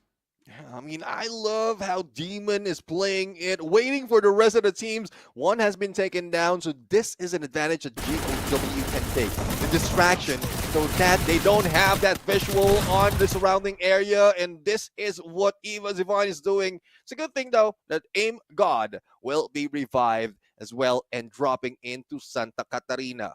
But you mentioned about the double vector, and you know who reminds me of the double vector? Cobra. Oh, I miss the guy, man. I mean, I don't know what he's doing with his life right now, but I sure as hell miss him on Free Fire. Yeah, I mean, he is a massive double vector up close and personal, but in today's meta, there's a lot that can be done. But for Expand, well, they managed to take down one of the players who's strolling into Old Hampton, and they will get their 2 points. win, but GOW. At this point of time, they should just look for one of the teams that are trying to qualify and then slide down the road. Help them. I mean, good help for those who needs it, and a lot of teams needs it right now. All those points that is happening, but I mean, GLW put up a good fight. But Demon is still alive though not so much of health. But here comes Jump, who jumped in the backstab, literally happening. But Dawn will go in for the help as the pickup will be done on core memory. Cougar will be bought back, and well, we go into WAG for the battle against Team Flash. Yeah, and this is a great fight here from Flash, but will be forced on the back foot here for the revival. In the meantime, WAG at Foundation. They need to work on their foundation for sure. Unfortunately for WAG, I think this is just too much to ask for one game. They need way too many points, so we are not going to see WAG at the finals. How crazy is that, Nep? Yeah, unfortunately, I mean, they were the ones, they are the top of the Vietnamese team in the beginning of the day. And even from the previous, if you carry over on how they performed previously, they're the ones who really are showing up. But, well, it is what it is right now. We keep mentioning that the other teams really are showing up differently. It's not that the top dogs or those who are doing quite well previously are easing out. It's just that a lot of teams are performing better than expected. And another team would be Visaka Sriwijaya, though we don't have record from them from the past. It's just more coming from this tournament, but I love the evolution that they made. Absolutely, Visaka Sriwijaya, the team that is facing the most amount of pressure here. CRM will pile on that pressure even further as WAG is put out by Expand. Visaka Sriwijaya, their run, their dream, it all ends here in the hands of CRM. Bye, Visaka Sriwijaya, and Toda just got saved big time by CRM. Oh, definitely. I mean, that is a huge lead that they have, and Visaka Sriwijaya might have been able to grab all those points, but right now Todak is in trouble. But I think with Best J already out for the count, even Heavy will be having some trouble in getting all those points. So if Todak, well, at least survive a little bit longer and get a few more points to secure their spot. I mean, my heart's broken for Visaka Sriwijaya. Yeah. WAG, obviously, they were way too fast, so I heart broke for them earlier on already. But I have to say, Toda, good job, man. What a play today. They've picked up the kind of points they have not picked up in a long time, and they have to be proud of themselves because consistency is key, and I think all 3 days they have brought in decent number of points to make this a possibility for themselves on this final day. Yeah, speaking of consistency, both these teams of CRM and GOW has been consistently going against each other in Stone Ridge, and they're just going in back and forth. The moment GOW will be taken out, they will regroup and then get back against CRM. So I'm not quite sure if that's a good plan, but well, I guess it would still work for them if you want to practice on how to go against the pros. Or, well, these are all pros, but the better pros, I would say. And Jump will be taken down. Yan Bin will be out as well. Sensi will try to spot on an Overwatch, but 2v2 will be happening at this moment. And there goes the flank coming from GOW, and Dawn will be out. Oof. Out they go, and EVOS. They bow down, they bow out. But this leaderboard can no longer change, and CRM will dominate the day in that #1 spot. Look at this massive play. 9 eliminations already. And GOW giving them a run for their money. What a nade by Cougar! And he takes himself out. Helping out GOW. Dawn goes down. Jump is broke. He can't bring back his brothers in here. What have you done, Dawn? And that's it. The M79 that made them fail. But I guess there's, as you did mention, there's no really point of getting the #1 spot. They're already in top 6. They have a decent amount or huge amount of points against Onyx Olympus, and they will maintain their spot. For Team Flash, though, again, if Todak is safe, Team Flash is safe as well. So it's up to the other teams who are very, very close. WAG is already out. Heavy, we haven't seen them just yet, but they are close enough to Bisaka Sriwijaya. And if they did a miracle at this point in getting 20, 30 points, if Todak's not making it, then that would be something else, AJ. A different kind of story. Yeah, oh my, absolutely. It would be a heartbreaking story for sure, just like how it was heartbreaking to see Bisaka Sriwijaya get eliminated. But look at Expand popping off. I mean, some last-minute fight here by Expand. I mean, some miracle can still happen here. If Expand walks away from this lobby, Neptune, how many points will Expand need to climb into the top 6? I'm just thinking wild stuff here, right? Expand needs 38 points. Holy Lord. Yeah, that's impossible. Even if they eliminate, unless they eliminate everybody in the lobby and then they wait for them to revive, they leave one player on each team and then they eliminate them again. I think that's a little bit too much to ask. Well, it did work for GOW and CRM because they've been going against each other, reviving, and then fighting against each other. Thus, early parts, not even moving away from Stone Ridge, GOW got 13 elimination already. Expand, though, they have the 10th, but there's still a long way to go, especially if Todak is still alive and kicking, and I don't think they will be losing all those legs, and they can kick some more. Yeah, absolutely. And this is a crazy start to this matchup. Todak still alive and kicking, so Todak can one-up themselves, right? Yes, now that they're in the top 6, do they want to just keep the top 6 spot, or do they want to maybe move back into the 4th spot? There's not a lot of points between them and Team Flash. That's literally a 1-point differential. And between them and PE Esports to catch up, they need about 7 points more, right? PE is still alive, though. That said, PE and Team Flash both of them. PE, Team Flash, and Todak. These 3 teams. Mad respect. Mad respect. Yeah, I mean, as we say it in the Philippines, comeback Israel. Oh, comeback is definitely real, man. This is just a crazy good game for them. And of course, we've got 6 more teams left in here. And as you can see, Todak with 175 points is just an impossible task for these teams to climb up and meet them. Expand will need massive numbers. That's not going to happen. And like we mentioned, 2 points away from Team Flash and away from PE Sports. This is still very doable. Just 6 points away.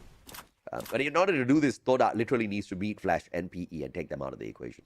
Yeah, and Flash is on one side, Todak is on the other, and PE Sports is a little bit north though. But for Onyx Olympus, they are in a battle, a scruffle, I would say, against Expand, and seems like no one is losing just yet. Team Expand is trying to break down everything, waste all those resources, and well, let's see if they'll be able to break through. Otherwise, they need to back away, but they do have an insurance policy coming from one of the players of Expand. Probably that is Loki on Overwatch and the Snipe. So let's see if they'll be able to continue on. But no! There goes Iru for the push.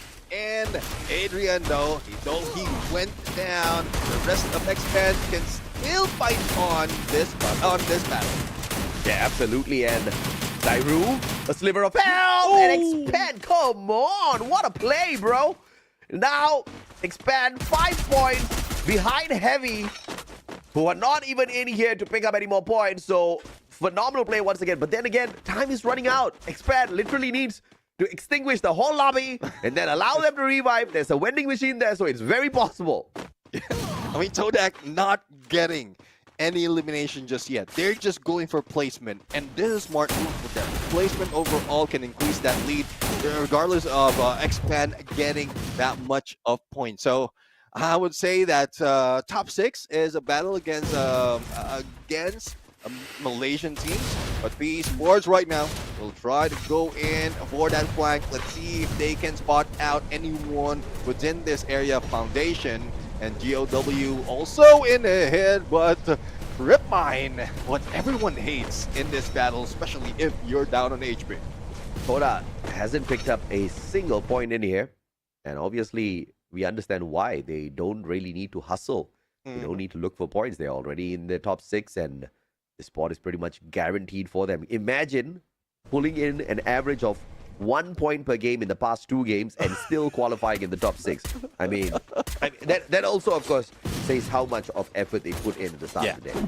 Yeah, definitely. I mean, the number of points that they have to make sure that they will not lose out that much, despite of getting only 2 points from the previous matches. And I won't be surprised if they don't get any elimination here. But PE Sports putting a lot of pressure, getting a little bit too close. That might be a chance for Todak to get those elimination. But I guess with what we've seen earlier in terms of numbers, Todak's spot is secured. So all they have to do is wait, increase that chance in terms of placement point, and then they can celebrate later on. And PE Sports here. Thus far, 2 Booyahs on Kalahari, looking for their 3rd before we bring the knockout stage to a phenomenal close. A little disappointing to not see WAG, Team Heavy, and GOW in the finals. Disappointed to see Visaka Srivijaya drop the ball at the very final second, but hopefully this disappointment spurs them on to prove themselves in the next season. But Expand is still... Where was this version of Expand all this while? Well, we keep asking. We keep asking that, and it's more of the energy, the adrenaline rush that is happening in the final match we're in, or the final chances we're in, they are showing up. But let's see, though, we still have a Feet and Adrian that might be able to stop Team Flash from getting a few more points. But no, Blue Wall plus the Blue and Wang M right now, hook gun right straight above them. But Wang M will be blocked with those glue walls, and they are being gatekept, and they will use that catapult to be able to get away. Yep, beautifully done. PE Sports, though, going in for the rush. Glue wall melters lay it all down in front. Flash extinguished by Expand, but PE Sports, though, being put down onto the ground. 2 players down and out. And look at GOW extending themselves outside the circle to pull away a few points off of them, and GOW putting themselves in a lot of risk in them. Yeah, I mean, this is just a challenge to bring the camera back to Yoon Sul. And no, they're still failing, though. It's now a 2v2 if GOW doesn't go for the pickup, but no, a complete squad right now. And either they go left on Todak or go right to Expand. But here comes Traps for the backstab. Demon in the fight, but Expand wants to join the party as well. Wow. No, he's still alive and kicking. And it is now up to Expand against a 1 player or 2 player from GOW. Oh, this is insane. What a performance from Malaysia. Drian and 590 takes a 180 with a 1v1, but Demon denies the uncles and brings us to Yoon Sul. What an excitement from the Vietnamese desk. GOW celebrating the Booyah. But I don't know if anyone has given them the news yet. They haven't qualified for the finals. Well, I'm pretty sure they know, but I mean, you know how it is. Booyah still brings in that excitement, and there might be something that is happening if they are getting that Booyah from this day. You know how it is with teams, their organization. There are a few challenges that's being brought in, not only the LPS that we're talking about, but hopefully that will motivate them even more in the next season, because as you did say, they will be taken out of contention for this fight. Yeah, man, I mean, what a game, what a day. And GOW, massive numbers towards the very end here. And there is just no doubt whatsoever that if we had this performance a little bit earlier here on the final week to qualify for the grand finals, GOW would definitely join their brothers, PE Sports and Flash. But PE Sports and Flash, salute. Seriously. Yeah, I mean, it's tough. They came from the bottom part, the bottom of the leaderboard, and then with only a few days, they managed to bring themselves up onto the top 6. But for GOW, like, awesome performance for that match, and they didn't let go of CRM. I did mention from Stone Ridge, they're the ones who are challenged and being like challenging CRM in there, and once they let go, they had 13 elimination already. So given that, that's 3 revivals, if I'm not mistaken, that happened from both teams, and well, that's something else, surviving against CRM. And Expand, with that victory, guess where they climb up to, guys? They are now on the 7th spot. One more game. If we had one more game, Expand would be the finals right now. We would have 2 Malaysian teams with the potential to head on to EWC. And I cannot believe how... I mean, clearly they are capable of doing it, right? Yeah. The team needs to sit down. I mean, these teams definitely need to sit down. You know, Expand, GOW, what a massive game that was. They just literally launched themselves up, you know, close enough to the top 6. Not close enough, but, you know, somewhere there. With this massive, massive final game, where was this brilliance out of these teams earlier in this final week? I don't know. I'm sure they'll be very disappointed with themselves and their performance, but either way, at least GOW gets to smile. 2 booyahs thus far in this final week, but unfortunately, they don't get to squeeze themselves into the top 6. Team Flash, on the other hand, from Vietnam, 0 booyahs across the 3 days, and they're in the top 6. That's pretty crazy good. Yeah, it's more of a balance of elimination and placement point.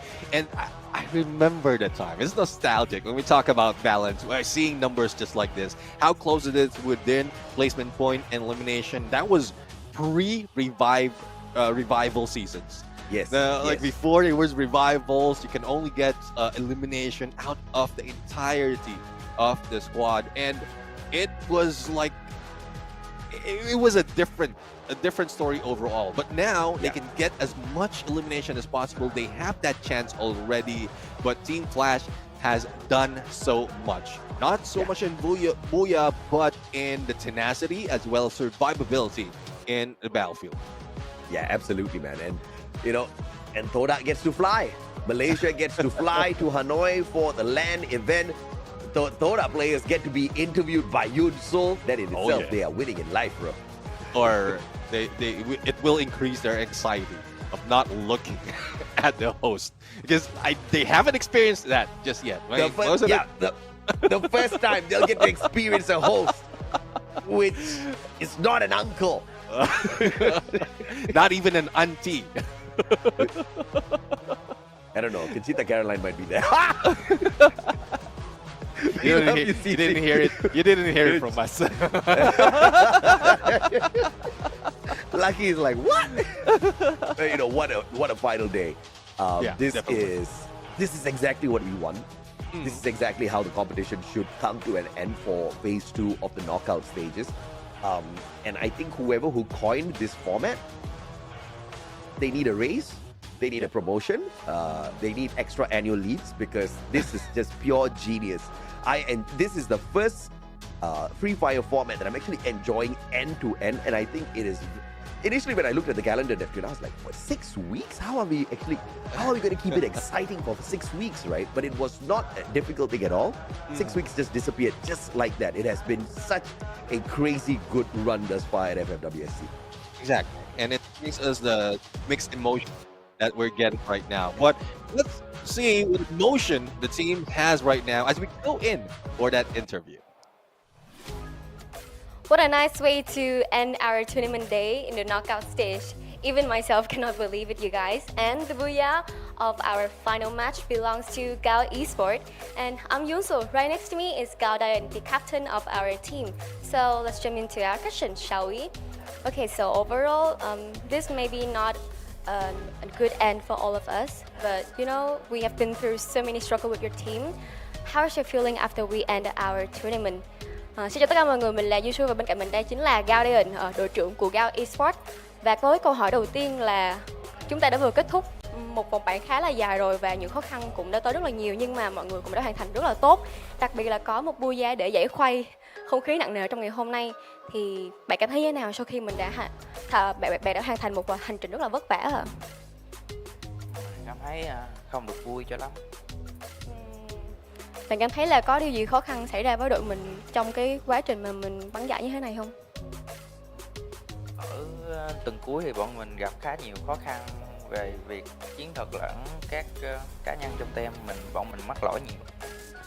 Overall, I feel disappointed, upset, and not really satisfied with our result in this tournament. And during the tournament, we had a lot of mistakes. We misunderstood each other. We cannot communicate. We did so many, the simple things that shouldn't be wrong in the game. But overall, we still overlapped it, and we cannot pass it. But I think today, maybe it's enough for them for this Booyah. So into our second questions. It's like this format is really new to our teams currently. Do you feel like the update is too fast for you and your team can adapt to it or not? And overall, I want to ask a little bit in the game, how can you guys pull back so good in our last game like this? Thì không biết là Dayon có cảm thấy là cái meta mà mình được update ở trong giải đấu này nó có bị thay đổi quá nhanh không, và đội tuyển của mình là có thực sự là gặp vấn đề gì, hay là mọi người gặp phải khó khăn gì đó khi mà mình phải thích nghi với meta, đặc biệt là OB được cập nhật mới ở trong mùa giải này không ạ? Thì OB nó cũng ảnh hưởng đến khá nhiều với bọn mình ở tuần cuối này, thì do bọn mình bắt meta khá chậm cho nên là bắn không được tốt. Vậy thì ở trong cái game cuối cùng này là một cái game coi thực sự rất là đã mắt của Gao Esports, thì làm sao mà mọi người có thể động viên nhau để mà mình vực dậy mạnh mẽ như thế vậy ạ? Ở game cuối cùng thì bọn mình đang cố gắng giữ lại sức chủ hàng cho anh Bạc, với bọn mình cũng không còn gì để mắt nữa. So overall, it's like a really struggle road for the Gao Esports. Because they feel like they made a lot of mistakes and they feel like they upset and disappointed the most for his brother is Galback, so he feel kind of bad right now. But overall they're just a team try to push through everything, and here they are. Maybe I think they will have the lessons to learn. Cảm ơn mọi người rất là nhiều vì đã theo dõi phần phỏng vấn của Dayon, và tất nhiên là chúng ta đã có được hai đội tuyển tham gia vào chung kết tại Hà Nội, đó chính là P Esports và Team Flash. Xin chúc mừng hai đội tuyển của chúng ta. Và bây giờ thì hẹn gặp lại mọi người lần sau nhé. Thank you so much for watching our interview. And now let's head back to our caster and see the game stats. I mean, AJ, I feel Gao Esports, even like from Yunsu, I'm feeling it right now, and that's how it is. You regret things that, well, you won't regret it from the beginning. You will regret it after the fact. And it just so happened that it had to end this way. Whatever it is that they've done for today, for that final match, hopefully they remember that. They carry that all throughout the games. Not just like the ending, but all throughout from the beginning to the end. The feeling of grabbing a Booyah, as well as disappointment of not reaching their goal. Yeah, there was a lot of tension in that interview. Yeah, definitely. There's a lot of tension in the interview. There's a lot of emotions in the interview.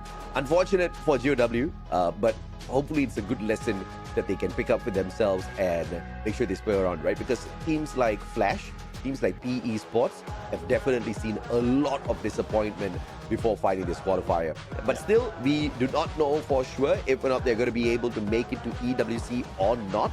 But what is guaranteed is their flight ticket to Hanoi will be for sure. GOW not being able to join their brothers in Hanoi obviously is going to pain them a little bit, but hopefully they do bounce back. Not just GOW, right? Saka Sriwijaya. Oh yeah. What a miss. This is... But I'm looking forward to seeing them again. I think they were very, very exciting to watch. Just not very consistent. I don't even know why. I think these boys are a little bit overconfident as well. They know they are able to perform and they're like, we'll do it later. Procrastinators organization, clearly they are part of that organization, maybe as members, maybe as coordinators, I don't know, but it did not check out in their favor this time. Yeah, I think I know. It's pretty much like the pressure of everyone, of all the teams out here, especially in the rotation of the phase 1. You know how it Yeah. is. You start off, you might be in a good set of groups when you started off. You perform, and we also mentioned that earlier that some of the teams starts phase one a little bit slow. So there's not so much of pressure, and therefore that is being felt early by Visaksa and Vijaya. Thus, they were performing, and then towards the end, especially in this stage, phase two, there's a lot of a chase that's been happening. But if Visaksa Srivijaya could have started it and anticipated that, okay, the top dogs are already out, we can go back to how it is in day number one, then they could have started it early and they could have been part of that top six and the finalists. But, you know, things happen as they are meant to happen. Yeah. We were not meant to see Visaksa Srivijaya in the finals. That's just fated for them, you know, regardless of what made them hustle last minute or what made them take advantage of the fact that they are a really, really good Free Fire squad. I guess it's their bad luck, but at the same time, a blessing for the teams that have qualified, especially the teams that qualified from the 4th spot onwards, right? We're talking about Team P Esports, Flash, and Toda. Let's talk a little bit about Toda, because this Malaysian team, one booyah so far in the final week here, 93 placement points, 91 eliminations for a total of 184 points, scraping through, and that is great, right? Yeah. But expand 16 points behind Toda. If we want to talk about how Visaksa Srivijaya should have stepped it up, expand did better than Visaksa Srivijaya, and they were closer to it. Team Toda. They are literally in the 7th spot. I feel so bad for Expand. I wish they could have seen a little bit of the grand finals as well. I mean, looking at the numbers though, in like the daily performance, day after day for the past 3 days, they're very close, Todak and Expand. At some point, just Todak really performed quite well, especially from yesterday. There's a few instances that they meet each other. Todak's the one surviving a lot more, and a lot of elimination that has been going on. And past 2 days before this, 2 days, 2 matches before this, 2 points already. So that is something that Expand could have taken advantage of, but probably empathizing to their fellow men. They don't want to push them down. So I don't know what's happening, but I do agree. Everything that we just said, not only for Expand, but for the other teams who didn't make the cut. Hopefully you're taking it in, like, and bringing it in, put it into heart so that you can work on it until the next season. Yeah, absolutely. I mean, this is what's great about this, right? That there is no failure. Exactly. Yeah, you tried for it. You still earn good money, all right? Good USD, even though you don't qualify for the finals. And you are not taken out of the equation at all. You still have the other seasons that you can make a good play for. You will miss EWC. It's a very big miss in terms of prize pool as well as opportunity. It's not a very big miss in terms of the heat. It's very hot there. I'm sure it's hot in Vietnam as well, but it's not as hot. But in the grand scheme of things, jokes aside, I think it's good to sometimes be disappointed with yourself so that you can, step it up the next time around. And obviously, the closer they got to the top 6, the more disappointed they would be. GOW, you saw them, saw Dian almost in tears. He was close as well. They ended up in the 8th spot at the end of our 3 days run after 18 games. Unfortunate, but vamos.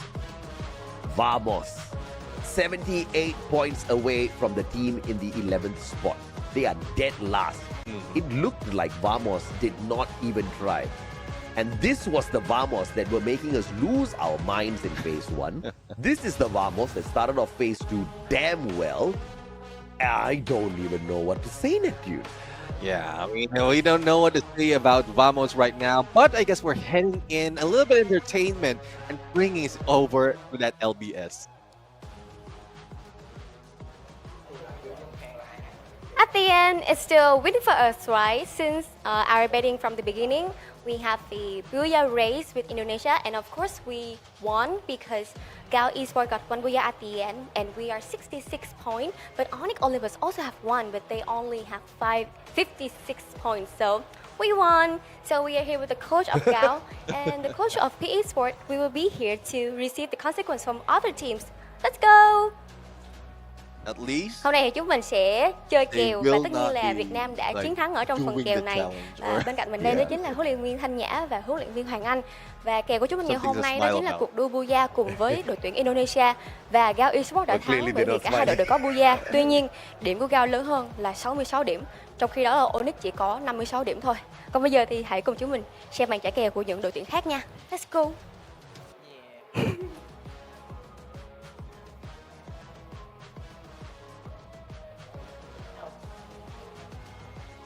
No, they're not gonna go. They're waiting for that. Bye.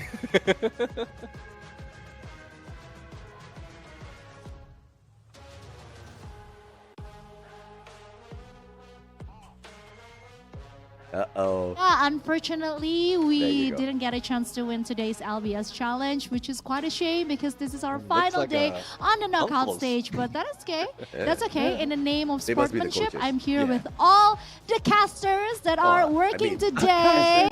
Big applause for our casters, and we're ready to do the punishment. Kita siap untuk ngelakuin hukuman hari There's the ini. casters, Udah the barengan sama talents. caster juga, meskipun sebenarnya sayang ya kita nggak berhasil menangin LBS challenge di hari terakhir Thank God we're di not fase related to any one of the knockout. nations. Tapi sebelum kita masuk ke As you punishment, said, yeah, ngobrol-ngobrol we're dulu neutral. lah. Biasanya soalnya Yeah, terpisahkan neutral. mejanya jauh gitu kan. Aku hanya menjadi background dari mereka di meja sana. Oke, kalau ngelihat dari hasil apa yang sudah terjadi hari ini, apa sih yang bisa kalian ungkapkan atau kalian deskripsikan atau pengen kalian sampaikan supaya nggak jadi unek-unek dan kepikiran sampai di rumah. Ini siapa aja yang jawab, bebas, aku translate dulu ya.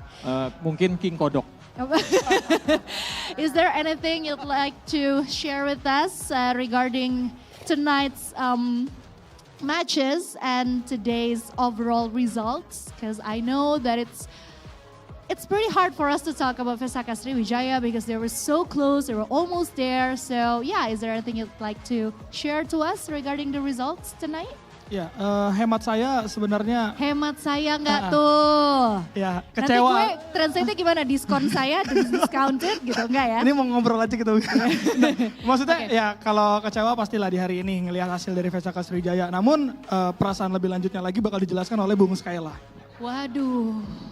Gak apa-apa sih, durasinya Oke. panjangin aja. Iya panjangin, gantian dong Yonsul ya. Oke, jadi kalau dari kita para caster tentunya kita mendoakan yang terbaik untuk Vesaka dan masih berharap kalau mereka bisa kembali lagi ke sini. Karena dari masing-masing kita para caster kita selalu berpikir bahwa Vesaka dengan semua personilnya dari coaching staff sampai player itu merupakan tim yang sangat capable dan bisa bermain di FFWS Sea.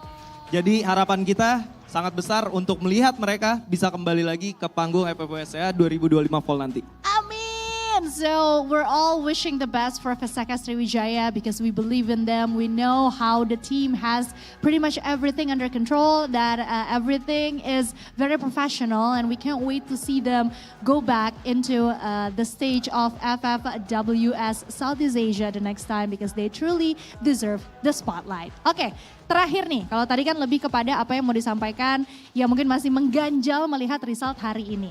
Selanjutnya untuk Grand Final sendiri. Kalau ngelihat dari hasil peperangan kita selama 6 pekan ini, ada prediksi-prediksi gak sih yang mungkin bisa disampaikan sama kalian? Prediksi berselimut harapan juga boleh banget. Is there any prediction regarding the final of FFWS Sea 2025 Spring? Ya, siapapun itu perwakilan dari Indonesia, Indonesia bisa juara. Dan kalaupun bukan Indonesia yang juara, yang pasti bukan Vietnam juga yang juara. Kalau dari aku mungkin dikit aja, Indonesia dengan sudah eliminate-nya Vesaka Sriwijaya, 4 lainnya bisa lebih fokus, tidak mungkin bisa dilakukan oleh tim Thailand karena mereka ngirim 5 tuh. Jadi mereka mau ngerebutin juara sampai jangan juga tereliminasi, kalau kita fokus aja juara udah. Oke, tepuk tangan dong untuk para caster kita. So we're hoping for the best for all of the Indonesian team with the elimination of Vesaka Sriwijaya. We hope the other 4 teams can do their best, can perform their best. And Aji here actually said that whoever's going to win the title, he's pretty sure that it's coming from the Indonesian team and it would not be any of the Vietnamese team. All right, let's just do the punishment now. As we all know, the punishment is that we're gonna have to do a bit of makeup in the face of our casters because we lose the challenge today. But I'm gonna take this moment to extend our respect toward Vesaka Sriwijaya. So I'm just gonna write, okay. So I'm just gonna write V, and then E, and then S, kecoret dong.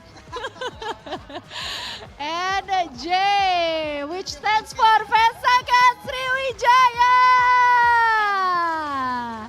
Dikitin. All right, VESG. We love you, Vesaka Sriwijaya. Good luck next time. It was a really, really nice try. So yeah, that's it from us. The Indonesians, let's go back to the highlight.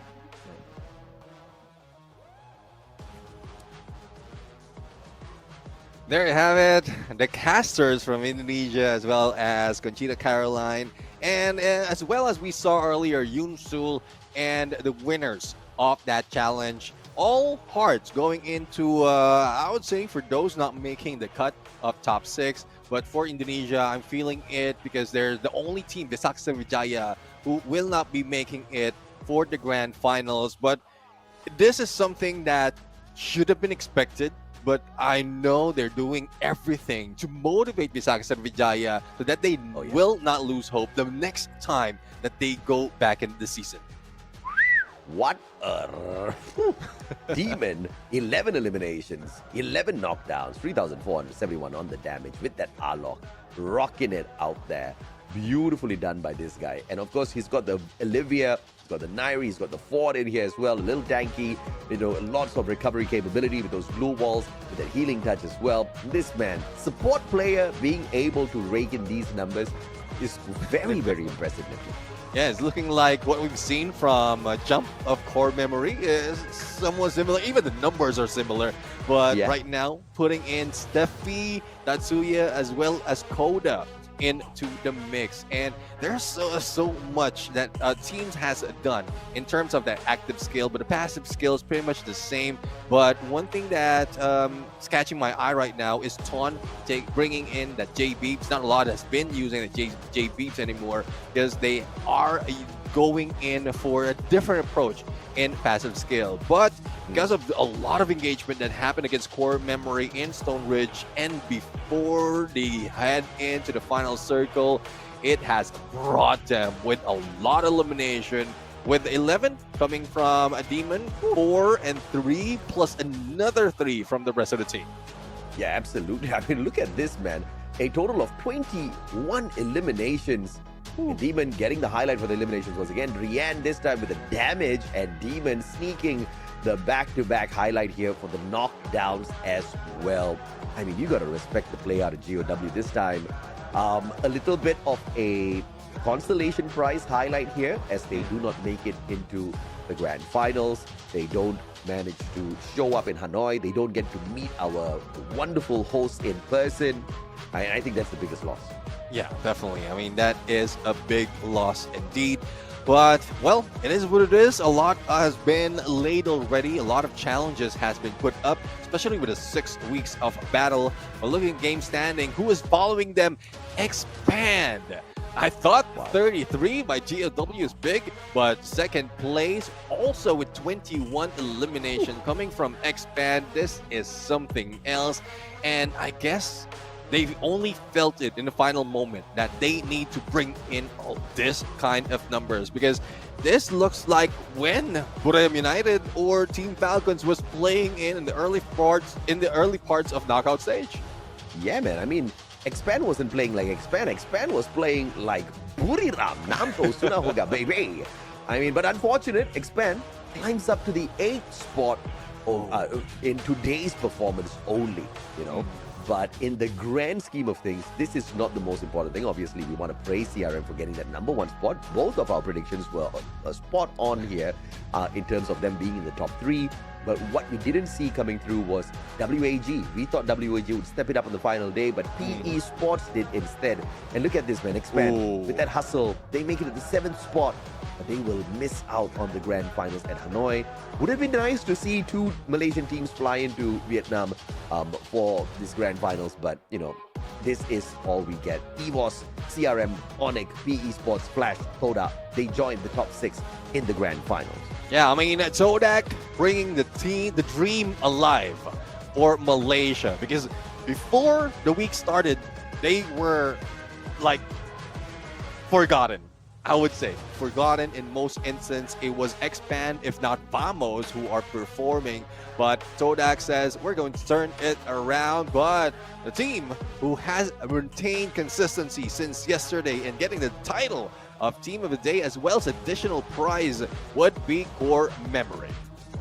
Yeah, but Core Memory was obviously looking for the #1 spot as well, but missing out on it by 9 points. Obviously, it would hurt a little bit, but at least they get highlighted back to back here as the team of the day. And like you pointed out rightfully, when we were looking at the prize pool, they get the extra, the bonus 250 USD as well for being the team of the day. So good on them. But these are the top 12 teams that have qualified for the grand finals on the 14th of June. RRQ, Falcons, Buriram, Virtus Pro, Bigatron Esports, AG Global, EVOS Divine, Core Memory, Onyx Olympus, PE Esports, Flash, and Toda. Yeah, the 12 teams who will be fighting it off on the 14th of June. There's plenty of time for them to do the homework, plenty of time for them to do some practice, plenty of time for them to make things right for everything that they've done wrong into this battle, because there's also some things that need to be given in the grand finals. This is a good consolation for WAG.